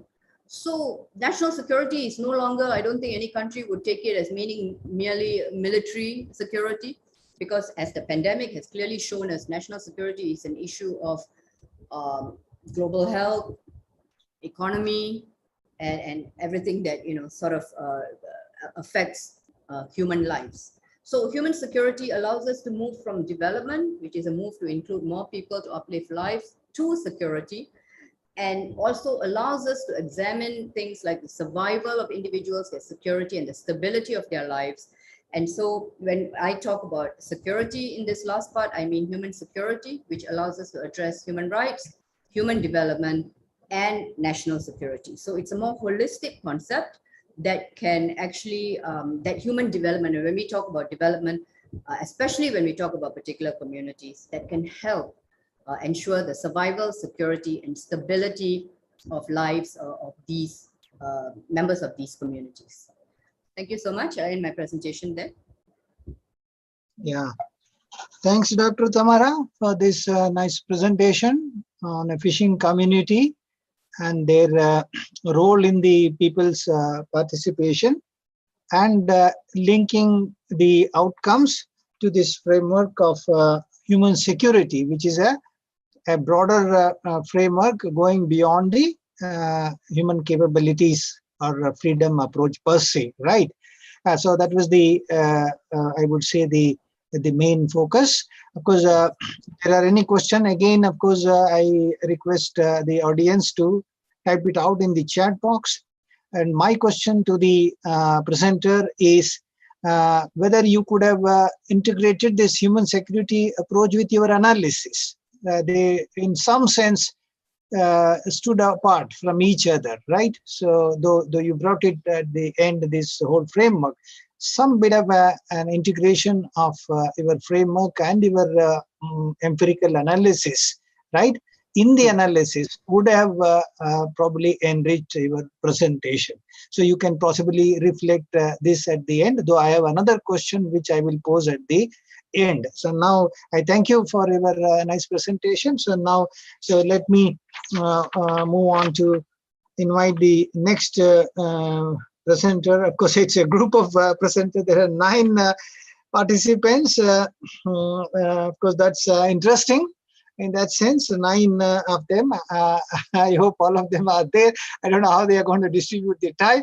But anyway, so due to lack of time, I would just call out 2 names. The first name is Ernest Christian Winful, who is with the Accounting and Finance Department of Accra Technical University, Ghana. And the second presenter or author is Michael Snowden, who is with the School of Human and Health Sciences, University of Huddersfield, UK. And there are 7 more authors. Please take note of them. Sorry, because of lack of time, I'm not calling out all the names. I leave it to the presenters to decide how they would distribute this time. And they're going to make a presentation on the paper titled Classification of Social Enterprises, Foundation for Governance and Sustainability of Social Enterprises in Ghana, right? So I invite Dr. Winful and his team. So yes, go ahead, Dr. Winful and team. Thank you very much. I'm Josani Adukwe, presenting for the team of authors. Our presentation is on the classification of social enterprises, Foundation for Governance and Sustainability of Social in Ghana. Now, basically, as a major way of transforming the unemployment situation in Ghana. Now, one major thing is social enterprises has been defined variedly by various authors. Now, these definitions always have something in common. Now, most of the definitions that we have usually encourages some level of, can you please see my screen? Can you able to please, see. We are able to see. Yeah. you can probably you can go to presentation mode. Yeah, now it's full. Okay. It's full. Yeah. Yeah. Thank you. So basically, social enterprise have been defined variedly in various ways, and most of the times it's based on the setting in which this thing is happening in certain economies. However, they have certain things in common. It has a social or societal objective. It has some level of entrepreneurial behavior. It usually involves others. It's much more participatory, and it's always reinvest the profits they get into the business. Now, these social enterprises always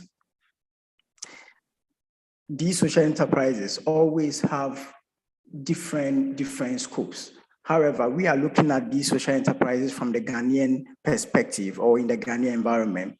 The Ghanaian economy has been stable politically for over 30 years. We're transferring government to various political parties. Economically, the country has moved from the lower income country into the middle income, and we have major drivers for economic growth in Ghana, but the major one is the service sector, which contributes about 47% of GDP. However, we have about 3.4 million people who are still projected to live in abject poverty, and majority of them in the rural areas. Now, unemployment is usually among the youth. Now, unemployment rate is higher among young persons who are usually between the ages of 15 to 35 than their adult counterparts. In Ghana, it's estimated that young unemployment or youth unemployment is about 8 times higher than unemployment in adults. About 50% of those completing national service remain unemployed 2 years after completing their mandatory 1-year national service, and about 20% remain unemployed 5 years after completing national service. And most of the times, 10% of graduates find jobs after their first year of completing school, which means that about 90% will remain unemployed after completing school. Now, we have key actors of social enterprise activities in Ghana. Now, most of these actors find themselves in various sectors. Now, we have some actors which are in the form of support organizations that usually focus on small and growing businesses. And also, we have workspaces with incubator support like the IA Space, the Impact Hub Accra. We have the early stage funding and support providers. And we also have these conventional NGOs and SMEs who usually support organizations. Now, when we look at the status of social enterprises in Ghana, there are about 97,000 social enterprises in Ghana by Siemens Foundation in 2020, and the number still continues to grow exponentially. The social enterprise sector in Ghana is heavily dominated by young people and women. About 39% of the Ghanaian social enterprises are run by women entrepreneurs, whilst you have 43% of social enterprises which are being led by people between the ages of 25 to 34 years. Now, most of these social enterprises that operate in Ghana are usually in their early stages of growth, and they usually target very small beneficiary market segments. Now, we have various ways of registering businesses in Ghana, but social enterprises have no direct legal regime, which usually deals with the registration of these social businesses. Now, the British Council, in their research in 2016, saw that social enterprises, in terms of its legal form, we have about 38% being sole proprietorship, about 31% being companies that are limited by shares or social enterprises that are registered as limited by shares company, and 21% by guarantee, with 4% being in partnerships. Now, we have about 9% of these SEs which are not formally registered, but they are formed as associations. Now, they usually have very varied objectives. Most of these SEs have varied objectives. Majority of them, about 58% of them, their objectives are about creating employment. We have about 42% providing service, some selling goods, about 38%, and 35% helping the vulnerable. We have 17% who are also looking at other issues in regarding social enterprises. Now, in terms of gender, the social enterprise sector is usually dominated by their male counterparts. You have a lot of males who are into social enterprises in these sectors like education, agriculture and fisheries, health and social care, manufacturing and services. But if you look at health and social care as well as manufacturing, you could see that that particular gender imbalance has been bridged. Now it looks much more encouraging. The SC sector in Ghana faces a lot of challenges. Most of these challenges are about the fact that it doesn't have a comprehensive legal framework and that there are no operational policy with regards to these SCs.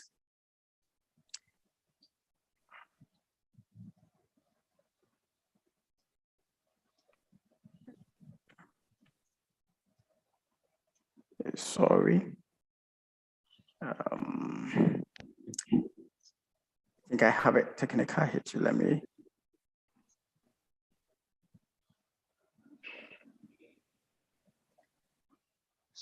Yeah, Dr. Winful, can you, even without PPT, can you make presentation? Yes, yes. Even if you're able to see yourself, go ahead and go ahead and. Okay. Okay, so they usually have challenges that we usually are trying to resolve. Now, the one major challenge is that there's no legal framework for it as of now. And we are currently looking at a social enterprise policy, which is currently in the draft stage by the Social Enterprise Ghana. Now, it also suffers from inadequate funding, and it also suffers from unstable economic environment, which affects the planning and execution of SEs. Now, it also lacks advisory and support services and also the regulation aspect.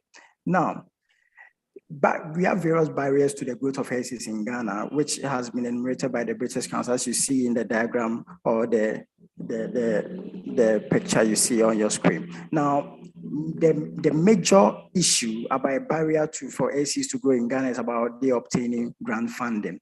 So the authors felt that there should be proper classification of SEs and proper definition of SEs in Ghana so that it will attract these funders and donors and also financial institutions who want to help this particular sector.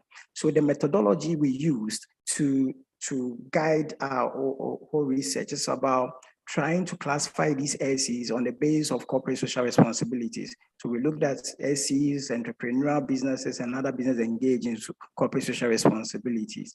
Now, the survey of enterprises was on two major models of classification, which the first model of classification looked at enterprises with 100% social return. Now, if you see any enterprise with 100% social return, we consider it as a strong SE, or enterprise with 100% financial return, but has 100% social input, considered as a strong SE.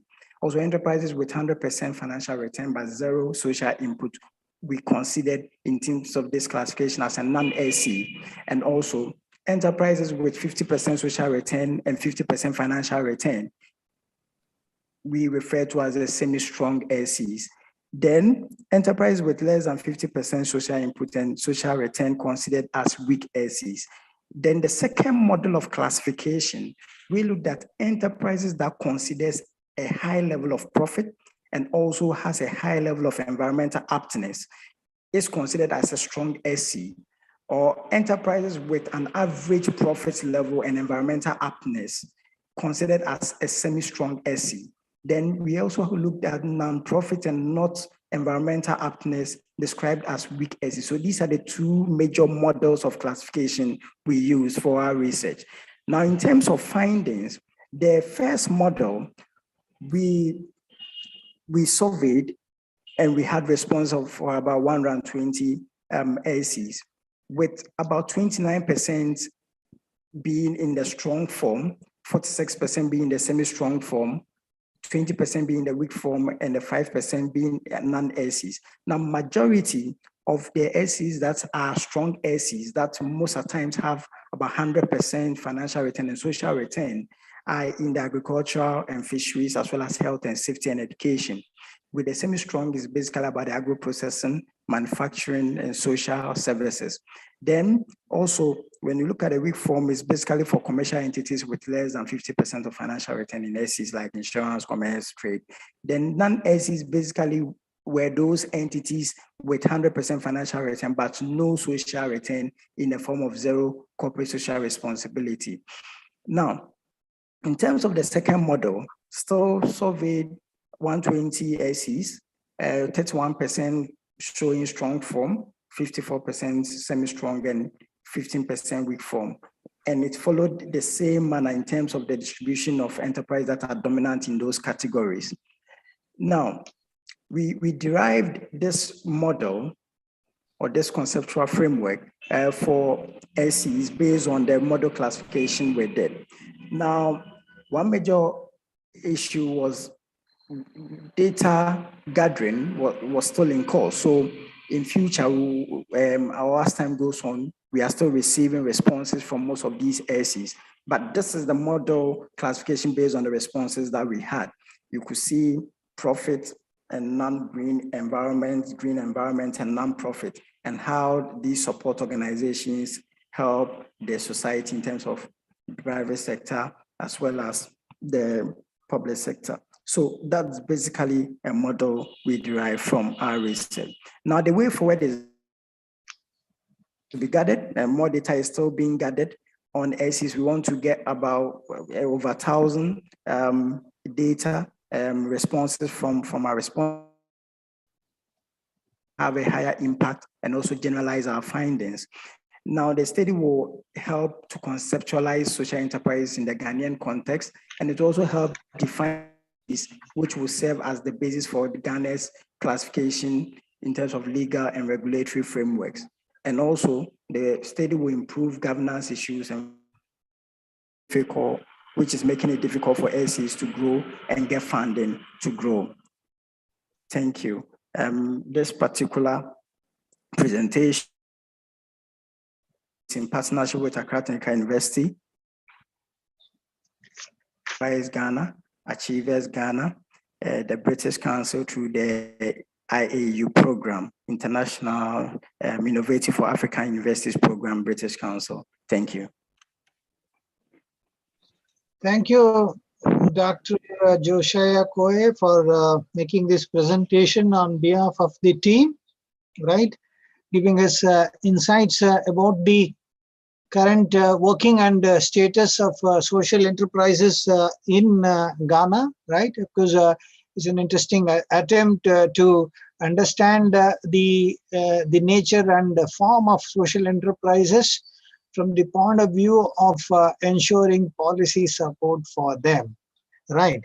Yeah, so yes, and of course, certain findings in terms of really identifying which are the real social enterprises, right? And that was interesting, right? And anyway, we'll come back for discussion. So if there are any questions, please type out.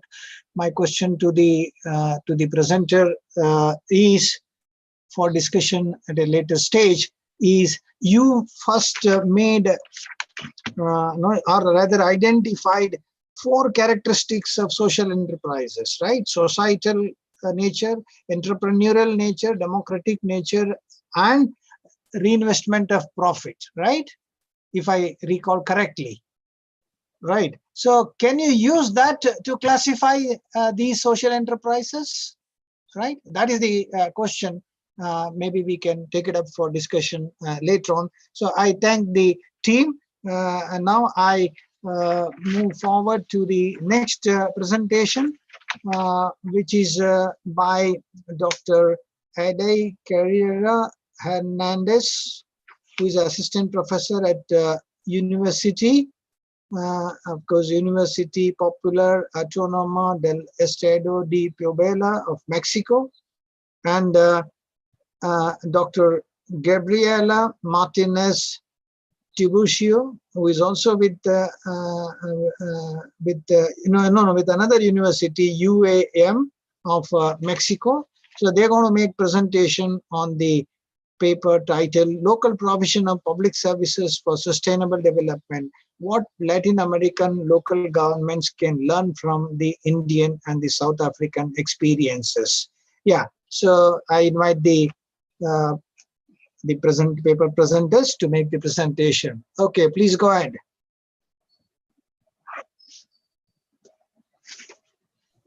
Thank you very much, Professor, and good afternoon for Kerala. It's good morning, actually, in Mexico. First of all, thanks very much for the invitation. It has been a really interesting experience to learn about the decentralization processes in Kerala, India, and South Africa. So I'm going to do the presentation, and Dr. Gabriela Martinez is also here to listen to us. And we are going to talk about the local provision of public services for sustainable development and what are the lessons that Latin America can get from the Indian and South African experience. So first of all, I would like to talk about what our paper aims. First of all, it's to analyze how the PPC and Bato Pele principles are reflected in Agenda 2030, and to talk briefly about the current state of public service provision within the Latin American region, focus more on the federal countries like Argentina, Brazil, and Mexico, and to point out what we can learn from what has been done in South Africa and Kerala, India. So to begin, where I'm going to talk about something that you know much better than me. And I must confess that I didn't know anything about these experiences. It has been truly amazing to learn about how the People's Plan campaign was designed and was implemented. It's really difficult in the Latin American region to find a decentralization process that has been well designed, as I will talk about it later. So the People's Plan campaign that was launched in Kerala, India in 1996 was a very effective decentralization process.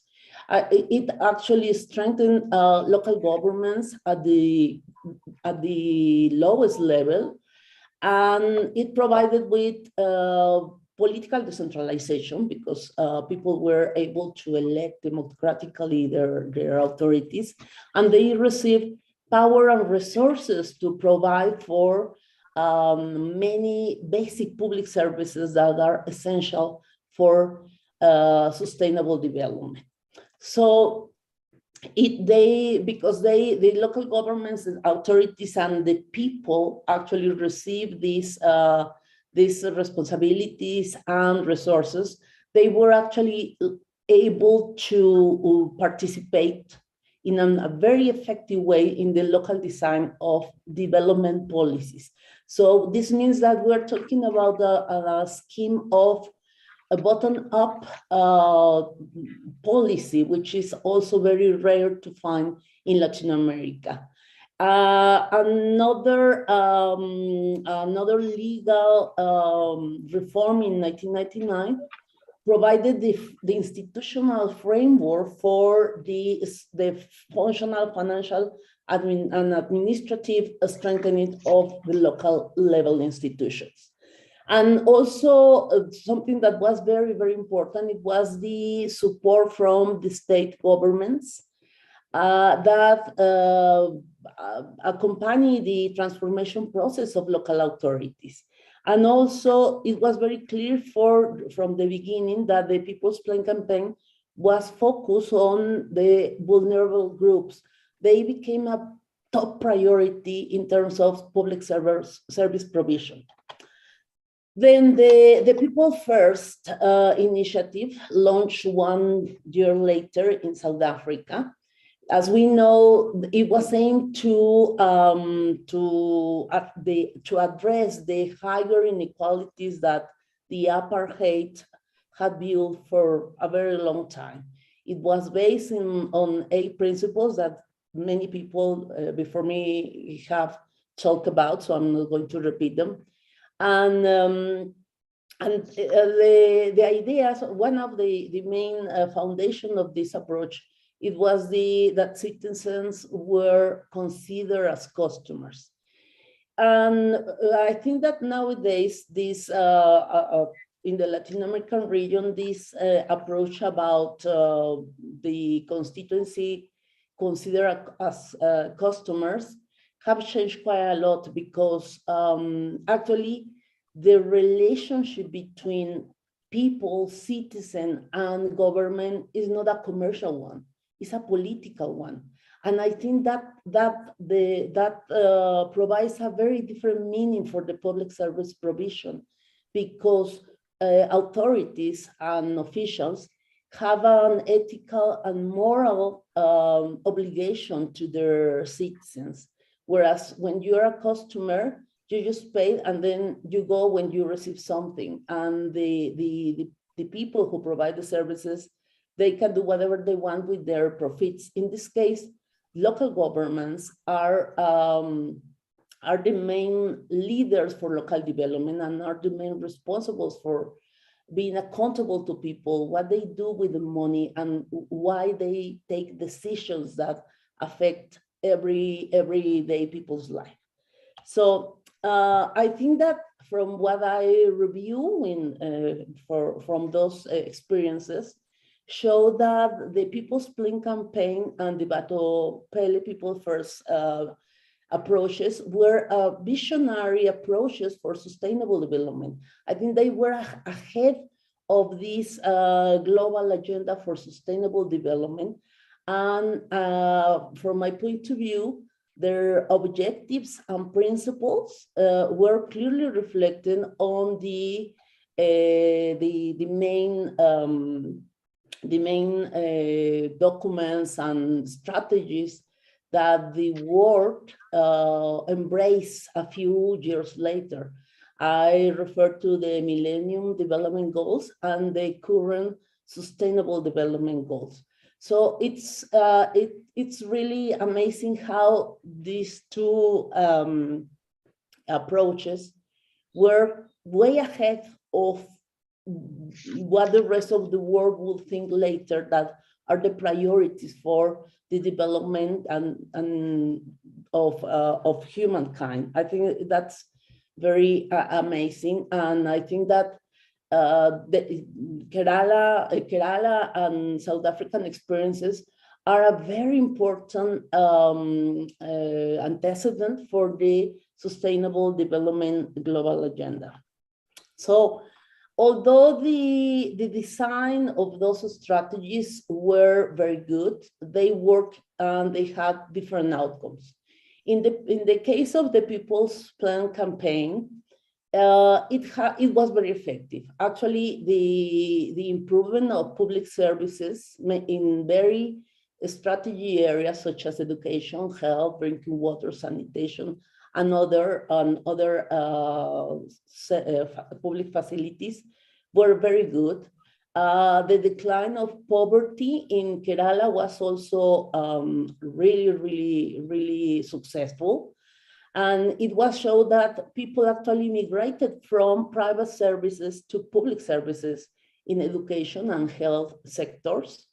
Local governments got stronger in terms of powers, in terms of resources, and in terms of decision-making authority. They were able to build authentic local institutions of participatory democratic governance. And they also achieved certain degree of gender equality progress, are still building on that. Whereas the People First initiative was, let's say, not as successful as the People's Plan campaign. From what I have read, service delivery in the local level has not substantially improved, or at least not at the same level as it happened in Kerala. Social inequalities have persisted and the rate of poverty is still very high. The delivery of public facilities is poor in many cases. And I think that one of the weaknesses of this approach was that there was not effective fiscal decentralization. Those meant that there was a very low rate, it has been a very low rate of investment at the local level. And the local governments have been unable to transform the political culture of hiring people based on merit. And so this means that still political considerations are more important for hiring municipal staff. So, and also a very important point is that the community participation was very weak. They haven't been able to achieve a full participatory process actually at the local level. Well, now how this is reflected in the public service delivery in Latin America, I must say that decentralization started in Latin America before this Pato Pele and public people campaign started. The decentralization process in Latin America within the region started at the early of the 80s of the last century. This was in the frame of the third democratization wave. And there was a deep transformation in terms of the election of the democratic election of local authorities. Most Latin American countries were by that time not democracies, they were actually authoritarian regimes, and in some cases soft authoritarian regimes like the Mexican case. And although the people were able to elect their public officials and authorities, there was no effective fiscal decentralization. Actually, nowadays, most regional and local governments depend heavily on the transfers from national governments. And most of those national fiscal transfers are earmarked, which means that local authorities are not able to make much decisions about how to invest the national funds. This means that actually the central governments are deciding how to invest those resources. And this means that these decisions don't always match the local preferences of the communities. So on the other hand, the decentralization didn't take into account that local governments didn't have capacities to address the new responsibilities that they receive. Local authorities receive responsibilities and powers for the provision of public services, but most of them didn't have any capacity to actually provide those services. And there was no policy, national policies, to help local governments to build capacities. So they were left alone. And also the institutional design of local governments didn't help the process, because we have a very short administration periods of 3 or 4 years, and there was no possibility of re-election for a very long time. So this means that local governments arrive, they learn something, and then they left. And new local governments arrived and started the same process. So citizen participation has also been very uneven with the region. We have the participatory budgeting in Brazil, which has been very successful, whereas in other countries like Mexico, people, there is no community participation at all. Hernandez, you have just 2 minutes to conclude. Okay, yeah, sure. Is the next one. So we need to take into account that Latin America is the most unequal region of the world in terms of income distributions. And 2 out of the 3 federal countries that are in the region, Brazil and Mexico, are at the top 3 most unequal countries of the region. And the public service delivery reflects this, this situation. There is a very huge, really huge gap between the coverage of the public services between urban and rural areas, and also between the high income level communities and the poorest one. So the main lessons that Latin America can learn from the Indian and South African experience is that local governments and their communities have a strategic role for development, and that the poorest groups, the most marginalized groups, must be the top priority for our policies for development, and that the design of decentralization is the cornerstone of this transformation process. That depends on how we design decentralization and how we empower local governments and the communities that will have better outcomes, or in other cases, when you don't do this, then the outcomes will be very limited. And this process depends also on the political will of higher level authorities, such as central and regional governments. And I think that these lessons are clearly reflected on the strategies for the localization of Agenda 2030. Thanks very much for your attention. Yeah, thanks for this interesting presentation. So we were having this comparative dimension of India and South Africa. Now you have added the third dimension of Latin America. That has made it even more interesting, right? Yeah, so therefore there is a good amount of or a good scope for cross-continental, cross-cultural learning in terms of decentralization, which has worked in different ways in different continents, and therefore this comparative assessment is interesting and relevant. I compliment both of you for this purpose. So let us wait for the discussion at the end. So now I move on to the last presenter, who is going to be Dr. Amit Basu, who is a development consultant located at Faridabad, Haryana. So he's going to make presentation on sustainable development goals and their localization in the Indian context. Dr. Basu, over to you.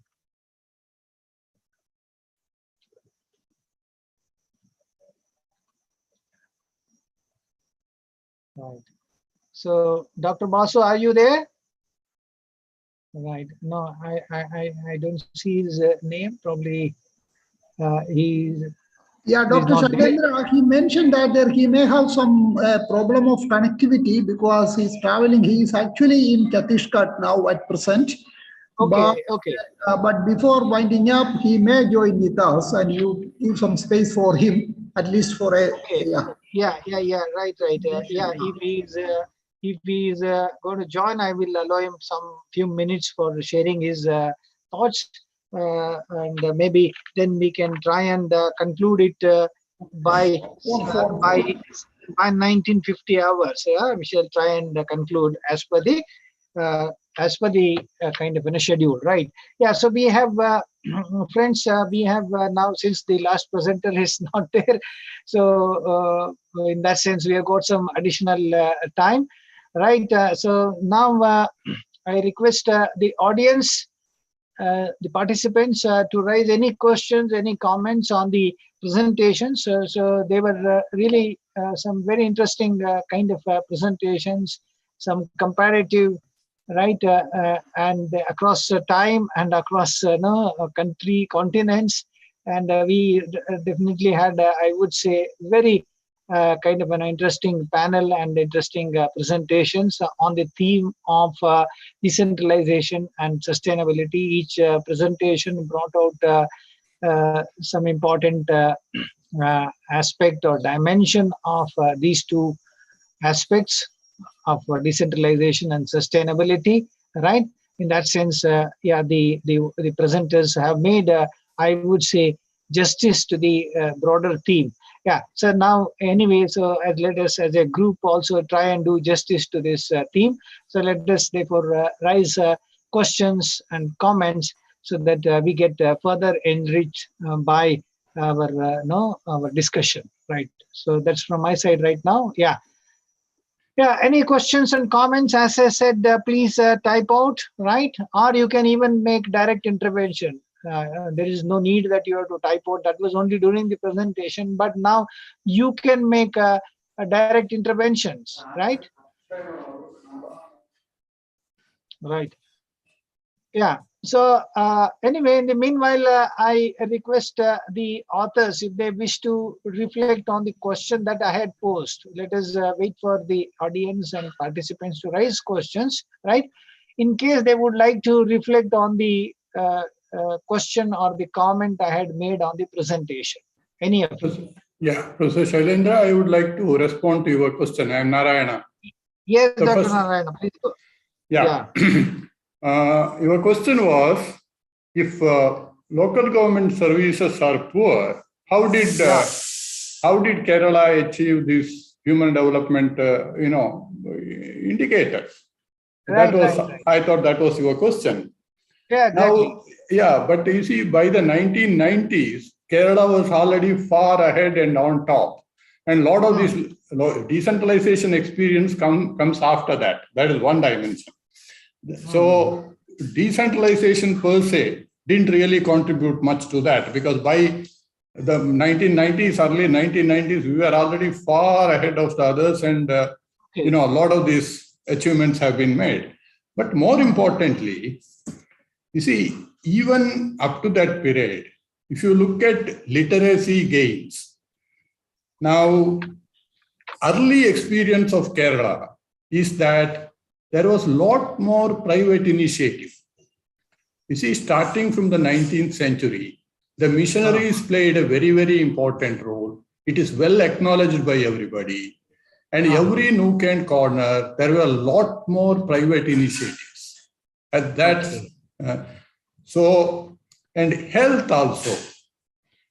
You see, even the best of times, 60% of the outpatient care services and inpatient hospitalization services, people accessed private facilities. So if one says it is public, so-called, public action which led to it, it's very hard to believe.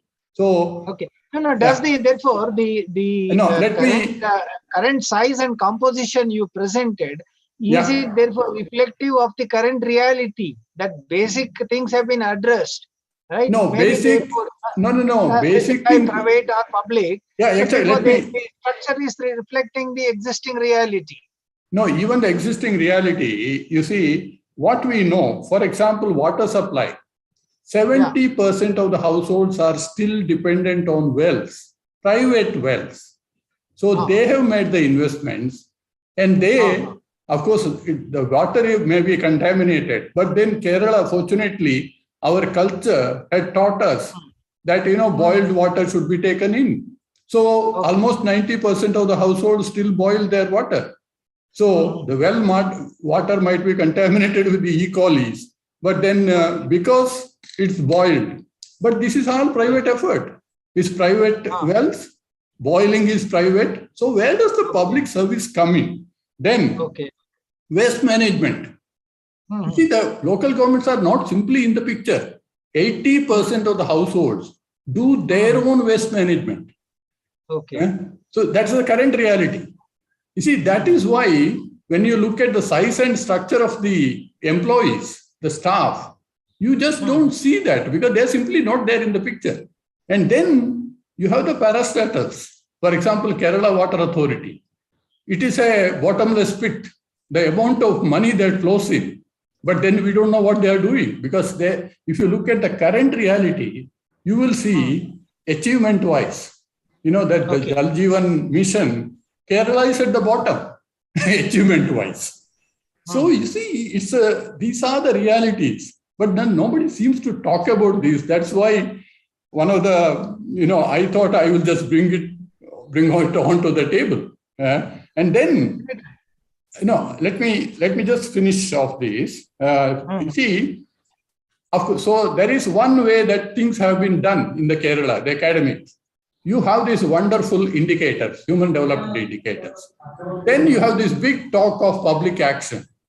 Yeah. And then, like, the devolution, the public spending and all that, then you attribute causation to that. But the causation simply, you don't focus on the process. If you had focused on the process, then, the reality would have been very different. It's a very easy sort of a thing that has been done. Of course, a lot of that credit has to go to Professor Amartya Sen and company. And then it's very difficult to publish any opposite view, because the publication game. So, and then there is a further problem. Lot of these academicians, there is a serious conflict of interest as well, because they are also in the government. And nobody asked these questions. Okay. Now I'm able to understand. Yeah, maybe your presentation should have probably highlighted some of those issues. Otherwise, it was a simple, straightforward comparison, right? Straightforward comparison of two states with different developmental situations. If you could have probably highlighted some of these issues, how there is some kind of a privatization or people's own effort and those kinds of things which you now clarified, right? If you can also include that in your paper, then that comparison would look more, I would say more relevant and useful, right? Yeah. Then this whole issue of your size and composition, then you can possibly present even with a much better kind of a force. That is my comment. Yeah. So now, yeah. So let us, other authors have any, of course, again, I would like to ask the audience. Yeah, there is one. Professor Shailendra, shall I ask? Daniel? Yeah, shall I supplement one point? You see, in Kerala situation, Kerala situation, actually what happened, you see, the local government are not in a position to address the regulatory and the service delivery functions. Why? Because so much of importance they push to the local government on the development issues like agriculture development, animal husbandry, fisheries, and all different sectors. But the point is that the line department is there, and line department actually creating problems. One side, the rhetoric is that these are already transferred to the panchayat. It is not really transferred. This is there. A dual control mechanism is there that is against the kind of decentralization. Kerala, actually, Dr. Narayan is very much right, and he is so strong to say that this is actually a paradox situation in Kerala. And whatever the development we are achieving in Kerala on human development and some other issue, you immediately just you correspond and correlate. This is because of the public action, this, that, and all things. Sir, nobody is going for a kind of a historical and some kind of a detailed analysis of these things. I think Dr. Narayanan has actually started some kind of a debate in that context. I would like to appreciate, and this is also a very, very serious issue. Thank you. Good, that's good. Okay. Yeah. Other authors, any reflection? May I, sir? Yeah. Yes, Dr. Lavanya, please go ahead. I really like your question, and thank you for asking it in terms of whether co-production in and of itself has concerns for equity and sustainability within it. So to answer that question, I'm not looking at how co-production sets up institutions. We would then go into the entire idea of elite capture, which has been studied quite a bit. In this paper, what Vinay and I are trying to do instead is looking at framing questions. So when we're thinking of the idea of framing, we're thinking of it in two ways. We're thinking of it in terms of its normative as well as its theoretical positions, right? So if we're talking of ideas of sustainability and equity, these are normative ideas. So in terms of how does a co-produced document, like the plan document that we're talking about, how do they actually construct these ideas of sustainability and equity, or do they even do it? That in and of itself is the question. Hence, we're assuming co-production of this document. So that's basically what I wanted to, that's my answer to your question. Okay. Yeah. Anyway, so it is in line with what I was possibly seeking, no? Right, because see, co-production is in some sense, and of course, why in some sense is actually a kind of institutional economics concept, right? Exactly. Yes. So institutional economics concept, except sort of bringing in some social and other dimensions, but fundamentally for equity, it is no better than neoclassical economics, right? Or the orthodox economics, right? Yeah. So therefore, looking for any kind of equity within that framework, right, is not going to lead us too far in examining equity. That was the point. That was the point. If I may just reflect on this, that is so true. Epistemologically, it does come from the neoclassical school. However, in terms of their outcomes, they always claim equity and sustainability. In terms of the way they measure efficiency of co-productive institutions, the output is where they actually measure equity and sustainability. And I think questioning that from from say a post-structuralist perspective in terms of discourse or constructivism is important in terms of ensuring we have a critical understanding of those documents and those ideas. Okay, thanks, Lavanya, for the clarification. Yeah, we have a question in the chat box by Dr. Daniel Apaya, who is posing this question to the team which made presentation on social enterprises. Can the authors explain what they mean by social input and how they measured it? Can they give examples of organizations in Ghana that they classified as social enterprises? Yeah, this part was not clear to me, says Dr. Daniel Apaya. Yeah, so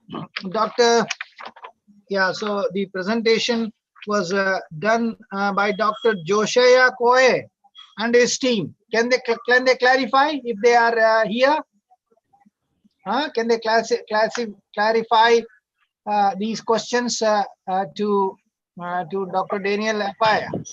Okay, thank you. I was having a challenge with my internet when he was asking the question. Can he kindly come again with the question, then I can give a response to it. Sorry about that. Yeah, now the questions are in the in the question box, but I will again read it out for you. Presentation on social enterprises. Can the authors explain what they mean by social input and how they have measured it? Can they give examples of the organizations in Ghana that they classified as social enterprises? Right? This part was not clear to me. That is the question. Okay, thank you. So the social input basically are the resources that is used for the activity of social enterprise. So for example, there are social businesses like waste management, where they use waste into different forms of the recycle waste, into probably plastics, into paper bags and things. Now, when the concept of the origination of a business is basically about using waste in the environment that is causing havoc, and they turn it around, that's the social input we are talking about. Now, we have UHub and iHub as other social enterprise business that we considered. There are most of them in Ghana that is into these kind of turning things that causes havoc in the environment into something better. So that is the social input aspect of it. Okay, that's fine. Yeah, I also had a question to the social enterprise team. So you gave a definition of social enterprises which consisted of 4 characteristics, right, at the beginning, right? Yes, please. Yeah, can you use that definition, right, to classify the social enterprises? Is that possible? Yes, it's possible. It's possible. Yes, you can use their objective, that's a societal or social objective, the entrepreneurial behavior, and the other features I mentioned to classify. However, we were looking at trying to use a different model to classify, but it doesn't discount the point that you could use what you mentioned to classify. So I think that can be considered probably in our future research to do that. Okay, that's fine. Thank you. Yeah, Professor Sailendra, I have a question on that. Shall I ask on the Sure, go ahead, Dr. Jose. You see, Dr. Jose, in your presentation, it is mentioned that there are no legal framework, quote and unquote.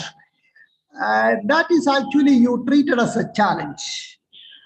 I feel and I think it is not a challenge, it is a blessing as far as in the term of the business context. Business context. So how did you react that? You are actually the man who is going for support for some kind of a state regime or some kind of a license raj. But as far as the business is concerned, the point is that there, why you need a legal framework, especially for social entrepreneurship? Thank you. Okay, thank you very much. Thank you very much for your submission and question. Yeah, it's a very good point.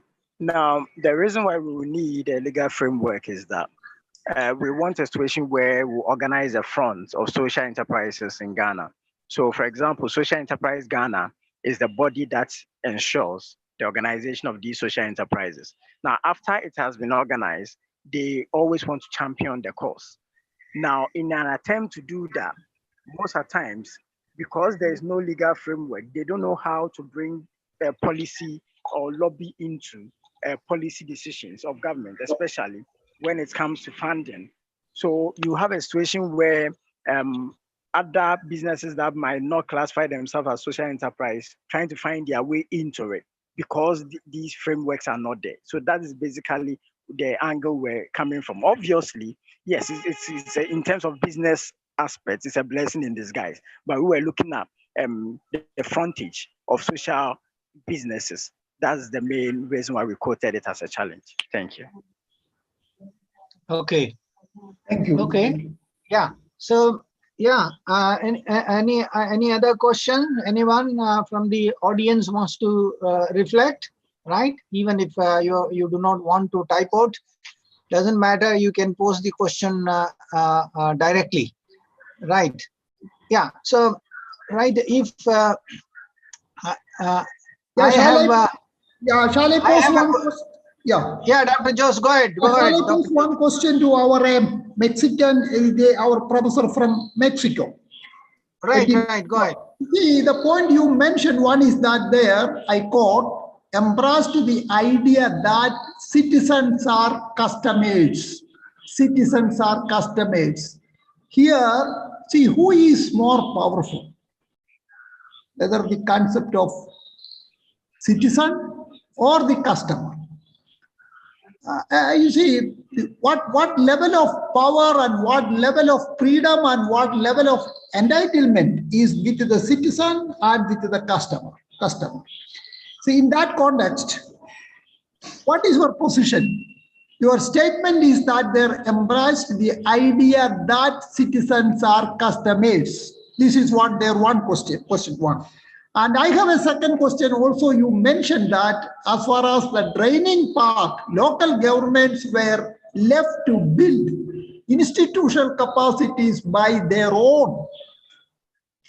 I think you propose some kind of the capacitization of the local government from the government at the higher levels. In India, we are facing a problem in the sense that the capacity building exercise is actually given by the higher levels of government. The point is that they don't give a kind of to act in the kind of based on the freedom, autonomy, and the self-government concept. Some kind of regularizing the situations And in course of time, what happened, the different governments at the higher level, they are actually trying to capture the local government, and it's a kind of a strategical need to give some kind of a training so that it can be domesticated in such a fashion. Always the local government will work as an appendage of the governments at the higher levels. So training is used as a tool, as a strategy to kind of capture the local government in one side, and the other side that there it is actually some kind of domestication what is taking place. This is what my point. In that context, I would like to say that the local government, by their own effort and through some kind of a collaboration with the academic institutions, one can think about their own strategies for developing the capacity and capacity enhancement as far as the local government level is concerned. Thank you. Okay. Yeah, I just want to ask one small question to the team from Mexico, right? Yeah, can you throw some light as to what is because you are talking of decentralization, right, and local governance. I was curious to know what is in some sense, the current status of the Zapatista movement, right? The popular Zapatista movement, right? Led by the Chiapas, right? Where does it stand currently, right? Of the movement of these indigenous people, right? Which Mexico was known for that. Where does it stand in the whole scheme of decentralization currently? Okay, go ahead. Yeah. Thank you very much for your comments. We'll try to address them clearly. Well, first of all, I think that citizens are much powerful than customers, because we elect political leaders thinking about that they will make decisions to improve everybody's standards of living. Whereas when you are a customer, you buy a product and you can use it in the way that you want. And the person who is selling something doesn't have any responsibility on what you do with what they sell you. And they don't have any, they are not accountable for what they do or with the money that they receive from you. Whereas when you are a citizen and you are a political leader, you need to fulfill the expectation of people, and you need to provide for a better standard of life for mainly for vulnerable groups and communities. So I think that citizens are much powerful than customers. And obviously, yes, I support you in regarding that the capacity building for local governments is an inner process, it's an internal process. They need to build their own capacities. But there are some nowadays, because the public management is getting so complex, they need a lot of new technologies and knowledge and regulation. They need to learn about it. So for instance, if you want to adopt the multipurpose cadastre, you need to learn about technology. You need to learn about how to use the software, how to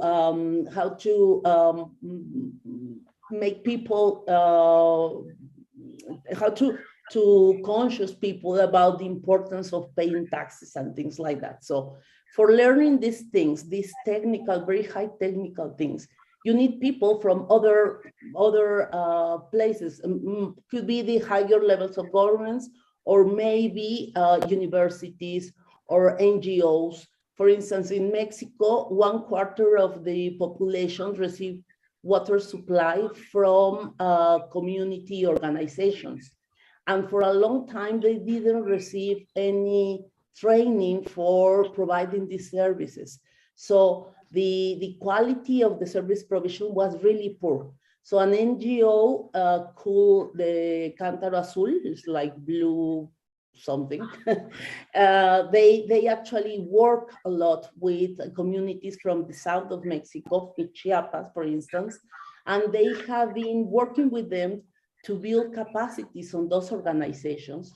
And nowadays, those organizations are able to provide a much better service for those communities. So that's why I've talked about other agents. I mean, the national or the state governments, they are, most of the time they do what you are talking about. They have been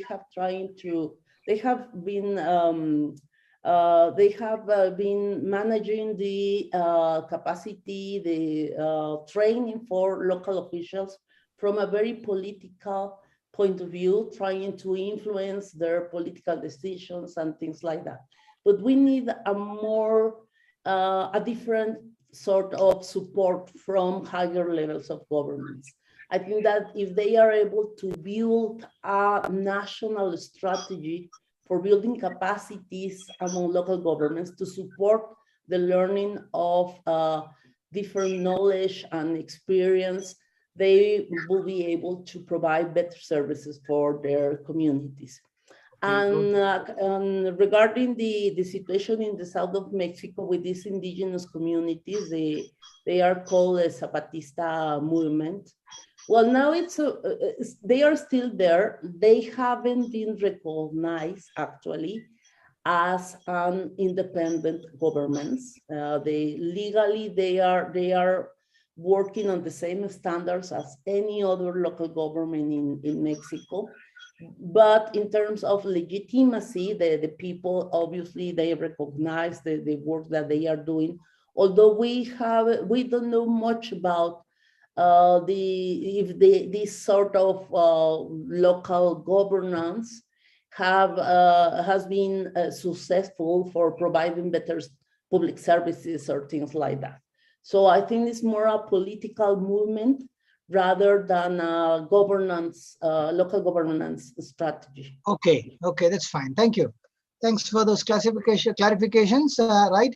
Yeah, so looking at the time, we need to conclude. Yeah, so of course, it was definitely an interesting kind of discussion, very good presentations, and also very good kind of an attempt to clarify the questions raised on the presentations, right? So therefore, as a chair, I would like to conclude by brief remark, right? The theme of decentralization and sustainable development, yeah, of course, relevant, right?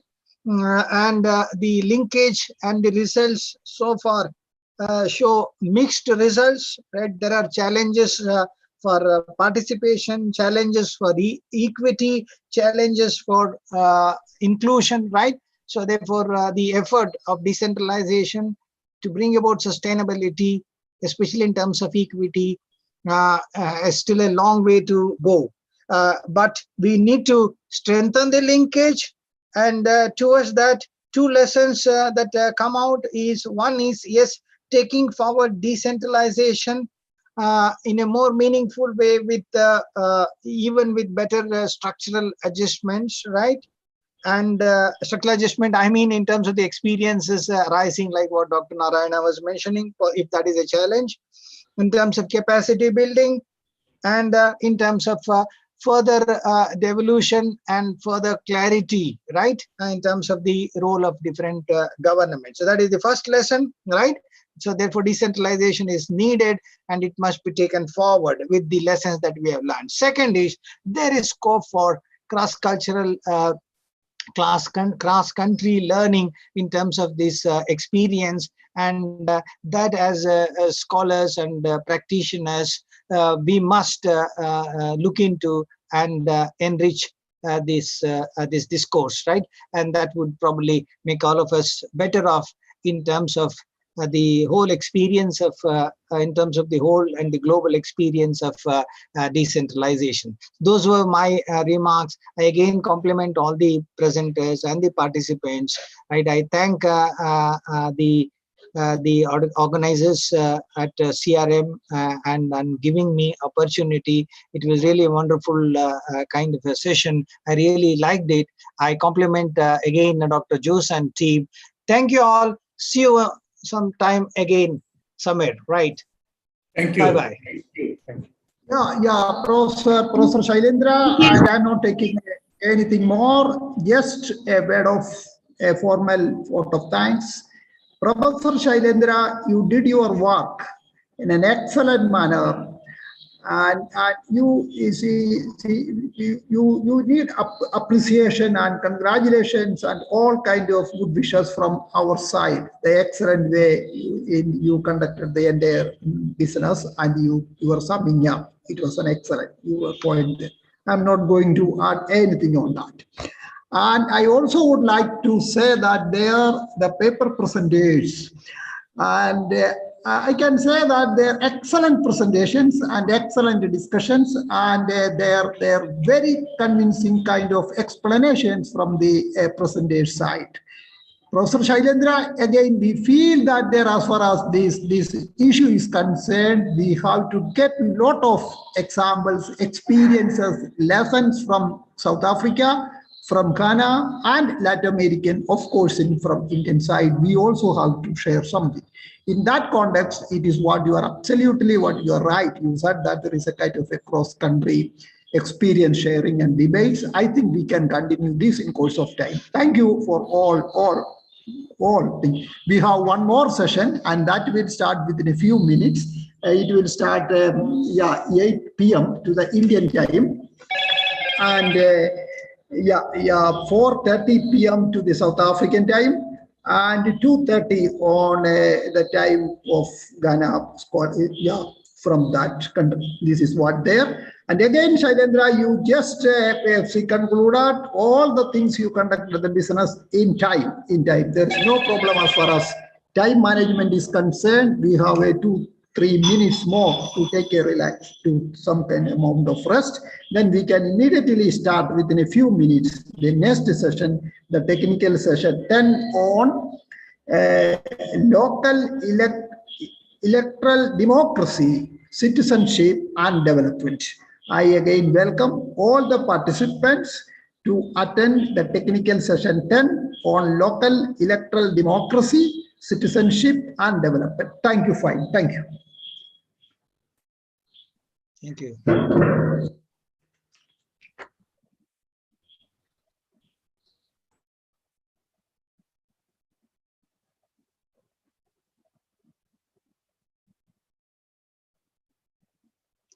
No,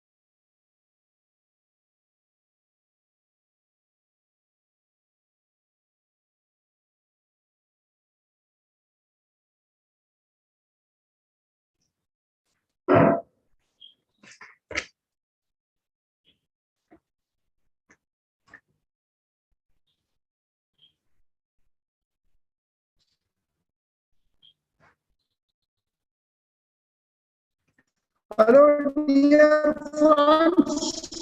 We have one more technical session on today. That is actually technical session number 10 on citizenship and development. May I request Professor Yam Edman Badu, the professor at Institute Scholar and Institute Scholar, School of Public Service and Governance, Ghana Institute of Management and Public Administration, Jimpa, Ghana. Professor, please take your chair and you please conduct the business. Okay, thank you. And good afternoon to everyone. I can tell, I think all of us are in the afternoon time zone from in 3 countries, India, Ghana, and Pakistan. That's where we have our presenters coming from. Once again, my name is Yao Ajman Badu from GIMPA.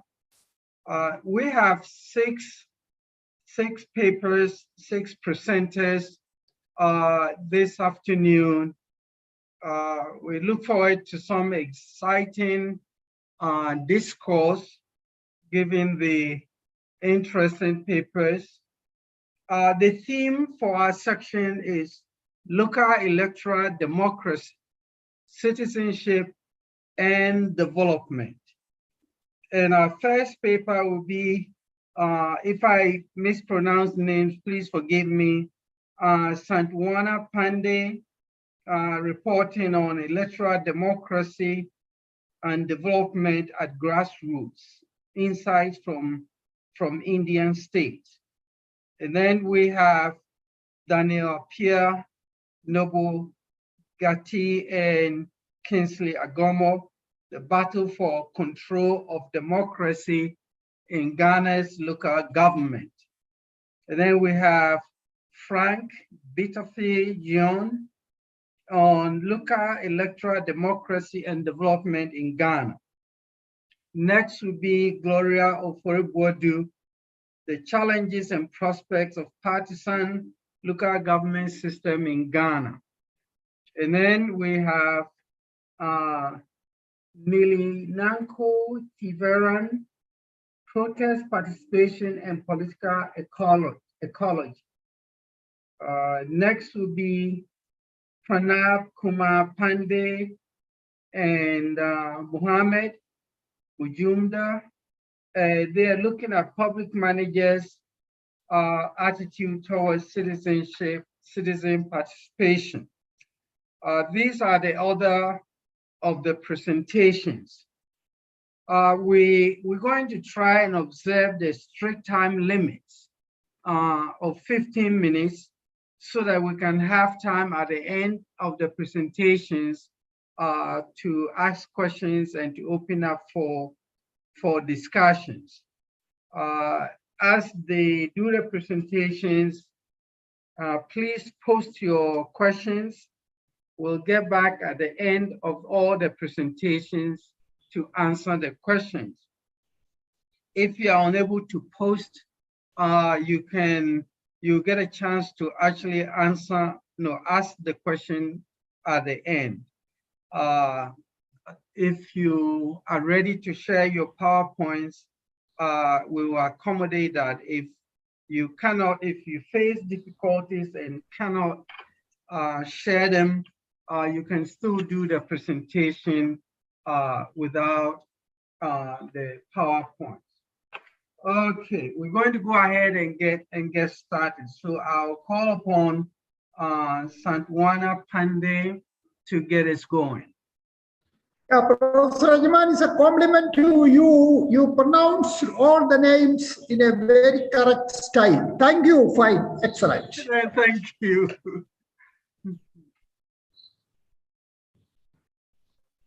Thank you for opportunity to share my views. democracy. First of all, I'd like to congratulate and such a wonderful and you can say such a relevant topic. Pathophilia, that is definitely required or we need sincere discussions on that. And just as since yesterday we have been hearing so many different dimensions of pathophilia approach, definitely in the state of Kerala and in the whole southern Africa as well. At the very outset, I would like to apologize in advance.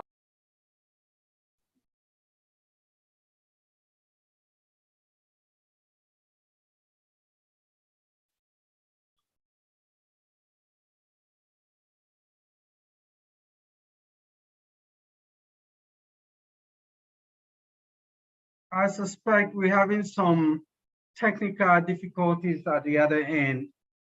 So we'll still try and accommodate her. Hello. Are you able to see my screen, sir?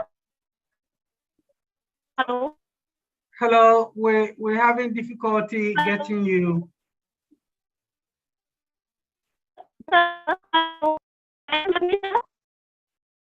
We cannot hear you. You are not audible. Hello. Am I audible now? No, no. It's breaking of your voice. Yes, yes, sir. There's some country issue as I see. Because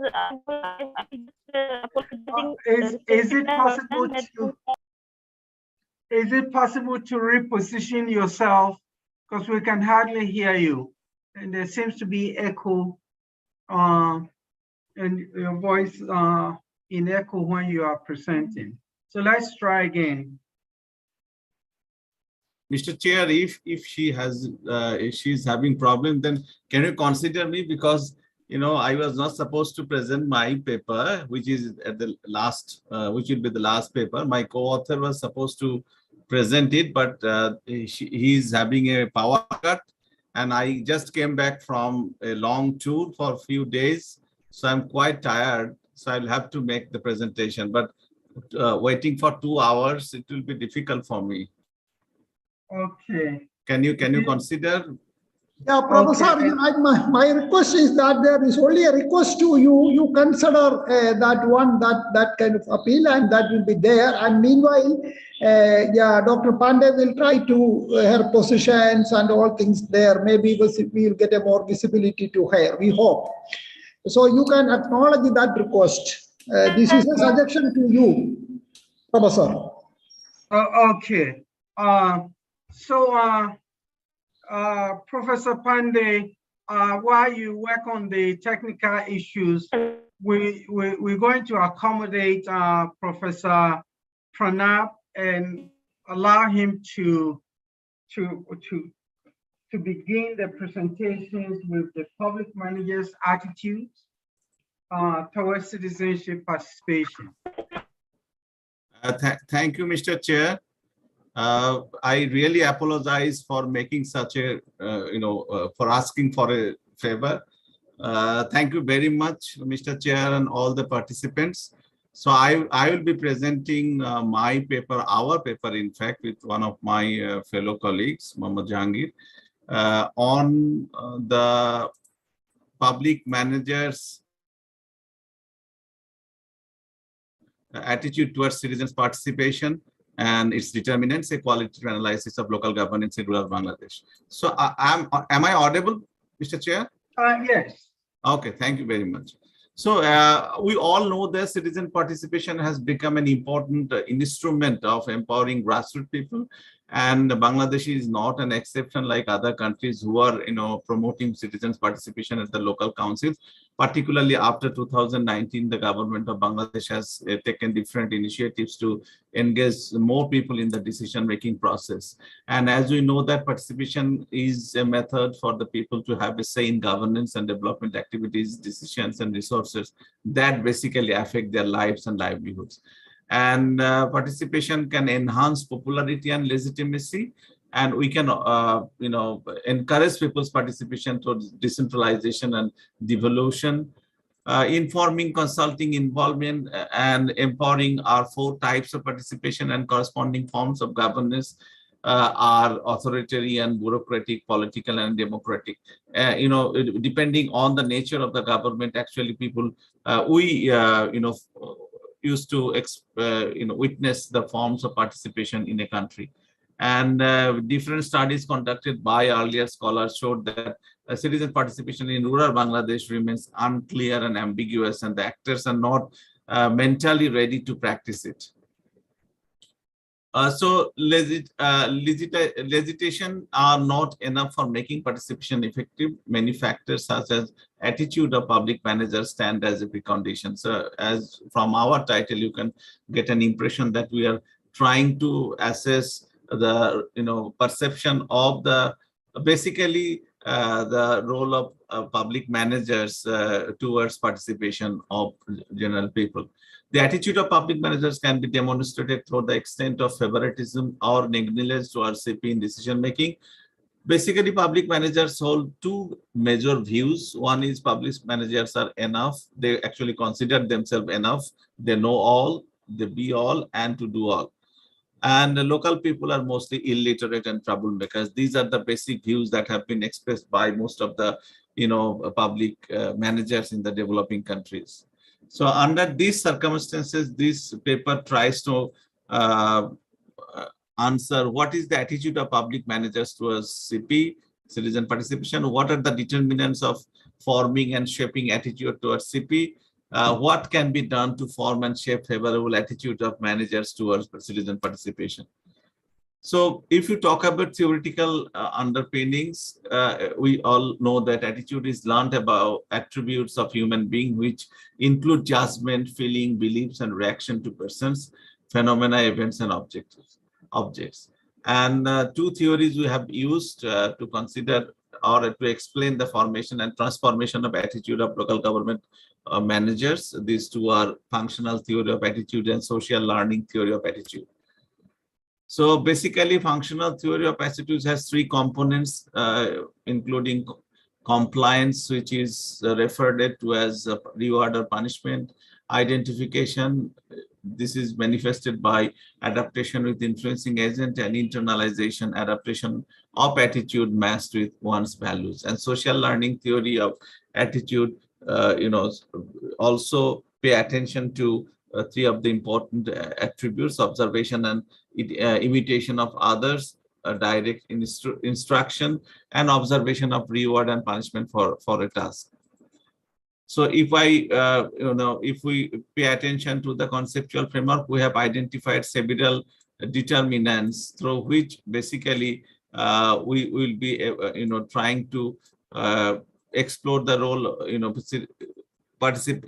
perception of the managers towards citizen participation. So these are the actors, and basically we have classified into 4: personal characteristics, process characteristics, organizational structure and culture, contextual features that will lead to formation and change of attitude, and that will help managers' attitude towards citizen participation. So basically it's an in-depth, qualitative study based on 16 qualitative in-depth interviews with, public managers, those are serving in different Union Parishad, which is the lowest tier of local government in Bangladesh. So if we concentrate on the basic findings on the attitude of public managers towards people's participation, there are 4 findings that we have found from the study. Majority of the respondents, around 62%, believe that they are prudent and considerate enough to make right decision, verify the facts in the field. It is their perception. They indicate that through participatory process that develops disagreement, chaos among managers and people. For instance, one of the public managers expressed his feelings in the way that only managers are enough for making decisions. People from outside are troublemakers. Additionally, these are not the subject. Basically, from these findings, we can understand the perception of the public managers towards people participation. Basically, they are holding a negative view, and they perceive themselves adequate to take decisions for the service recipients, who are basically the end users. And if we talk about the determinants of attitude, we have discussed those four. In the findings are, if we talk about the personal characteristics, basic findings are public manager psychological characters traits inform that managers are mainly in the councils for serving people. They're satisfied, they trust their citizens, and show no hesitation for CP.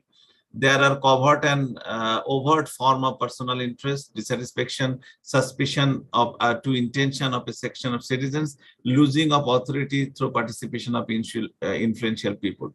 Their satisfaction with the job done imply that their attachment to people is poor, as the study, which is corroborated to the study, our previous group from Routledge, that shows that dissatisfaction of managers due to failure to address numerous demands of the constituents. Collected data reveal that female managers demonstrate more positive attitudes towards CP. 3/4 of the female managers explain that only managers of the council are not enough. The citizen should have a say on the decision. So it's a positive findings. Comparatively, young managers are more positive towards CP than the seniors. The level of education does not play a significant role in shaping attitude of the managers. Process, from the perspective of process characteristic, basic findings are about 9 out of 10 participants declare that CP design is easy to engage people and control them. However, the rest finds the design difficult due to lack of training and local political situation. For instance, one manager reports that functionalism and rivalry makes it difficult to arrange meetings and control people in the meeting. So from the process perspective, they have identified the incapability of citizens' participation. So these are the basic, reasons they have identified. They have poor public speaking skill, they are illiterate, they are not skilled, they lack interest, they lack courage, they are uncomfortable, and they are unaware. So among these, basically not skilled have come out as the most, 81%. So when it talks about causes of participation of the citizen, most of the managers find that the principal cause of participation is to ensure personal interest, restricting government amenities, and placing demands. One manager explains they involved for both personal and communities in some satisfy the invitation of the managers, though the citizen want to be informed, they do not want to speak. From the organizational, structural, and cultural determinants, the findings shows that managers are divided into 2 camps about role of resource and popularity. Just over half of the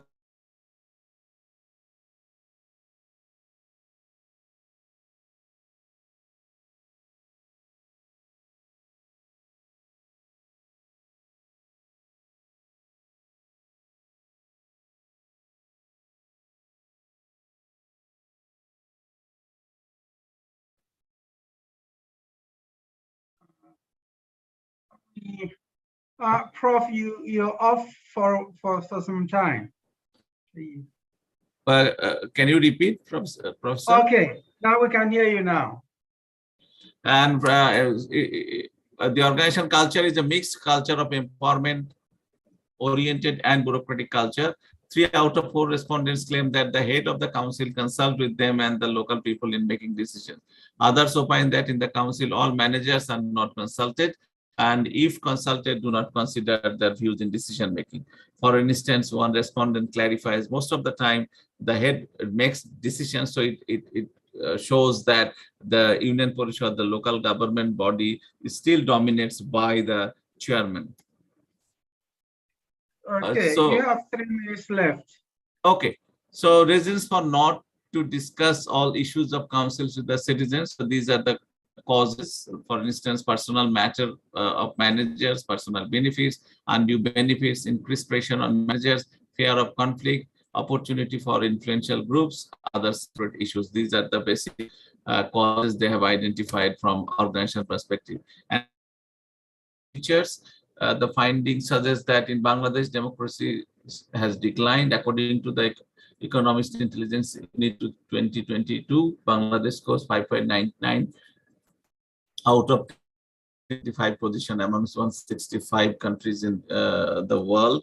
and they have, considered Bangladesh as a hybrid region, which has also affected the participation of people in the local governance. About every 7 managers out of 10 indicate that present legal requirements are not rigorous enough to ensure CP.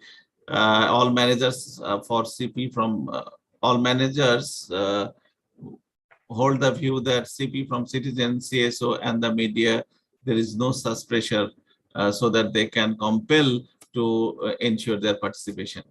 And in order to enhance the participation of CP, they have organized, they have identified several causes, for instance, conscious and aware citizen, organizing workshops, seminar training, implementing existing laws and enacting new laws, arranging awards. So these are the basic recommendations they have provided for increasing participation.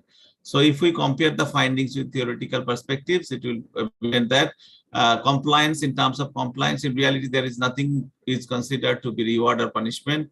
Identification, acceptable image is not valued much and not related with election. People also do not value CP much. Internalization, the values of the managers are not aligned with CP, and social learning theory absent of instance of quality practice of CP. The results show that a traditional attitude prevails with low value of CP and reluctance of managers to organize CP.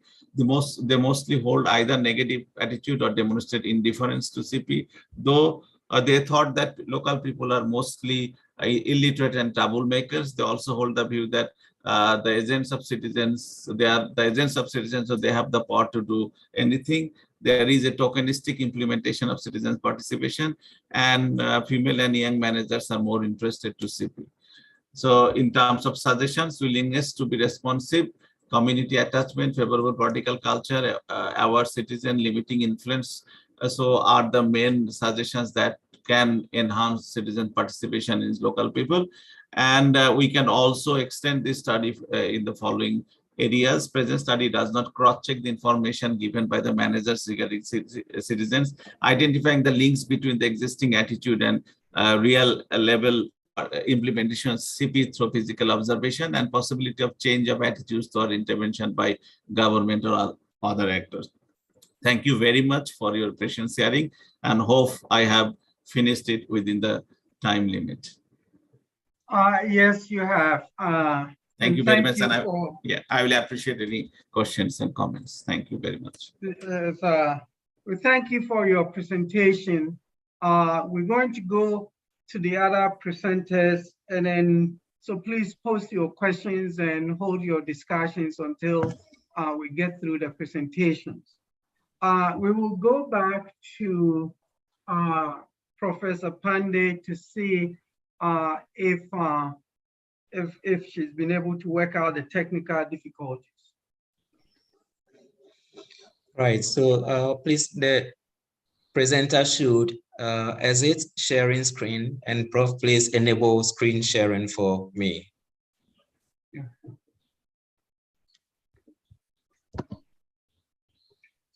Okay, so now we, hold on, we're going to the first presentation, Professor Pandey, to see if we've been able to work out the technical difficulties. Okay. So exit this screen for us and let's see if. Right, so thank you, I have. Okay.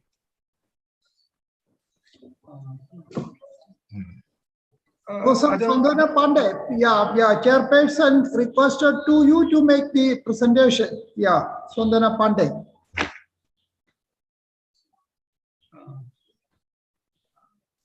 Let's see. Professor Pandey. Me or the earlier one? We are both Pandey. Oh. No, yeah, she's not seen. She's not seen attending. Yeah. We're looking at Santwana Pandey. Yeah. Sondana Pandey. Yeah, but she's not seen attending now. Probably she's still having her connection problem. Okay, so we'll move on to was it Daniel Apia who was going to present Battle for Control of Democracy in Ghana's Local Government. So please, Daniel, you can begin now. Right. Thank you very much. I hope I am audible. Yes, we can hear you. Right. Thank you. Right. So the paper is being co-authored by myself, Professor Kingsley Agomo, and then Noble Gatti. Right. So we are going to present our views on an ongoing battle for the control of local government's chief executives in Ghana, and saying what should be the mode of democracy that should be used to select or elect local government chief executives in Ghana. And it is largely between unrepentant partisan politicians versus public value citizens. And as we move on, you come to understand what we mean by unrepentant partisan politicians and public value citizens. Right, so we thought that it is important, first of all, to actually start our discussion by looking at how we can measure the quality of democracy and then the quality of the state also, and then broadly, the quality of public administration systems in countries. It is very interesting that we found that there is still an ongoing debate among leading scholars in political science about how we should understand the quality of public administration or the quality of the state. And this is important because it has got implications for how we understand and then measure or what kind of support we give to the building of a local government system that we may consider as of high quality. So currently the consensus appears to be settling around the fact that we should measure the quality of the state by using the norm of impartiality. A quality state is one that is impartial, that treats citizens equally when it comes to decision making, when it comes to policy making, when it comes to the use of state resources. And so every citizen should be treated equally. And the debates that those who have followed this, the debate between Francis Fukuyama and Bo Rosten and other governance scholars seems to be crystallizing around the fact that we can measure the quality of public administration systems as impartial. But there are differences as to whether the measurement should include the inputs that citizens made or whether we should focus only on the implementation of policies by the state.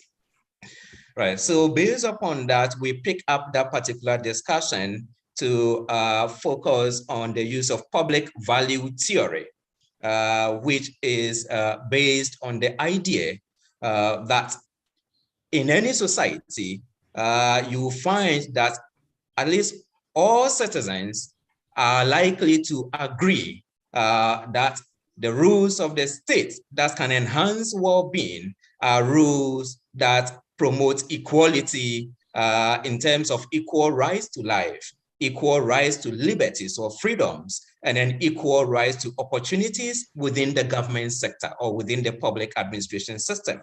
By opportunities, we mean opportunities for decision-making, opportunities for participation, opportunities when it comes to recruitment into the public sector across every country, every society. And from the discussions that we've listened to in this conference, we've seen many presenters who also have affirmed that their constitutional frameworks in their countries emphasize the value of equality and an impartiality. So public value theory affirms that at the end of the day, effective institutions, Are you free now?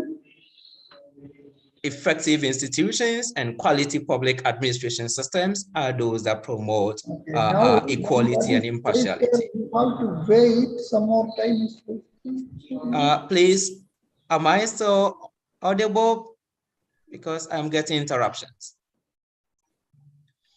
Right, so public value failure occurs when we have policies that do not reflect what the public collectively values. When policies do not reflect what the public collectively values, we say that public value failure has occurred. And what we are going to argue in our paper is that the policies concerning how local government chief executives should be elected or selected in Ghana reflects public value failure. What the policies that the governments are supporting reflects public value failure because it does not reflect what the citizens, the majority of citizens, actually want. Right, so building from that, certainly, I think many of us have also pointed to the fact that if we use equality and then impartiality as measures for the quality of a local government system, then we will certainly agree with many scholars who have suggested that devolution of authority to local government perhaps is the gold standard or should be the gold standard for a local government system. By devolution of authority, it means that the local government system have got autonomy when it comes to selecting who becomes a local chief executive. That's political devolution. On the administrative side, they have autonomy in the recruitment of personnel. On the fiscal side, they have autonomy in how they use their revenues that they've mobilized. And then across many development practitioner forums, there is a strong support for devolution as a gold standard in local government system. The question that arises here then is that if we look at political devolution, what is the practice in terms of Ghana? How far have we gone with devolution? And that is where we are going to discuss the battle for the control of how local government chief executives should be elected in Ghana. So the central question that we explored is, what is the extent of public value for public policies on the mode of selection of local government chief executives in Ghana's Fourth Republic? So the public policies that have been made or that have been supported by government concerning the selection or election of chief executives, to what extent are those policies publicly valued by the citizens?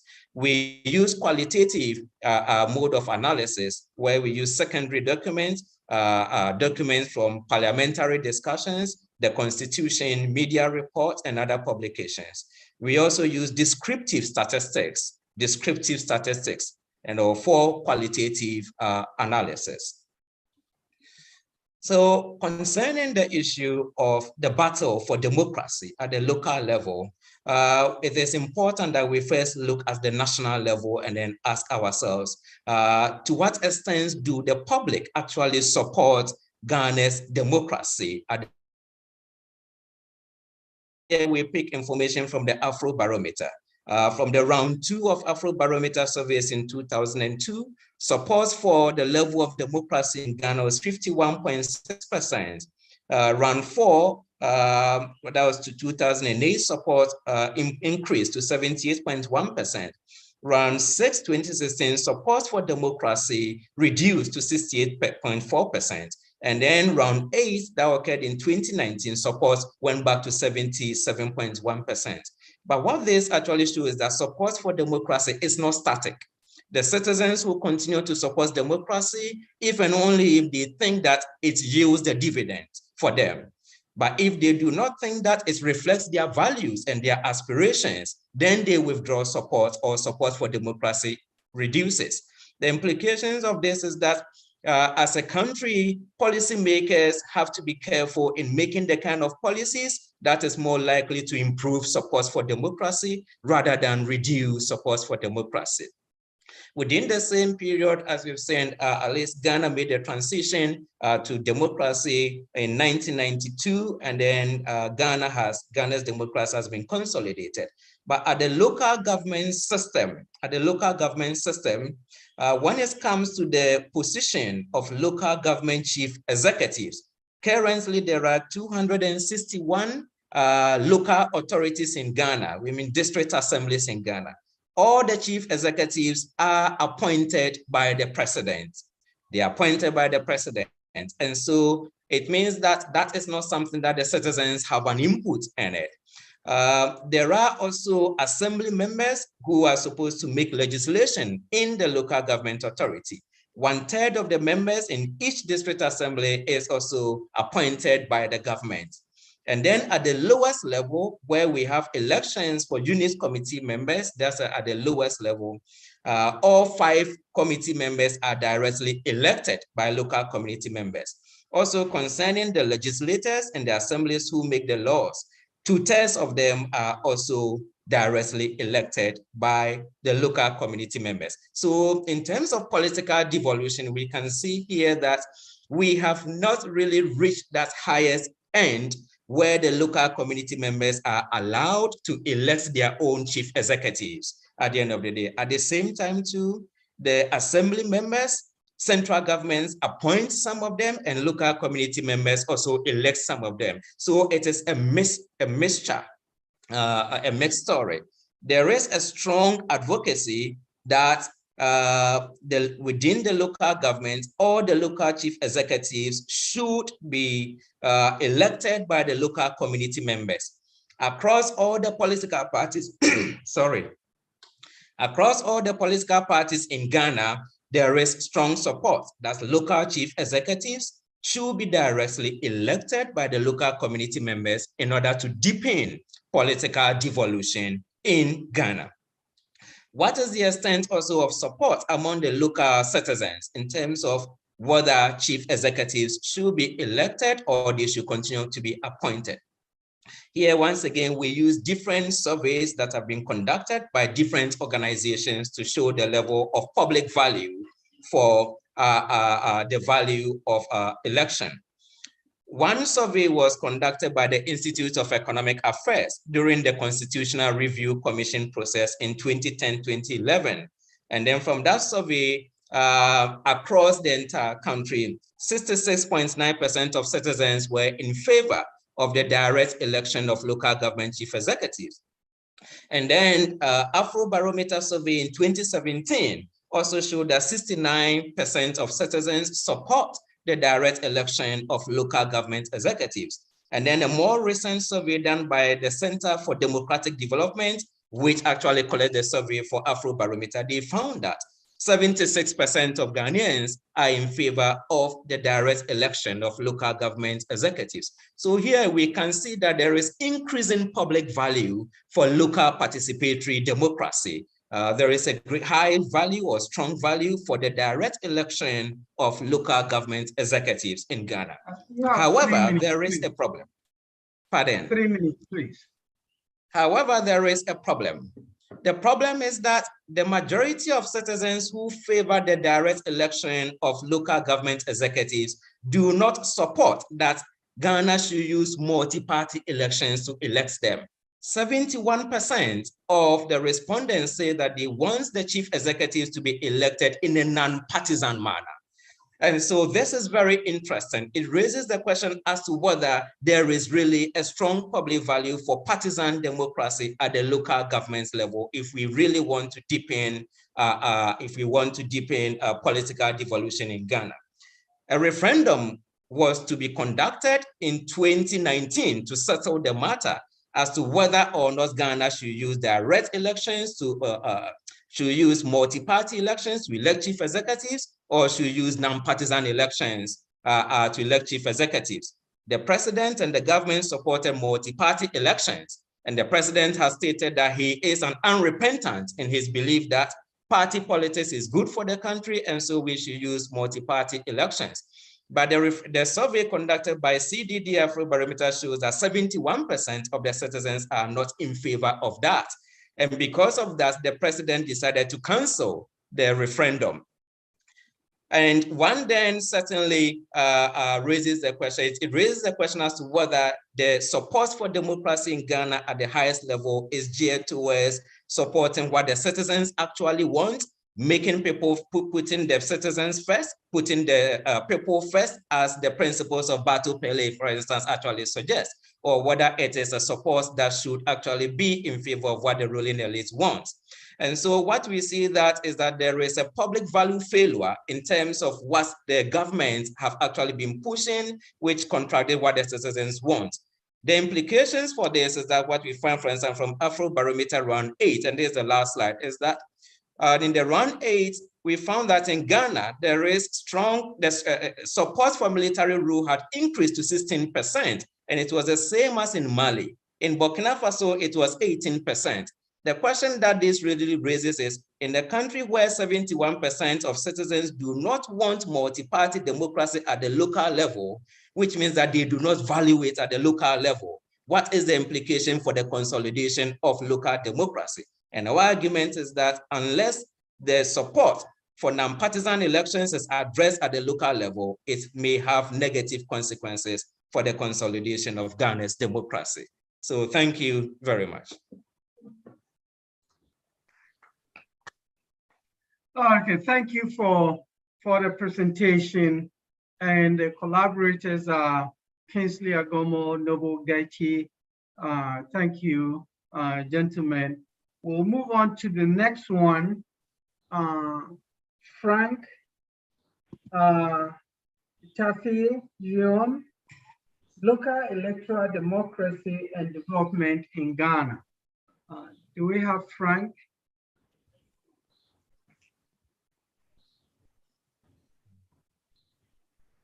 Okay, Frank is not on here, so we'll go to Gloria Ofori-Boadu, the challenges and prospects of partisan local government system in Ghana. Is Gloria Ofori-Boadu on?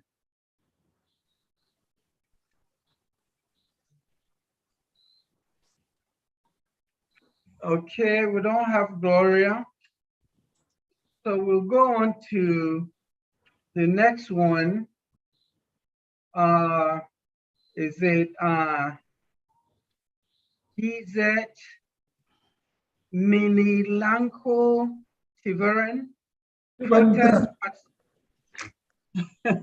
I'm struggling, forgive me. No, it's fine. No, that is correct. That is correct. You are very, yeah. Fine, it is fine. Okay, I'll let you pronounce it and then take us through the paper, please, sir. Thank you, Professor Agiyambadu. It's great to be here. This is me, Nilanko Devendran, research fellow at Western Norway University of Applied Sciences in Bergen, but I'm originally from Sri Lanka. So this is a paper which is based on Sri Lankan case study. So the title of my paper is Protest, Participation and Political Ecology, the Question of Local Democracy. Distinguished chair, fellow panelists and participants of the webinar, good evenings and greetings. We face global challenges, looking for solutions, in search of solutions. And the challenges, unlike anything humankind has ever encountered. Consequently, a wide range of environmental problems has emerged. Those problems include anthropogenic climatic change. The globe is right now needs global solution as well as local solutions. So are local solutions possible in the global challenges? For example, we can categorize them as 5 key challenges: climatic crisis, environmental degradation, economic development, which is needed for the global south. And we talk about social well-being, and we also talk about sustainable living. When we talk about these multi-scalar global issues, can we find local solutions? Is our local governance setup geared to address these emerging new challenges?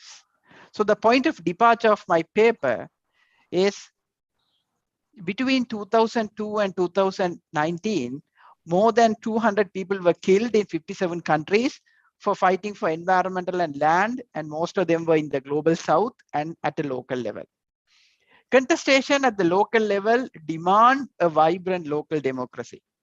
Ecological questions have created new avenues of engagement for local governance. Active public participation at the local level is essential for collective responsibility and environmentally friendly outcome, especially in the era of climate change. So the puzzle the paper tried to unravel is how and in what ways can local government be reconstituted as an arena for participation and incorporate political ecology into its local democracy. I will try to understand this puzzle through Sri Lankan case study. To do that, I'm taking energy transitions, Climate anomalies and the disappropriate impacts of climate change have made energy a social concern. Over the years, energy has become a concern of politics and economics. Climatic changes, environmental impacts, and ecological concerns have made energy into a public concern, where the public is keen to participate in the decision-making of the energy future. So energy transition, which is transitioning from fossil fuels into more renewable, clean, green, energy transitions has become one of the key actions towards combating climate change and achieving energy security and upscale development, especially in the global south. On the one hand, in global south and global north move towards energy transitions, people at the local level have protested against energy projects, in fact. The protesters have highlighted two key issues. One is the non-participation at the local level, and number two, the insensitivity towards local ecological concerns. To understand this protest, I am using a Gramscian perspective. Kebade argues that a Gramscian perspective can help social movement studies take a more comprehensive view. Most theories of social movements focus on the single major explanatory factor, such as resource mobilization, political opportunity structures, or collective identity. The Gramscian theory integrates multiple explanatory factors to provide a more comprehensive understanding of the structural, ideological, and strategic patterns that underpin social movements. Gramsci developed the notion of hegemony as a form of power that blends force with consent of the social systems. Gramsci used the term hegemony with the specific purpose of highlighting the fact that the society's ruling class generally tries to build social consensus through hegemony. The Gramscian notion of hegemony has been used by others to understand and explain specific political action, in this case, hegemonic projects. What I mean by hegemonic projects is the projects mainly development related, which are undertaken by the government through hegemonic means and called hegemonic projects due to motives and actions. Hegemonic projects undertaken by several actors are linked by shared interest and are defined by the diversity of distinct methods and techniques aimed at particular universalizing interest. In this paper, energy is the key concern, and I'm talking about energy transition. So in this case, energy security and clean and green energy are the universalizing mantras for recognition and acceptance, which brings these hegemonic projects, which has been contested. So when the projects have been contested, that brings in counter hegemonic actions. These projects are resisted by the people over time. This resistance becomes a social movement and a counter hegemonic action. Social movements are primarily a counter hegemonic actors tasked with dismantling hegemonic institutions, disrupting hegemonic practices and discourses, opposing hegemonic systems, and promoting the formation of social alternatives. In this backdrop, we need to understand the ecological crisis at the local level. People at the local level feel environmental degradation and climate changes in their day-to-day lives. The weakness of the local governance has highlighted the need for localized deliberations to address ecological questions and incorporate them into the governance. There is unfortunately not much evidence from all the deliberative democratic experiments in the last 2 decades to suggest that there is a space for new eco-democratic institutional arrangement. A democratic ecological sensibility must lead to the continued fight for equitable and speedy post-carbon transitions.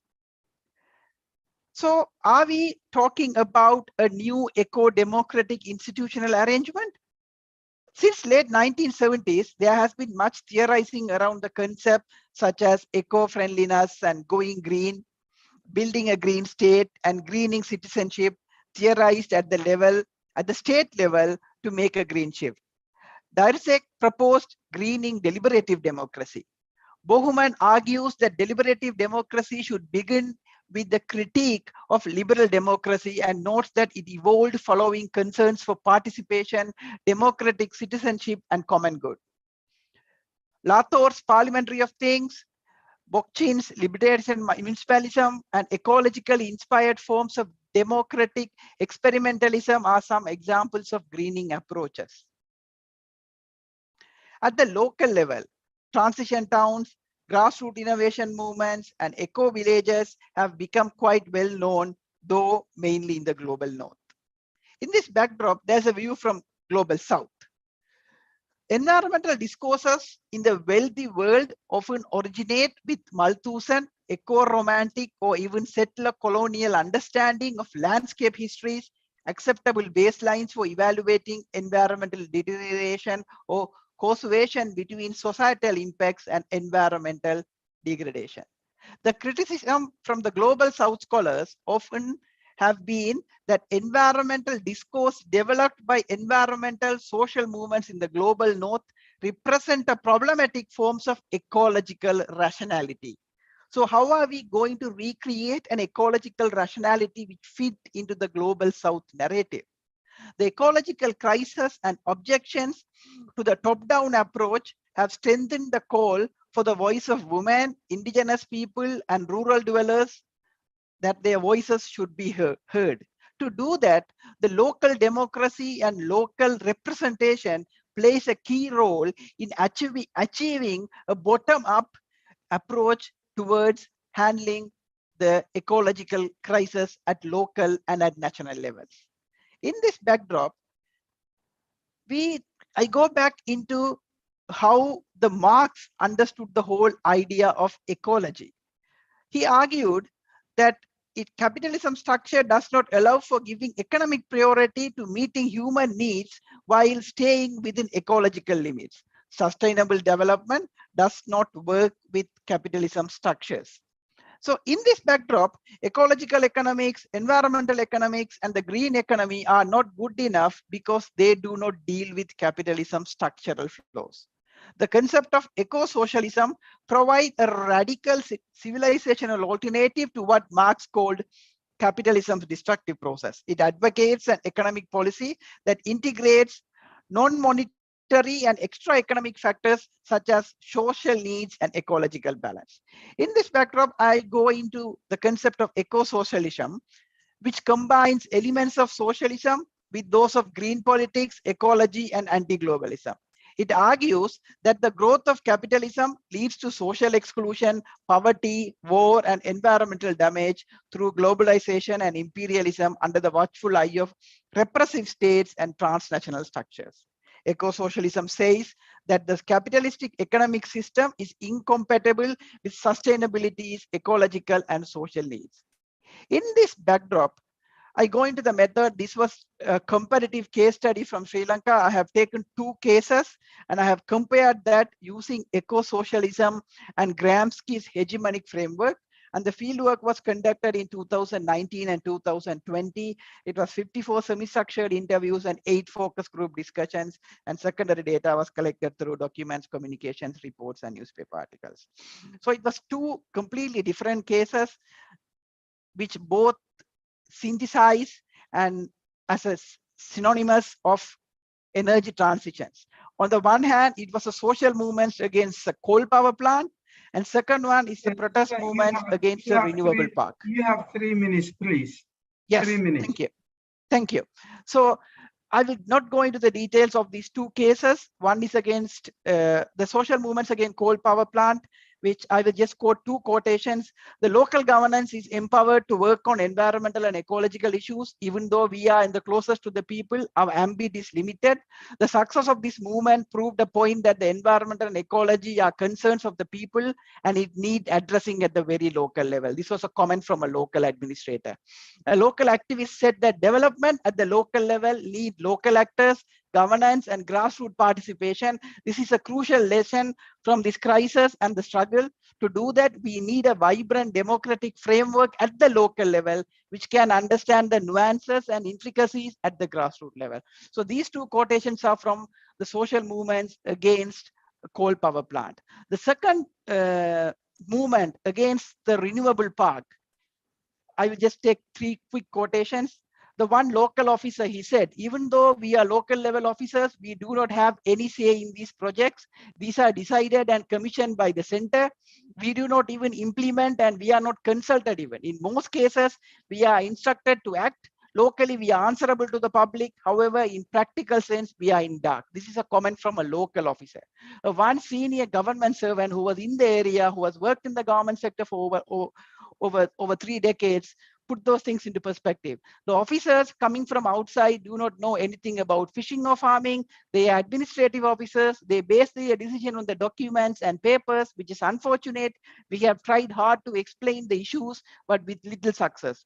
There should be local expertise in the emerging ecological crisis. So these 2 cases absolutely point towards the need of political ecology incorporated into the local democracy, where the protest has pushed the political ecology need into the local democratic framework. In this backdrop, I will bring in 2 key critical points of the discourse. One is there should be accessibility at the local level, and this accessibility should be at spatial, socio-structural, and perceptual factors need to be there at the local level for people to take part in deliberations. Number 2, how people can express their agency in their local setting is dependent, and people cannot exercise their agency in a socio-political setting, divide of others. This is where transformational need of understanding political ecology into the local democratic framework is important. To conclude, I will just ask this particular question. To what extent the local government institutions can overcome current structural, institutional, and political hurdles to ensure that local representative institutions are successful in their respective jurisdiction in addressing the question of political ecology? I will conclude with 5 lessons which was learned from the case study. First, the hegemonic projects create counter-hegemonic action at the local level, bring out 2 outcomes: exposing the deficiency of the local democracy, enabling ecological concerns to be a mobilizing agent. Second, the public involved at the development of the social movements allow for a new way of thinking about the environmental and ecology at the local level, which is not connected to the center and revolves around the specific context. Third, exercising democratic deficits at the local level and emerging ecological crisis has called for state reform, especially at the local level. Fourth, if it is widely recognized that local level must play a larger role in order to ensure sustainability, then it needs profound rethinking to better combine with local development goals and centers development initiative. Fifth, and finally, the outcome of the state intervention at the local level differ with and without local governance participation. The absence of linking local government with localized challenges to the environment and well-being of the grassroots during Sri Lanka's development initiatives in the past few decades have paved the way for continuous protest at the local level and challenges in implementing even pro-environmental projects. So with this, I conclude and thank you very much for the opportunity. And if we are going to build a better world, local level participation and local governance need to incorporate the political ecological challenges to incorporate a better environmental friendly future. Thank you. Okay, we thank you for your presentation. We will go back and see if the colleagues we missed earlier are back on now. I see Gloria Oforibodi is here. Gloria, are you ready for your presentation? Yes, Professor. Okay, we'll ask you to go ahead, please. I don't know, I have to share the screen, right? Right, if you have it. Full screen, and then I have to share it. A moment.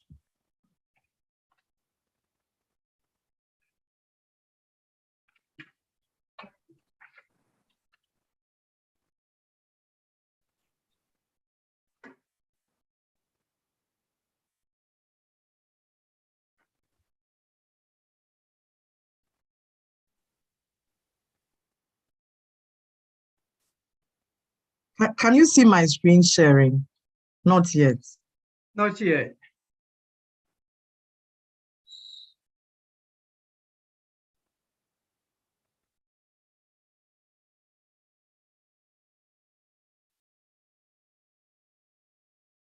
Okay. Is it working? Is it on? It hasn't come on yet.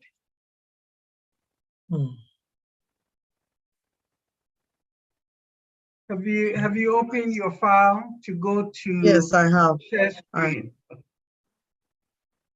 I have. Go to look at below the screen. You see share screen. Click on it. It's green. Something like share screen. Click on the share screen. Yes, I know how to do, but this one is I don't know why I'm struggling. Okay, let me minimize and see.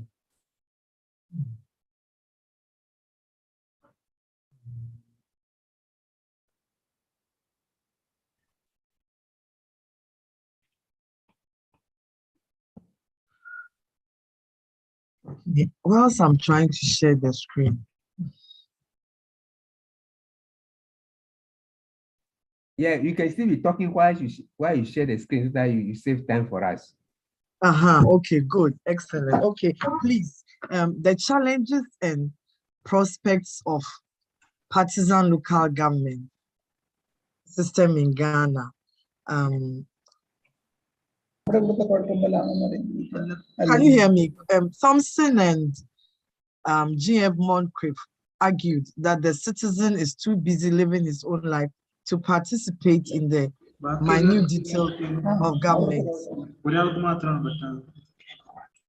And that's apart from modern, and that's apart, modern society is far too complex to be governed directly by the people. So participation as it was practiced in classical Greece is no longer feasible. As a result, citizens collectively select representatives for their choice to rule on their behalf. Based on this premise, it's difficult to imagine democratic politics without political parties. And there have been experiences in South Africa, Nigeria, and some Scandinavian countries that show that political parties' involvement in electoral politics at the grassroots seems to promote participation in democratic governance. And the aim and purpose of the study is that the heart of Ghana's current local governance is the law and policy of non-partisanship. And so my study explores the possibility of partisan local governance system that will make Ghana's decentralization process more effective and responsive to local needs. So the study is designed as a qualitative study, a qualitative research with some elite interviews. And the findings of this study will contribute to the ongoing academic debate on partisan and non-partisan nature of Ghana's local governments and decentralization system. The research methodology, as I indicated, the study is supported by 16 elite interviews of persons who are involved or have specialized knowledge in the local government's law, policy, and practice, and some related desk research. And the findings, I'll discuss the findings briefly. One, I'll talk about a sitting municipal chief executive is of the view that metropolitan municipal district chief executives should be elected. At the moment, they are not. They are appointed by the president and subject to confirmation by the assembly. So this is what he said. In the state that we are appointed by the president, the political parties get very involved and it can cause limitations to the exercises of our functions. So if I'm directly elected, that's what he said, then I'll be compelled to abide by my campaign manifesto. However, the local government structures must also be independent as well, including staff who will be hired, paid, and fired by the local assembly. The local government structure must be fully local. We must have our own budgets and cash to be able to fund and implement our development plans. We must also be able to employ the right people in the right places, delivering development and directly accountable to the municipal or metropolitan chief executive and the local assembly, instead of having staff who are employed and accountable to another ministry or head office. And then for now, the electoral areas have 2/3 of elected assembly members and 1/3 who are appointed. People are elected by popularity, not on basis of technical knowledge or literacy. Thus, we need to have the government appointees in the system to bridge the technical gaps in respect of fiscal planning and other technical expertise. The situation where we have elected assembly members chairing some of the 9 committees in the assembly, which are considered technical, like the finance committee, when they have no background in finance, is inappropriate. In this regard, the 1/3 appointments by government should be based on technical or political expertise. And then in respect of increasing women participation in the assemblies, because I asked that question, let CSOs and NGOs build capacity of women to contest elections. The appointment should be considered on a case-by-case basis. And then I also interviewed the Right Honorable Professor Michael Quay, who is the immediate former Speaker of Ghana's Parliament, and who is a lawyer and political scientist. And he said political parties are essential parts of democracy. The local government concept, as it is being practiced in Ghana to date, was brought in by the military-backed government of the Provisional National Defense Council, PNDC. PNDC were in government from 81 to 92 in Ghana, and they had proposed a form of government without political parties. And very mindful of this genesis of non-partisanship, our local government, as it stands in Ghana, is a Rawlings PNDC creation, which is similar to a Champions Union government concept. That is a mobilization of people at the grassroots, district, regional, national. Then it becomes a monolithic expression of our politics under a dictator. Just note, General Champon was once head of a military government which governed Ghana from January 13, 1972 to June 4, 1979. And then he goes on, the assembly should be a training ground for party politics. The party is also a way of aggregating the various rules and policies of the locality. I believe districts, municipal and metropolitan chief executives should not be appointed by elected as pertains in other democracies.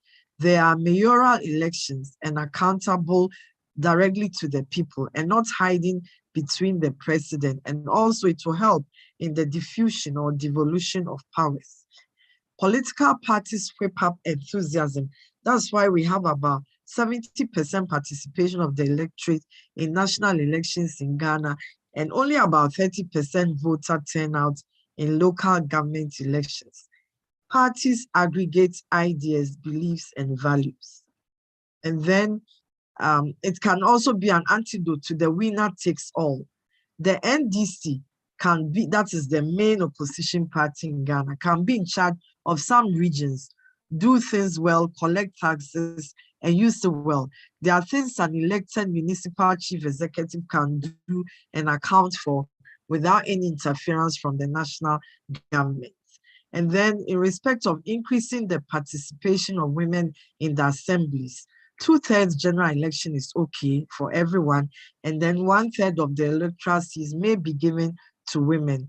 Or political parties should constitute the 1/3 election and appoint the women according to the proportion that will come out of the election results. That's based on how the parties perform. And this will constitute an addition to the women who contest and win in the General Assembly elections. On measures to increase the involvement of women in local government assemblies, Professor Okoye was of the view that so nobody feels threatened, and in order for the contribution and impact of women in the assemblies to be effective, a qualification requirement must be added. For example, women of certain experience, of proven skill, education and ability, proven track record, so that the women can shine. And he ends by saying we should avoid the situation where they cannot read votes and proceedings, cannot read line by line. How can they perform? So that is the end of my presentation. But if you want to know about the interview questions, should I go ahead or I should just end here? Hello? Yes, I think we can end here. Okay, thank you. See if any questions will eventually come up on this one. All right. Now let's see. We missed 2 presentations earlier. Let's try and see if they are on now. The first presenter, we're having difficulties, and this was Professor Pranab Kumar Pandey. Yeah, okay. I'm Professor. Oh no, you've presented. I think it was the Sandhya Pandey. So we've missed her. She didn't come back. Yeah, Sandhya Pandey, again our chairman requesting to you. I don't know where you are here or you still, she may have some problem of connectivity. That may be the reason, because she is coming from a very remote part of India, Chhattisgarh.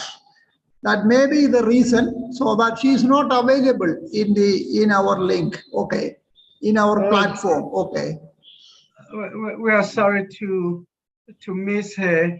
And then the other one was the Frank, I think, Eon. We missed Frank also. Now we'll go ahead and use the rest of our time for discussions on the various presentations. You can post a question, or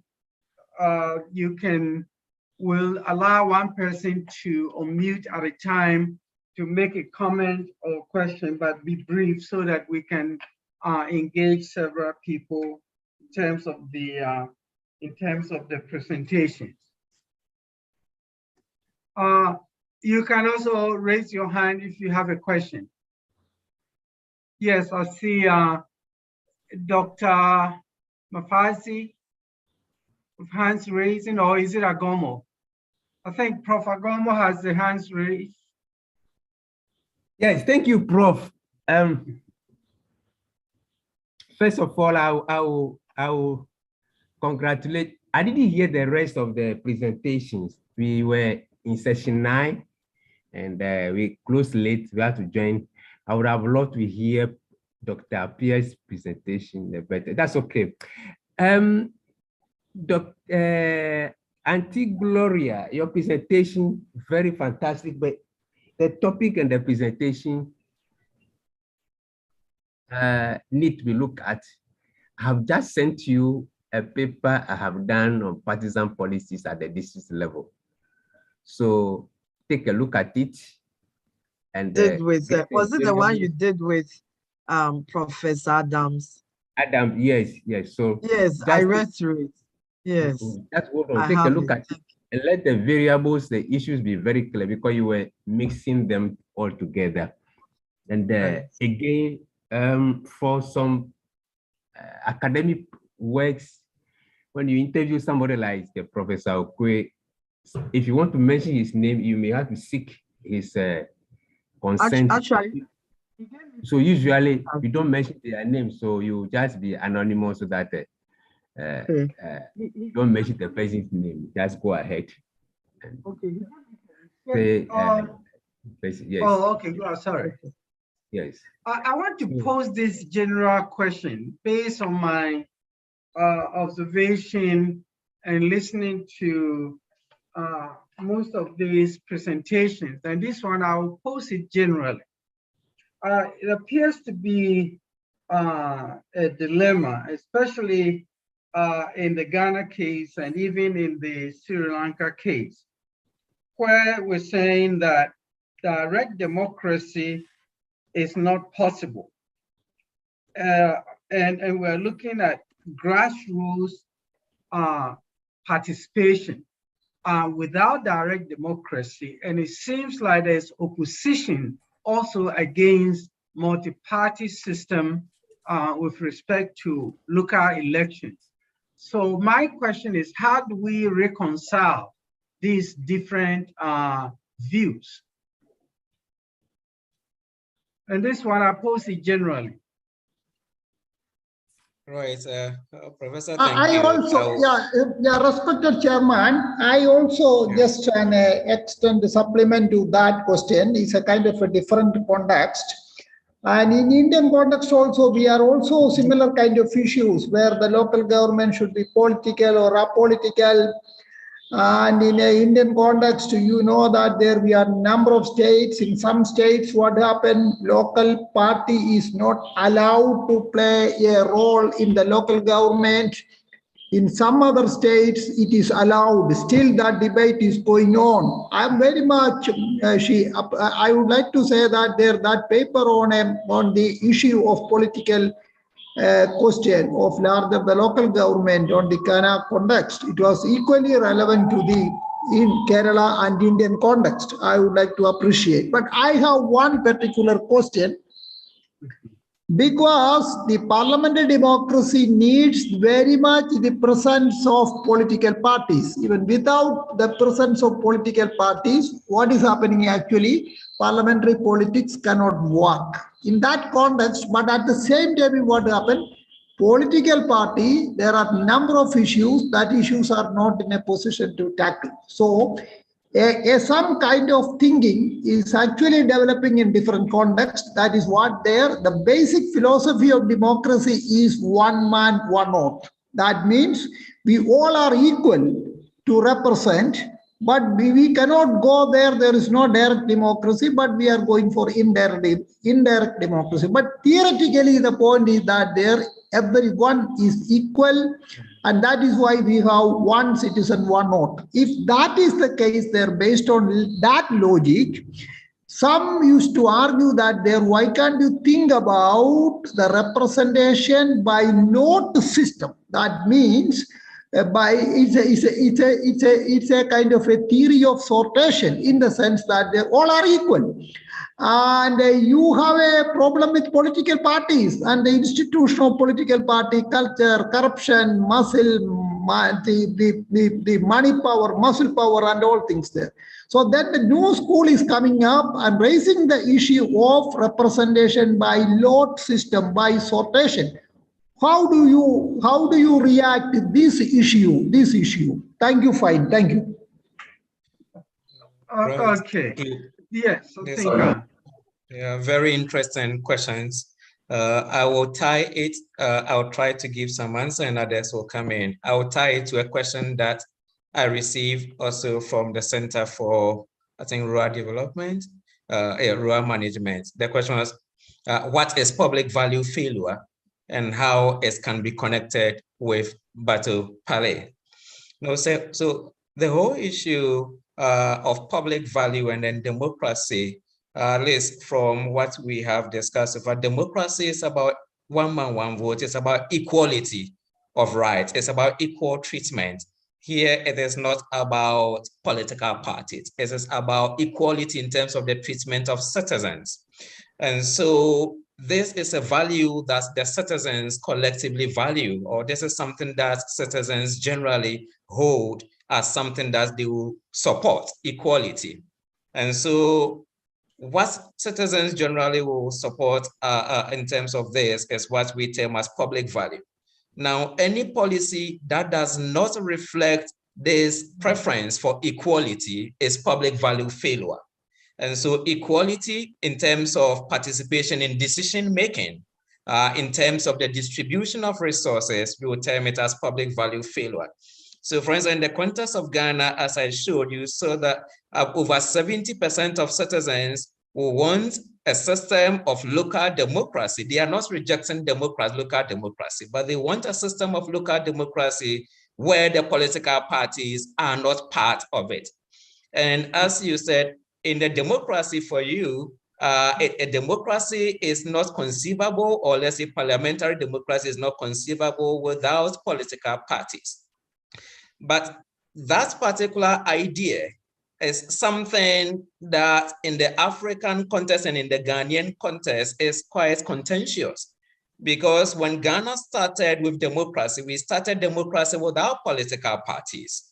That's from 1946 to 1953 parliament, to 1950 parliament. You have members of parliament elected at the local level or at the municipal level who represented the citizens in parliament, but they did not represent political parties. Political parties only started coming in from 1951.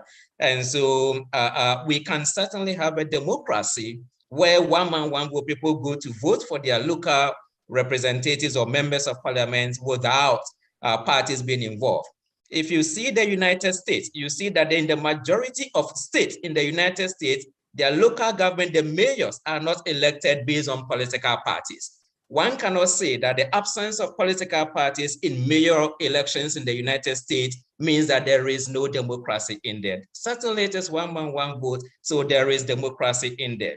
And so we can have a system of local democracy in developing countries, if and only if the citizens want it, where they do not want political parties. And so we saw, for instance, that in Mali or Burkina Faso, where they banned multi-party local government elections, I think that was 2014, because they didn't want political parties in local government elections because they accused them for being partial, for distributing goods to only party members. And then after they banned them, 2020, they restored them back. And today we've all seen that they've now gone to military coup. And so we can support a system of democracy by listening to what the people actually want, by listening to the preferences of people without imposing on them our idea that there certainly has to be political parties. That's my response. Okay, let's see, where do we go next? Yeah, can I respond? Yes, as you respond, let me add something to it before you respond. I'm talking the presentation on Sri Lanka. You talked about grassroots participation to find solutions. And then you also indicated objections to the top-down approach. In this context, what do you mean by eco-socialism? Are you advocating socialism at the local level? Can you explain that to us, please? Thank you very much. And I will first just add a few anecdotes into what I meant earlier, also to the questions which was raised earlier as well. Like as I mentioned, like there were several local social movements against the government at the center, and also the non-functioning element of the local governance, which was widespread in Sri Lanka since for the last decade. And right now, Sri Lanka is in a more national crisis, where this whole social movements has become a more of a nationwide crisis, where they are questioning the whole notion of parliamentary politics. The whole notion of party politics has been questioned. So this is at right now, like what we saw a few years ago at the local level, where they are questioning the local democratic representational system, now has basically accumulated and become a more of a nationwide cry on parliamentary party political system, which is right now in crisis. So how do we see this, and how do we see it? I think I would see it in two ways. First way is what we have in countries like Sri Lanka is it's a continuation of the colonial past. So we continue the colonial system, and we basically take it from British Westminster system, and then we continue the way we work with it. So that's where kind of we end up right now there. On the second hand, over the last 2 decades, populism, the militarization, ethno-nationalistic sentiments have dominated the political sphere in Sri Lanka, which has undermined the ethnic minorities.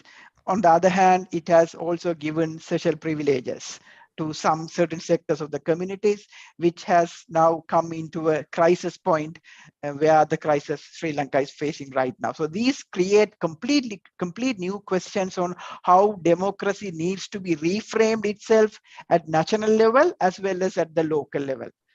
So these are very interesting questions which Sri Lankan politics itself is grappling with right now.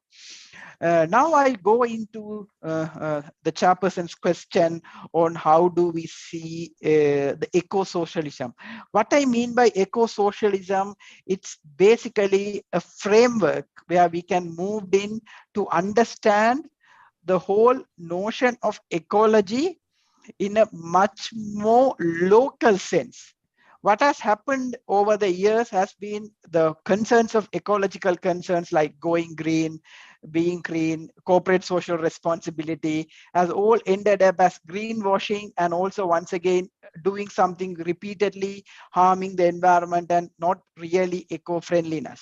So eco-socialism brings a local level approach to understand the ecological concept and ecological concerns into the mainstream of the people masses, and to understand ecology on the sense from the people. So this is how the eco-socialism has been developed, taken from Marx's critique of capitalism as a destructive process on ecology, and then Fraser's ecological rift concept. All of them have contributed towards bringing eco-socialism. So this brings a new question with the emerging ecological crisis and environmental degradation which every country is facing at the local level, and people are at the local level at the receiving end of it.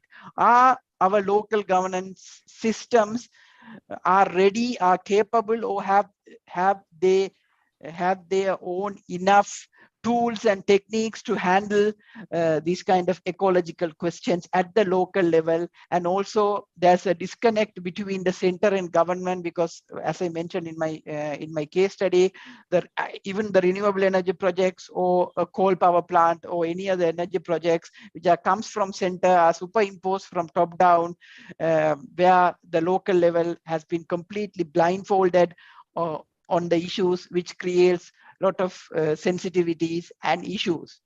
So the classic case is, even though a renewable energy project is seen as green and clean, it has its own issues of local consultations where land grabbing has taken place. People have been lost their access to the lands, and the common areas has been lost for people for cattle breeding. So these kind of issues, even its clean green initiatives, which from the outskirts it sees as a positive perception, in reality at local level it creates a lot of ecological as well as social concerns, where local governments needs to play a key role in ensuring those rights are protected and people are safeguarded. Okay, I was going to pose a question for our first presenter, and then we'll open up again. Professor Pandey, see. Yeah, I'm here, Professor. Oh, okay. Yeah. Deep in the literature, the attitude of public managers towards ordinary citizens, I think you captured that for us, that essentially mostly illiterate, troublemakers, here to make noise, etc., etc. I didn't quite get your conclusion after your study. Has that changed? Not really, still there is a negative perception of the public managers towards more citizen participation, despite the different initiatives taken by the government. Actually, this is very difficult to, come to a conclusion, because it is not the public managers who are solely responsible for this. It is from the demand side. The citizens are also equally responsible, because they don't have enough enthusiasm to get involved in the governing process. Even in some cases they are not interested, and particularly it has a strong relationship with the central government, as I have already put in my comments box, because, you know, for the last 13 years, 14 years, there is a one-party rule. Although in a term we are calling it democratic governance, but there are different, you know, talks about the way election took place in the last, 10 years. So it is also related with the central government, because, you know, if there is no free and fair election, people has, has been showing what I call it's a reluctance to get involved in the electoral process as well as in the governing process. And that is why that has been manipulated by the public manager. And most importantly, we have started following Indian case of local governance since 2016. We actually opted for political local government bodies, and since then the situation has changed drastically, because in the center there is the domination of one party, and it has been trickled down to the local level. So everything, election, nomination, everything has been dominated by one party. So this leadership in most cases have been elected at the local bodies, so they don't care for, citizen or their votes or their opinion in the decision making process. So this is the reflection of the central democratic situation at the local level, and in most cases they don't care for citizens' participation. Okay. Do we have any other questions, comments? Please go ahead. I have one small observation. This observation to the research student from Sri Lanka, as well as the professor from Ghana. I mean, it's a common issue which I find to raise in this context. The presentation by the researcher from Sri Lanka, the title of the paper is Local Solutions to Global Challenges. Okay. Like the Ghanaian researcher, he has presented the issue of, the chief executives being appointed by the central government. Now, the fundamental issue in local development or democratizing development is people's participation. So whatever issues which we face at global level, of course, it's having the ramification at local level. But the most difficult task at the, the development front is, the hard task of development is the change of the attitude of the people at the local level. See, attitudinal changes, it's very difficult.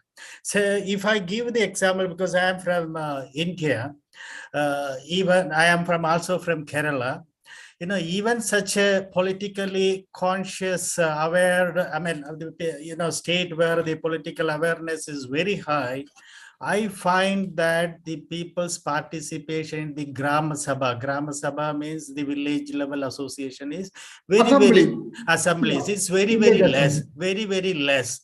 So which means that even such a Gram Sabha namesake, they arrange it and things are passed it. So which means that what I find is that the local level where people's active participation in such civic activities or any concern, what you say, the global problems having local concern, no doubt about it. But how these people's attitudinal changes can be possible. This is my, small observation. This is in the Ghanaian context, the chief executive has been appointed by the central government, Now the fundamental question is that, is there any democracy at the local level, Then why people are going for a non-party kind of thing? Because the participation should be there.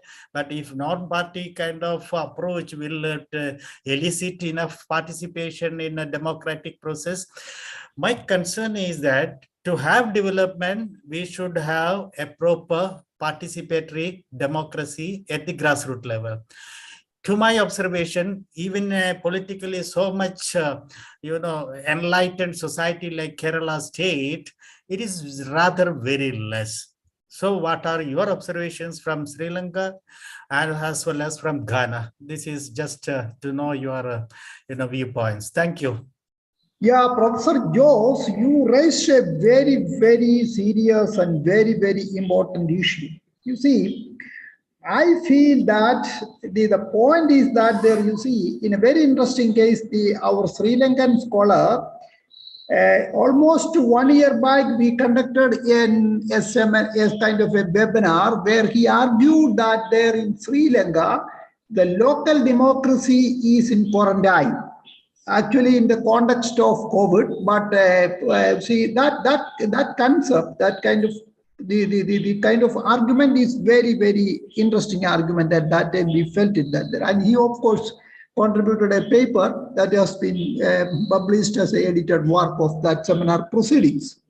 So what I feel that there now, I will substantiate his point, not only that the local democracy is in quarantine, I would like to say that there, the entire parliamentary democracy is in quarantine. That is what a question mark. I would like to pose that there. You see, the point is that there you mentioned the participation as far as the Kerala is concerned or the Indian context is concerned, we have a structured kind of institution. It is known as Gram Sabha or the village assembly. So every citizen has the right to participate in that particular forum. But absolutely you are right, the participation level is relatively very, very less. But that does not mean that their people are not participating. People are participating in different forums in a different fashion. The point is that there, what type of democratic institutions we try to develop in a different context, in a different geographical settings, that institutions, democratic institutions, actually deficit the trust and efficacy. That angle is there. So I think we have to very seriously look into the efficacy and the trust of democratic institutions and the parliamentary democracy itself, whether we can think about some different kind of alternatives. I'm very much thrilled by hearing the Daniel Apai from the University of Ghana, the kind of issues he raised, that there are things there. And similar fashion, you also mentioned that there the issue case very particularly in the managers case actually. That is also an interesting case. There are public managers appointed by the state authorities and all things there. And earlier in session also from the Mexican experience, they mentioned that there the local government in the name of capacitization, what is that they're giving to more capacity to local government. The states, the central government used to appoint the kind of design certain kind of a training programs and what type of things whether it is really the empowering the local government or disempowering the local government, that kind of issues are there. So I would like to substantiate the point is that there, a time has come very seriously, very critically, we have to examine the working of democratic institutions, the parliamentary democracy itself, and we have to try to find out some kind of a system. There I would like to say that there, and I also mentioned, and our Sri Lankan scholar, Nilingo Tivendran, he actually agreed that there, I mentioned that there Joseph Kumarappa's contribution on ecology and related to democracy. That is what their economics of permanency. That is there. He had given an answer by mail that there, of course, he will read and all. So I can say that there from Indian context, Jayaprakash Narayanan also he mentioned that there democracy without kind of a party political formations, some kind of a democratic values and deepening the democracy. So the point is that there these issues are very, very serious issues. One has to the kind of more debate and discussions is needed. I'm very thankful for that. Thank you, nice of you. Okay, thank you. Dr. Appiah had posed a question in the chat room. Do you want to speak to it about a second or two, about a minute or two before we begin to close the session? I think the question rather, it is an answer to a question I received. Oh, okay. Right, Okay. right. So, but just to add to the question that Professor Jose raised, yes, in the Ghanaian context too, there is very low level of participation in the local government elections. And one of the major reasons why there is low level of participation in there is that they do not think that having a chief executive appointed by the central government is responsive to their needs at the end of the day. Because it is not only in Ghana where we have non-partisan system. In Canada, the majority of mayors are elected in a non-partisan system, but there the level of participation is high. So we can have a system of devolution that promotes local democracy without necessarily tying it to political parties, which are largely perceived to promote inequality when it comes to the distribution of things. So we can still look at these advanced countries where they have non-partisan systems of local government by electing chief executives where participation is high. And of the case, you know, in America, in Canada and all that. And then we have to look at the issue in developing countries.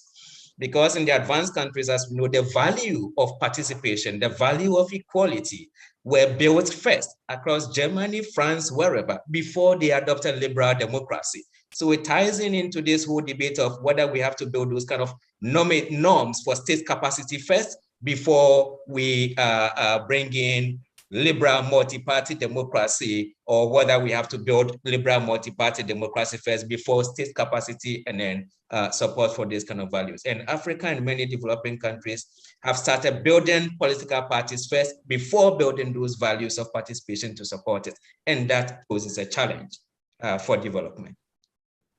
Okay, let me reserve this little time for Gloria. You mentioned women involvement at the local level. Do you want to comment on that further?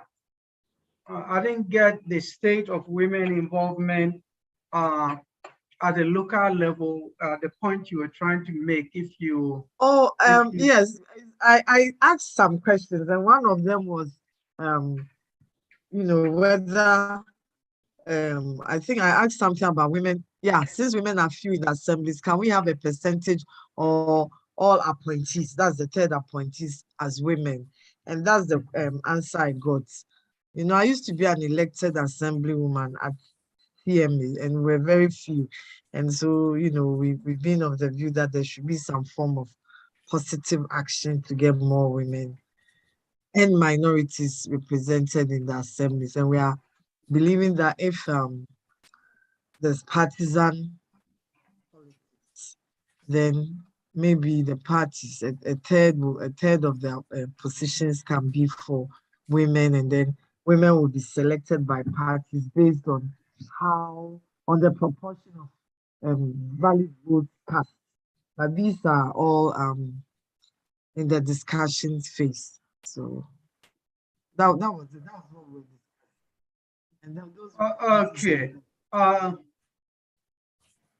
you okay? You finished? Your voice Yes, was breaking. Okay, thank you. At this stage, I think we're going to bring the discussions to an end. Rob. I'd like to thank. Chair. Yes. There was a So hand go ahead, please. up. So the gentleman is it knee whatever you yes he has it. You can listen to him. I didn't see the hand. Sorry, thank you. I just want to kind of respond and thank Professor Jose for the question on local level participation, the level of participation in Sri Lanka. You asked about it. I completely agree. Like you mentioned, in India as well as Sri Lanka, generally the local level participation is very low. But what has happened over the last decade has been there has been no avenues for public participation, and there has been no avenues for public to explore and explain their concerns, especially in the ecological front, which is decimating the local livelihoods. So what has happened over the last 5-6 years has been evolving into very small social movements, pocket movements here and there in different parts of the country. It has been happening. And then what has happened with the COVID came in, as I mentioned, as Professor Just Chatukula mentioned, in my paper I mentioned as quarantining local democracy. What has happened was government using quarantine as COVID as an excuse. Basically, they took over all the powers and tried to control the local democracy in the name of COVID. But what has happened right now in Sri Lanka is in a major national crisis, because these small movements were mainly ecological, livelihood-based small movements were keep on popping up in different parts of the country. And now with the economic crisis completely decimating the majority of the population, it has become a nationwide singular movement, which is happening place for over 50 days. And we have seen the government has been moved, and we have a new government which is unstable, and we are looking for a case like Argentina or Greece or other countries where you will see multiple governments. So what we see is the failure of governments at the central level accepting and acknowledging the need for public participation at the local level has basically, people have lost their trust, not even at the local level. Now they have even lost the trust at the central level, where they are asking all the member of parliaments to go home, and we want a completely new system. And if you go and talk to the protesters at different areas, they will always say like, what we need is a system change. But what kind of a system change, what we are looking forward, it's people are completely clueless. But what they have understood is kind of, it's a complex web of three things. One is the abuse of power, the concentration of wealth and corruption, and third one is clientelistic politics. The combination of these three has completely undermined the democratic framework which Sri Lankan democracy has been evolved over 75 years since getting independence from British. So this has created a major crisis, not only on the political governance and economic front, also in the whole political system framework, and how we are going to handle this crisis. It's completely unknown. And then this, so one aspect of what my paper I was trying to argue is, this is a combination of multiple factors, but the ecological question is becoming preeminent, and the local democracy's failure to address those kind of issues will become a major cause. As we have seen in Melone's paper, he has argued there are basically protests in 57 countries in the last 20 years since the dawn of the century, which is huge, especially in the global south. So this is where kind of we need, on the one hand, I will say two things. One hand, we need to think how we are going to ensure the public participation, and also how the public participation is going to take place with winning the trust of the people. So these are the two questions which needs further understanding, and these are questions needs to be explored in future as well.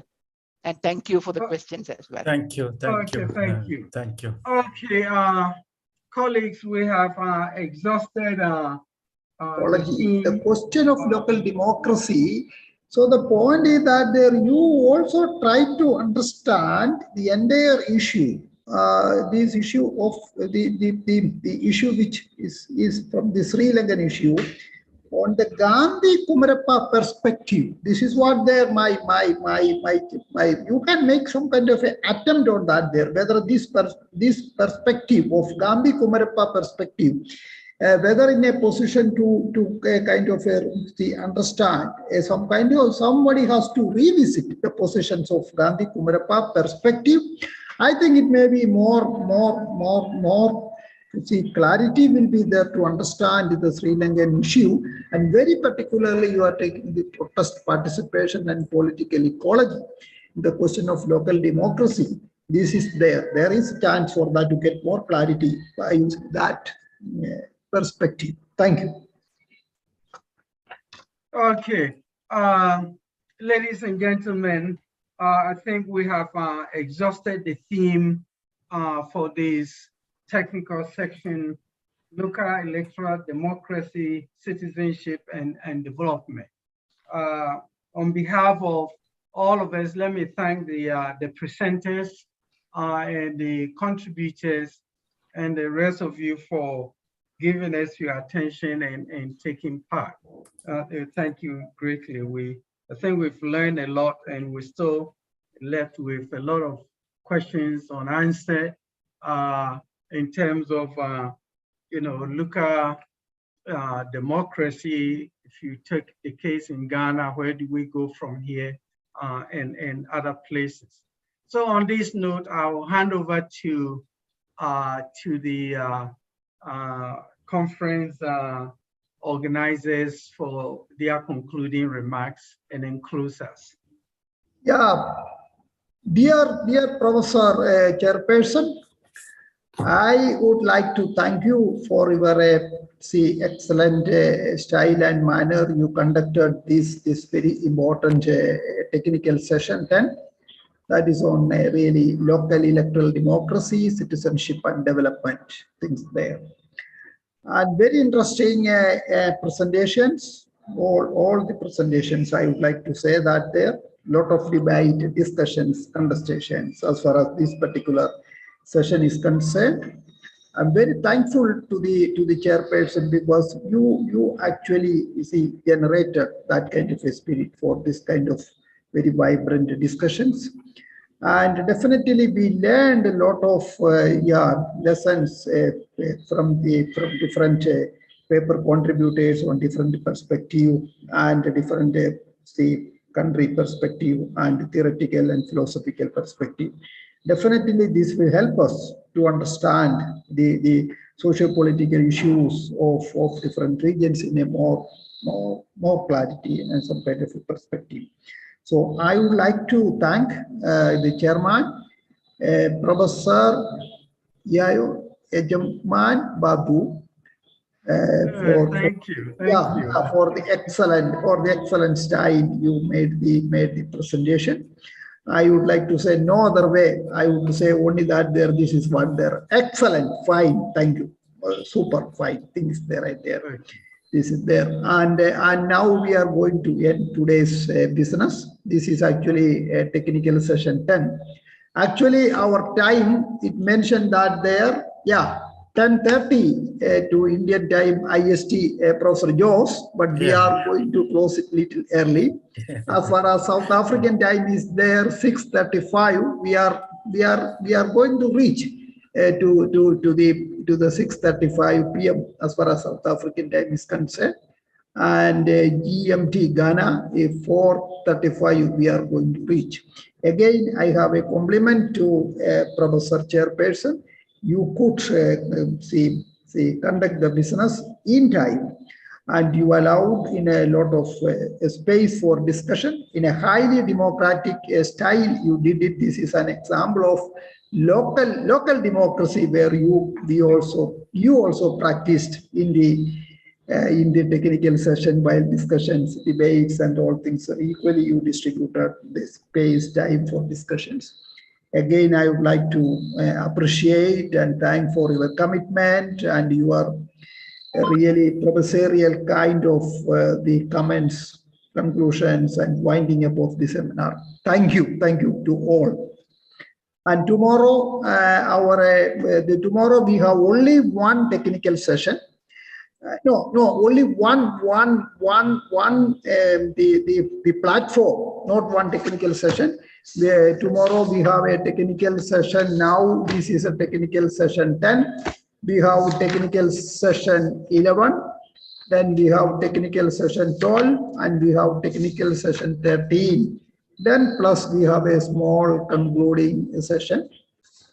So my request is that there, and tomorrow we all have to attend the technical sessions in time. And also locally you announce our friends and colleagues to attend and join the platforms of the technical sessions. Tomorrow we have no parallel sessions, only one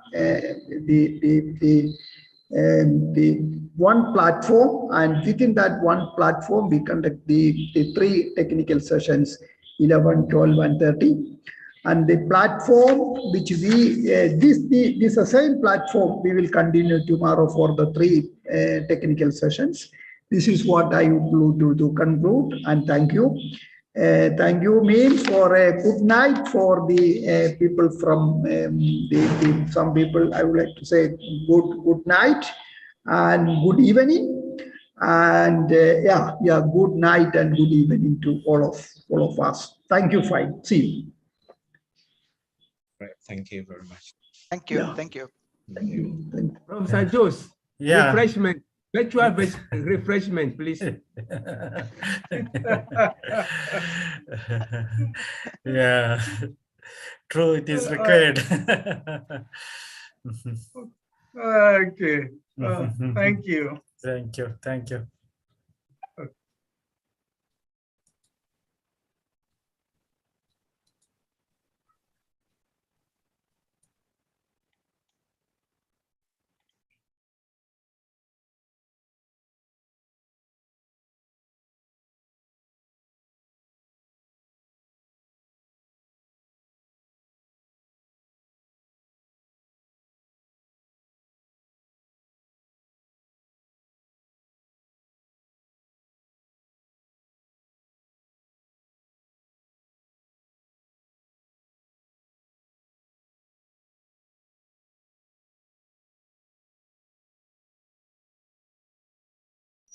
Aran Naimol is also with us.